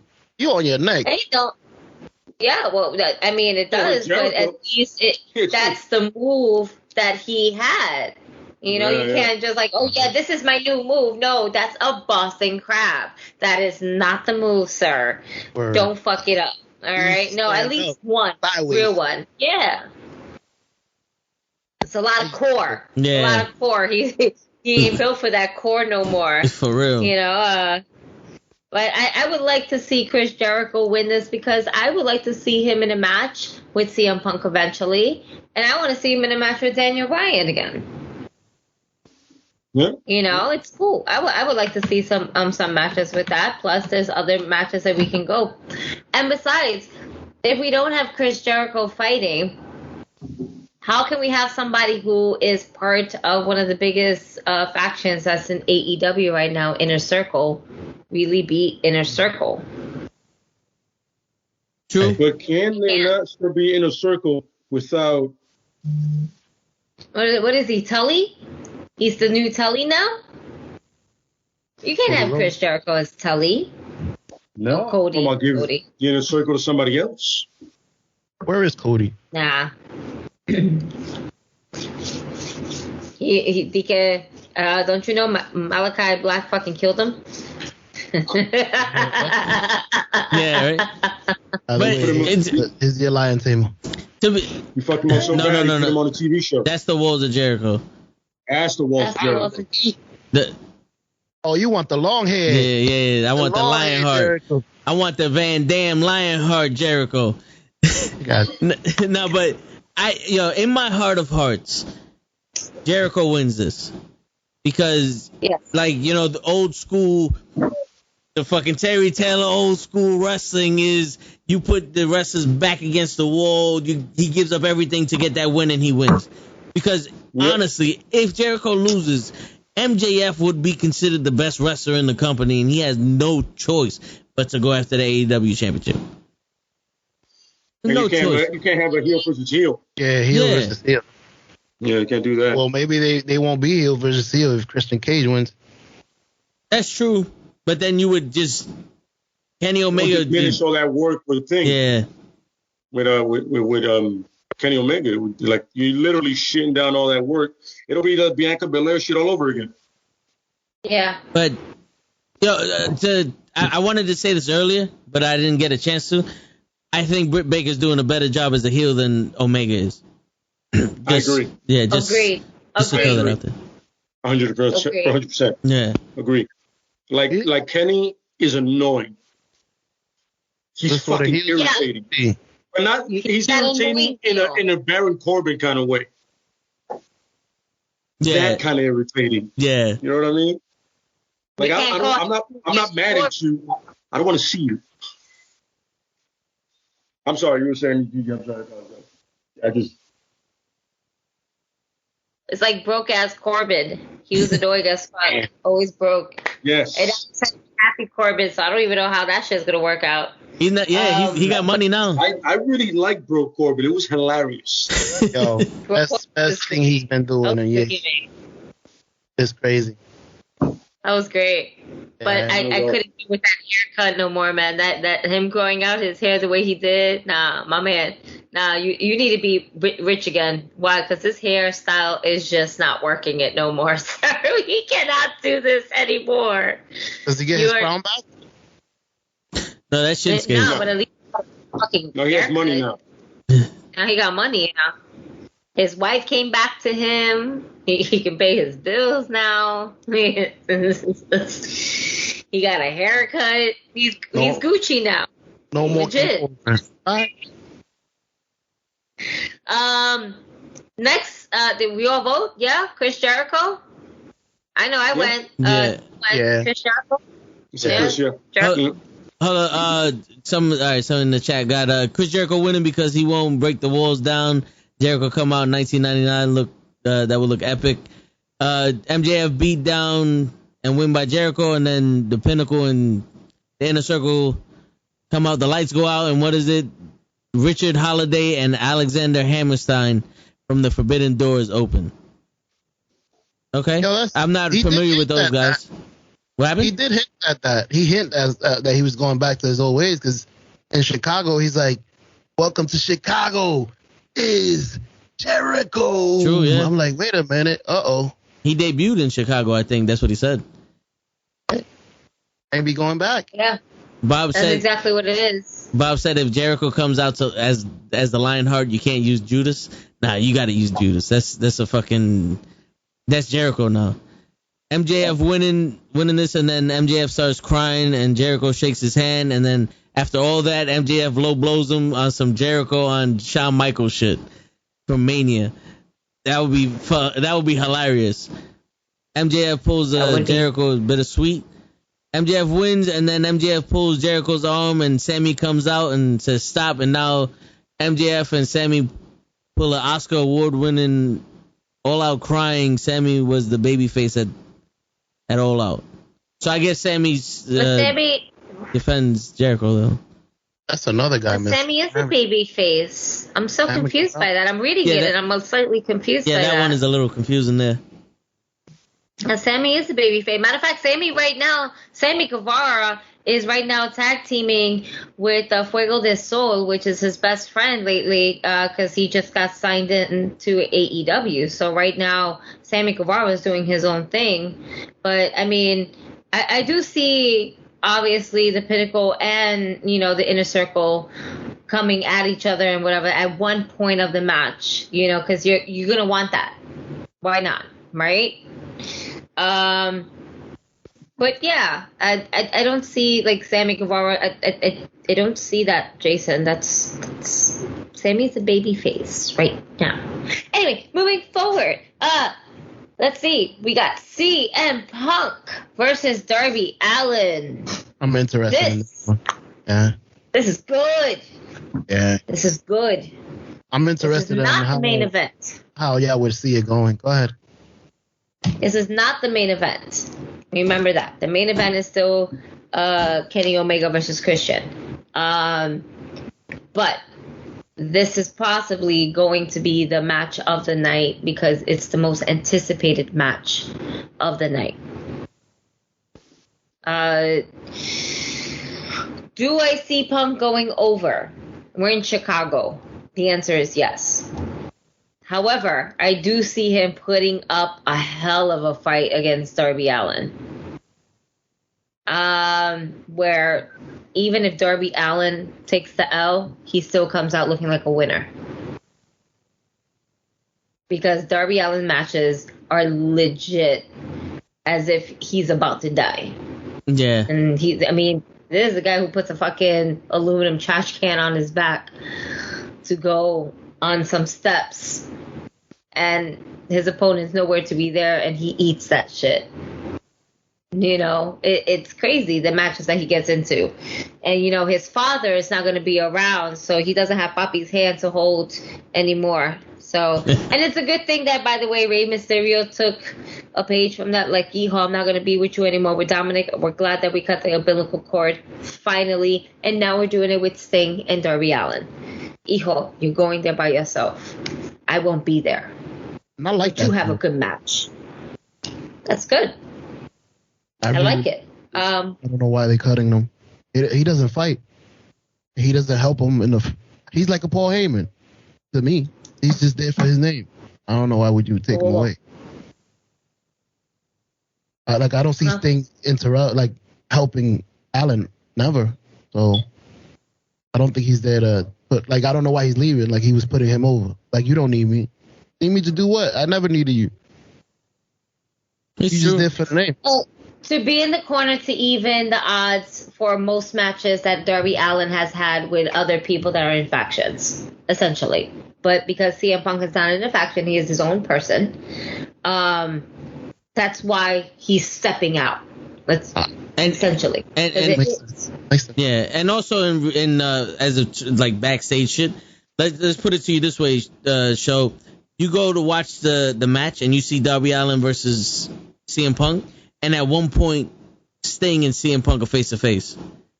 That can potentially take away from the match, because now people are more interested in Sting versus CM Punk.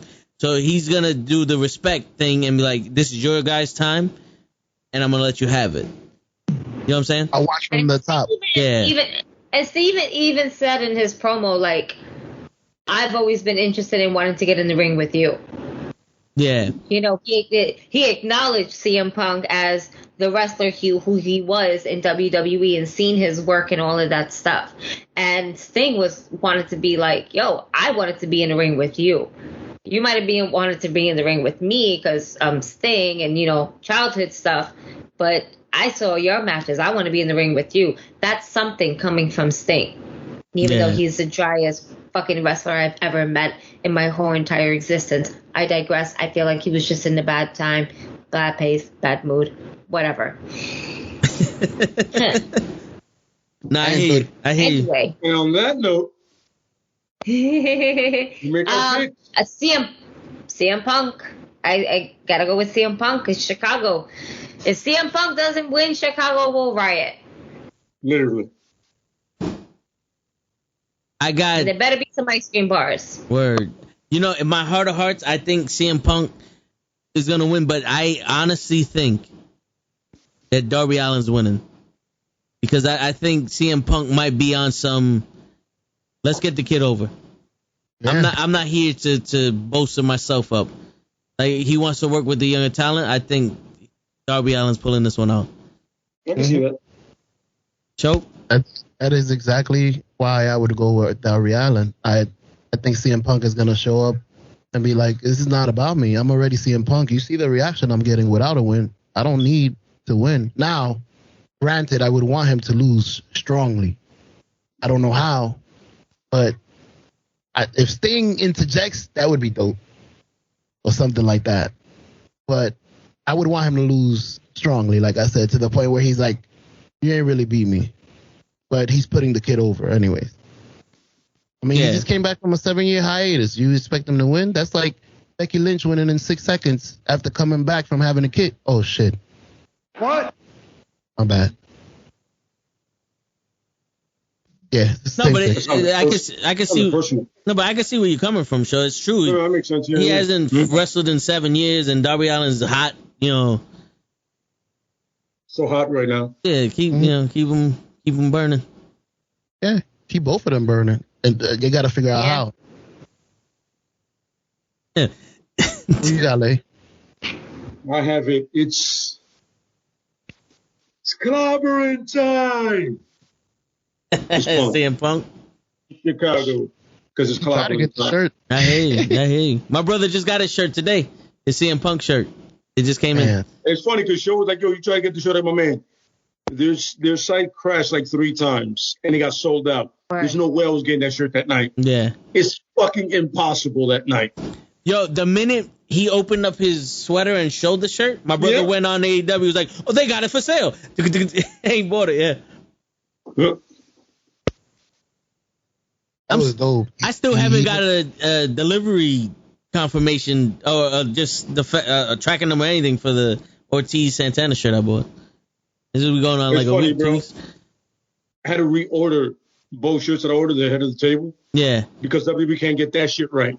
Oh, my God. I had to reorder them. I'm like, yo, I'm not paying for this again. They were like, no, it was our mistake. I go, I know. Damn, you can't book a match? You can't even get my shirts on time? What the fuck, man? You can't do anything right. Jesus. Finally, I got them. Luckily, they ordered them. They ordered both of them. So I was like, nice. How many elbows did it take? Yeah, but I got the Santana shirt. I want to get there in Flushing on some. It's the moment. Hopefully, when they win the tag titles, I'm hoping. Lay, what shirt you wearing to Ash Stadium? I don't know yet. I might want to piss off a lot of people and wear the head of the table. But I also might wear a regular shirt and buy the Santana tees and then put that one on. You know, because CM Punk over there too. I that would be something, but I feel like that side is gonna get ass raped. So I'm gonna be able like, yeah, really? Can I today here? And you'll probably be on the show too, by the way. Because New York loves CM Punk, by the way. Oh, yeah. In case nobody didn't know that. Yeah. Santana t-shirt, I'll probably like wear a regular shirt and change into that one. Word. So the chat saying Punk versus Sting might be a good psychology and storyline. Just saying Darby Allin, yeah. Darby wins and then Chicago riots. All Out will be crazy like NWO heel turn at WCW. Throwing stuff in the ring. Darby's in the ring. Yo, Chris, welcome, Chris. He goes, "Sup, guys? I hear that doing a reboot of ATL 2 Georgia. I know I have nothing to do with this. GG High. CM Punk is my winner. But I think Punk is going to say, Darby, you know what I'm putting you over. I'm already a name and establish yourself." Yeah, I can see that. You know, he thinks CM Punk's going to win, but basically he's like, yo, CM Punk, I want you to win because I already have my name and I want you to make your name for yourself. I can see that. Wait, did Show say chick magnet?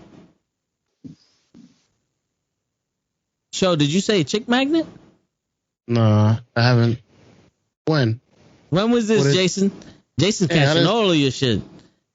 Wait, did Show say chick magnet? Nah.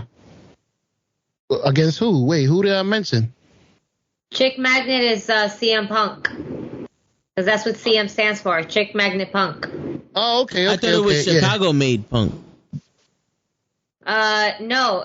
His first wrestling name was Chick Magnet. Oh. So Jason, you just put me on. Oh, okay. What? You put me on too.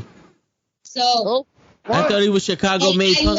I learned this because I was one of those few individuals that got CM Punk's DVD when WWE published it out, like when he did the pipe bomb thing. Like I got that. Oh shit. And yeah, that's exactly what CM stands for. It stands for Chick Magnet. Chick Magnet Punk. Because he was part of a tag team. Because he was part of a tag team when he first started his wrestling career. He started a tag team, I think, with one of his friends, and they were called the Chick Magnets. So he was Chick Magnet Punk. Oh shit! You're breaking out the facts. So bring out the facts. Yeah, they got the facts right here. So basically, wrestling knowledge. So basically, CM Punk stands for "fuck the Miz." Is that what Lay's hearing? Because you remember, absolutely correct. Because remember, the Miz was a chick magnet. Yeah. But definitely, I'm sure he was like, nah, Chicago made Punk. Yeah, but that's dope as fuck. But yeah, no, in the documentary, it was definitely Chick Magnet. Oh, shit. Okay. But I was saying he was Chick Magnet in ECW. I don't remember him being Chick Magnet in ECW. No, but that's why he changed CM Punk. Okay. Yeah, right, so we all said Punk, right? He was like, nobody wants to fight somebody. You guys said Derby. Yeah. You guys said Allen, right? Yeah, we said Allen. You said Punk, so it's 2-2, right? Logical, yeah. I was being logical. All right, and the main event of the evening. AEW's World Championship, Kenny Omega versus Christian Cage. I'm going Kenny. I'm going Kenny Omega because AEW, when they spoke about it, they kept saying how Christian got his number because he already beat him and it's going to be a blah, blah, blah. I'm going Kenny Omega.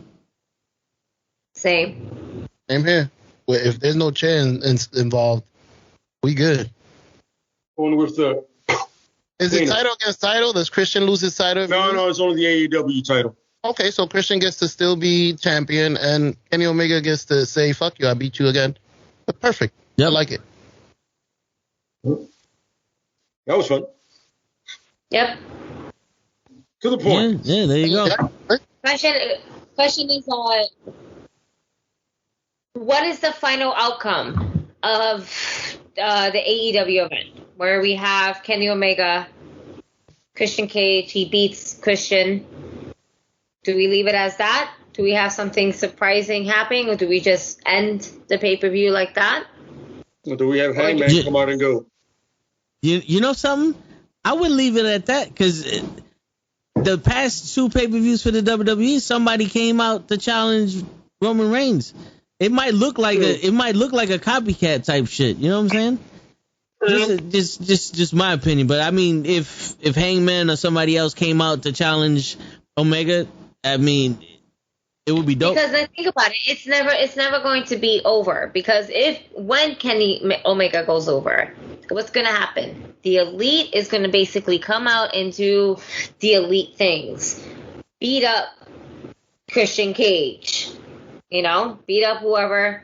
Kenny Omega's going to continue talking on the mic, because that's what they like to do. They like to talk on the mic. Who do we have to come down to come and save Christian and be like an oh shit moment? Malachi Here we go. Black. Nope. Malachi Black is like, yo, fuck him up. Nope. Yeah. That's right. He's saying Daniel Bryan. That's how we bring Daniel Bryan out.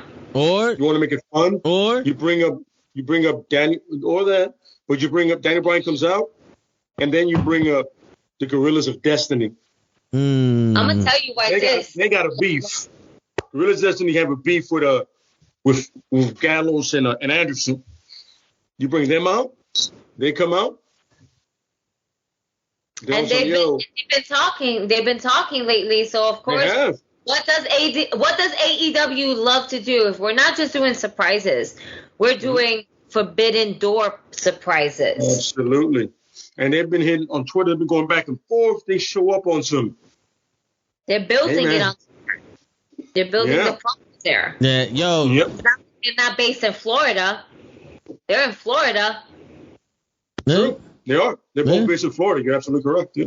Yo, the chat got some shit going over here. So, Bob was saying Omega wins, Jungle Boy calls Christian the match. Christian gets all mad, low blows Jungle Boy, and then it's TNA, the Impact title on the next pay-per-view versus Jungle Boy. And Luke was saying Omega wins and Jay White's music hits, or Okada comes out. Oh, no. That... Or you can have Jay White or Okada. Would be something, because there's history there for both of them. Imagine if we start bringing literally the Bullet Club all over. Like, hey, we're just going to come here. Like, all the Elite is out here. Interesting. There's about how many of y'all niggas? And then they all come down. Like, because we already seen Jay White. Yeah. We already seen him. Doesn't take long for everyone else to come follow. We already saw Kenta. Yeah. Mm-hmm. You get Foley out there. You get Foley out to get everybody out there, baby. That's two. And yo, GOP. Boom, boom. The Bullet Club versus the Elite. Mm-hmm. Because they were all Elite members. I mean, they were all Bullet Club members before they were Elites. They left the Bullet Club for the Elite. And then this eventually is where you bring Adam Cole, baby, into the mix. Because Adam Cole, baby, was definitely part of the Bullet Club. But the thing is that he has more in common or more an attachment to the Young Bucks versus the fact that, he was one of the, after AJ left, it was Adam Cole. Mm-hmm. That's what they were going for at that point. That's what they were going for. Like, to make him the guy. Yeah. Yeah. Yeah. But for sure, it'd be like, that'd be dope. But it would be right. It'd probably go right into Jay White versus Omega. Yeah. Do that easily. You know what I'm saying? Switchblade versus the Cleaner. If Omega ever decides to be the Cleaner again, holy fuck, just be the Cleaner. I don't know who this douchebag is you are right now. Cyrus the Virus. Fuck me, man. Word. Be the Cleaner, bro. That's the guy I miss. Hell yeah. So, all right, Chris says Omega wins the belt and The Elite jump Cage, and then Bryan's music hits, and the lights turn out. Omega's old friend beat down Bryan in New Japan Pro Wrestling. Kota Ibushi turns heel and joins the Elite. Ooh, that's tough. He's saying AJ Lee as the Joker for the women. Well, Lay already broke the news that AJ Lee's not wrestling. So. Not yet. I would have loved that. Not yet. That would have been dope. I say if all goes well, 2 years max. Give it about 2 years. I would honestly say that. That would be dope. I mean, I would love to see AJ Lee because she can two things. She's great on the mic and she can go, so it'd be fun. Oh yeah. Yeah. And you know, regardless, at the end of the day, like AJ Lee's definitely is like passion was always wrestling. Ever since she was a little girl, with the whole thing of her and Lita, and we all know AJ Lee's passion for it. She's a great businesswoman doing everything else to become completely successful. And to see, so and she already said it. She was like, "That's it. She's a mark for Britt Baker. That's it." But Britt Baker's like, that's her girl. She loves it. She's getting back into like watching it. Like, okay, this is what the women are about. Okay, my husband can actually work with this. Okay. Nah, I'm gonna keep doing my thing, and we'll just see. And eventually, if all goes well on Punk's end, I don't see where AJ won't be like, I really want to get into a match with this one. Let's see. And they can see it. And maybe, like I said, give it about 2 years, but I see it. Yeah. Never say never. No, it's true. Shit, we said Edge will never wrestle again. Daniel Bryan will never wrestle again. How many people? I'm just saying, like, I know you. No. But just like, how many people did we say that? Yeah, Derek mentioned that Paige is trying to come back, and I seen that report. Yeah. She's trying to, make her way back. You know what I'm saying? She got inspired by everybody else coming back, including that cocksucker Edge. But yeah, I get it. You know what I'm saying? You see these people working their way. You know what I mean? And for some reason my forehead is 1,000 times bigger. I don't know what happened. What just happened? Lay. Hot. Where did I go? Oh, There you go. So show left the Skype. Hey, Lay, pass me a water. Literally right there. It's like Drew McIntyre's I heard about that. So Dan was saying that Drew McIntyre is trying his best to bring back the Broken Dream song. And he actually said it too. He's like, yo, if he gets it back, the fans better know every single word of that shit. And they better fucking sing it like they do Jericho's song. Otherwise, all that work to get his old theme music back will be for nothing. And I agree. I agree. I'm just letting you know, Drew. Just letting you know, Drew. It's probably going to be for nothing because I don't think you're going to have people sing that shit like the Judas. Nah. What? It's fun for him to want to do it. Yeah. I like his enthusiasm for it. The fact that he wants it out there. Yeah. It would make things interesting. It won't make him interesting, but it'll make things interesting. Yeah. As long as he drops the sword, I'm okay with it. Like, he needs to get rid of that sword. Done. I agree. No, he does, yeah. You good, Sho? Wait, what's happening? What? You're muted, Sho. What? What? For some reason, my computer blue screened. Oh, shit. Yeah, it just restarted. I must have been doing too much. I'm bad. You're always doing too much.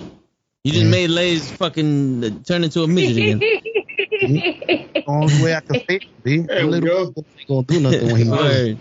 Yo, on that note, guys, because it's almost 2 o'clock in the morning, and some asshole gotta go to work tomorrow. Fucking shit. But yo, awesome predictions, awesome show tonight. SummerSlam was a shit show. We confirmed that. I just want to reiterate what we said in the beginning, and when Sho and Gigi got on about the whole depression stuff and all that, killing yourself is not the answer. We have this podcast, a bunch of podcasts throughout the week. show streams on Twitch. You know, we all have social media that's in the description below. Yeah, anybody needs to talk or anything like that, you're welcome to be here. We'll stop the show to talk to you about it, because at the end of the day, wrestling, comics, and movies not more important than your life. So, you know, reach out to your family, anybody, us, professionals. There's a number you can call. This shit's serious, and there's no reason for you to end your life for something that, you know, you can get help with. Absolutely. Exactly. Remember, you're never alone. You're never alone. There's always someone to talk to, always someone there for a reaching hand, no matter what. Yeah, just, we're always here to help. There's hotlines for those help. If you know, you just need to reach out. Your life is more precious than what you actually think. You know, you're not alone in this world. So anyone that has any suicidal thoughts, or, you know, knows someone that has that, help them, and help yourself by reaching out. We're here to help. Definitely. Don't ever be shy about reaching out. Don't ever be shy about being just a good person. You never know. And during the day, just be nice. Yeah. You know, be nice. You know, you never know when a good deed or just a hello or a smile can have somebody not do that. So top of everything else, be nice. You know what I mean? And at the end of the day, like these fine individuals both said, reach out. You know what I mean? Like I said, you have our information down there. You just want to shoot the shit for a little bit, or you want to talk seriously. Hey, man, everything helps. Every little bit helps. So reach out, and you're absolutely never alone. And it's never going to get, if it gets to that point, know for a fact that somebody cares about you. There. That's right. Joe, you want to? I agree with everything you guys said. Gotta remember, sometimes life gets hard, and that's normal, guys. Trust me, we all go through it. Reach out, speak to somebody, and remember your family loves you. When you do leave, they're the one that stay behind wondering what the heck happened. Word. And if you think we're full of shit about you coming to us and talking to us, when me and Show was first streaming on Twitch, we had Twitch and Mixer. We had a bunch of people come up to us and tell us their stories. We helped a young man come out to his parents that he was gay. We helped somebody get over their parents' divorce and their uncle passing. You know, the people come to us and talk to us all the time. Like we said, man, there's nothing more important than your life, and we may not know you from a hole in the wall, but it's still important. What's going on in your life. So if you need to speak to somebody and you find us, hey, we're here, and you can find anyone else. We're not the only ones, but you could trust. You know, there's always someone there that's willing to help you. You'd be surprised how many people want to help someone but don't know how to. And if you just ask for it, they'll step up and help you. You know? Absolutely. Yeah. If you see anybody that may be giving hints, make sure you always go up to them and talk to them. Listen, I'm here. Let them know you're here. We're here. If you ever think about that, or yeah. Absolutely. And you got the outro show or no? Oh no, I can't. After that message, I can't do no outro, bro. It was perfect. All right, my cool. outro was Mankind with some evil stuff saying "Have a nice day." Nah. You good? Yeah. That'll contradict the message really bad. Yeah. But we'll save that for next week. Yeah. But, yo, guys, it's your friendly neighborhood knuckleheads signing out. We'll be back next week. All right. Let me go jump in the ice cold shower. I'm out. Word. Yo, Show, get some rest. Make sure you hydrated and try to eat some shit. Yeah, that's what I'm doing right now. I started the cold water. I'm sweating look at my forehead. I'm sweating yo, I'm sweating. My eyes was burning. At one point, I had to take my glasses off. I've never taken my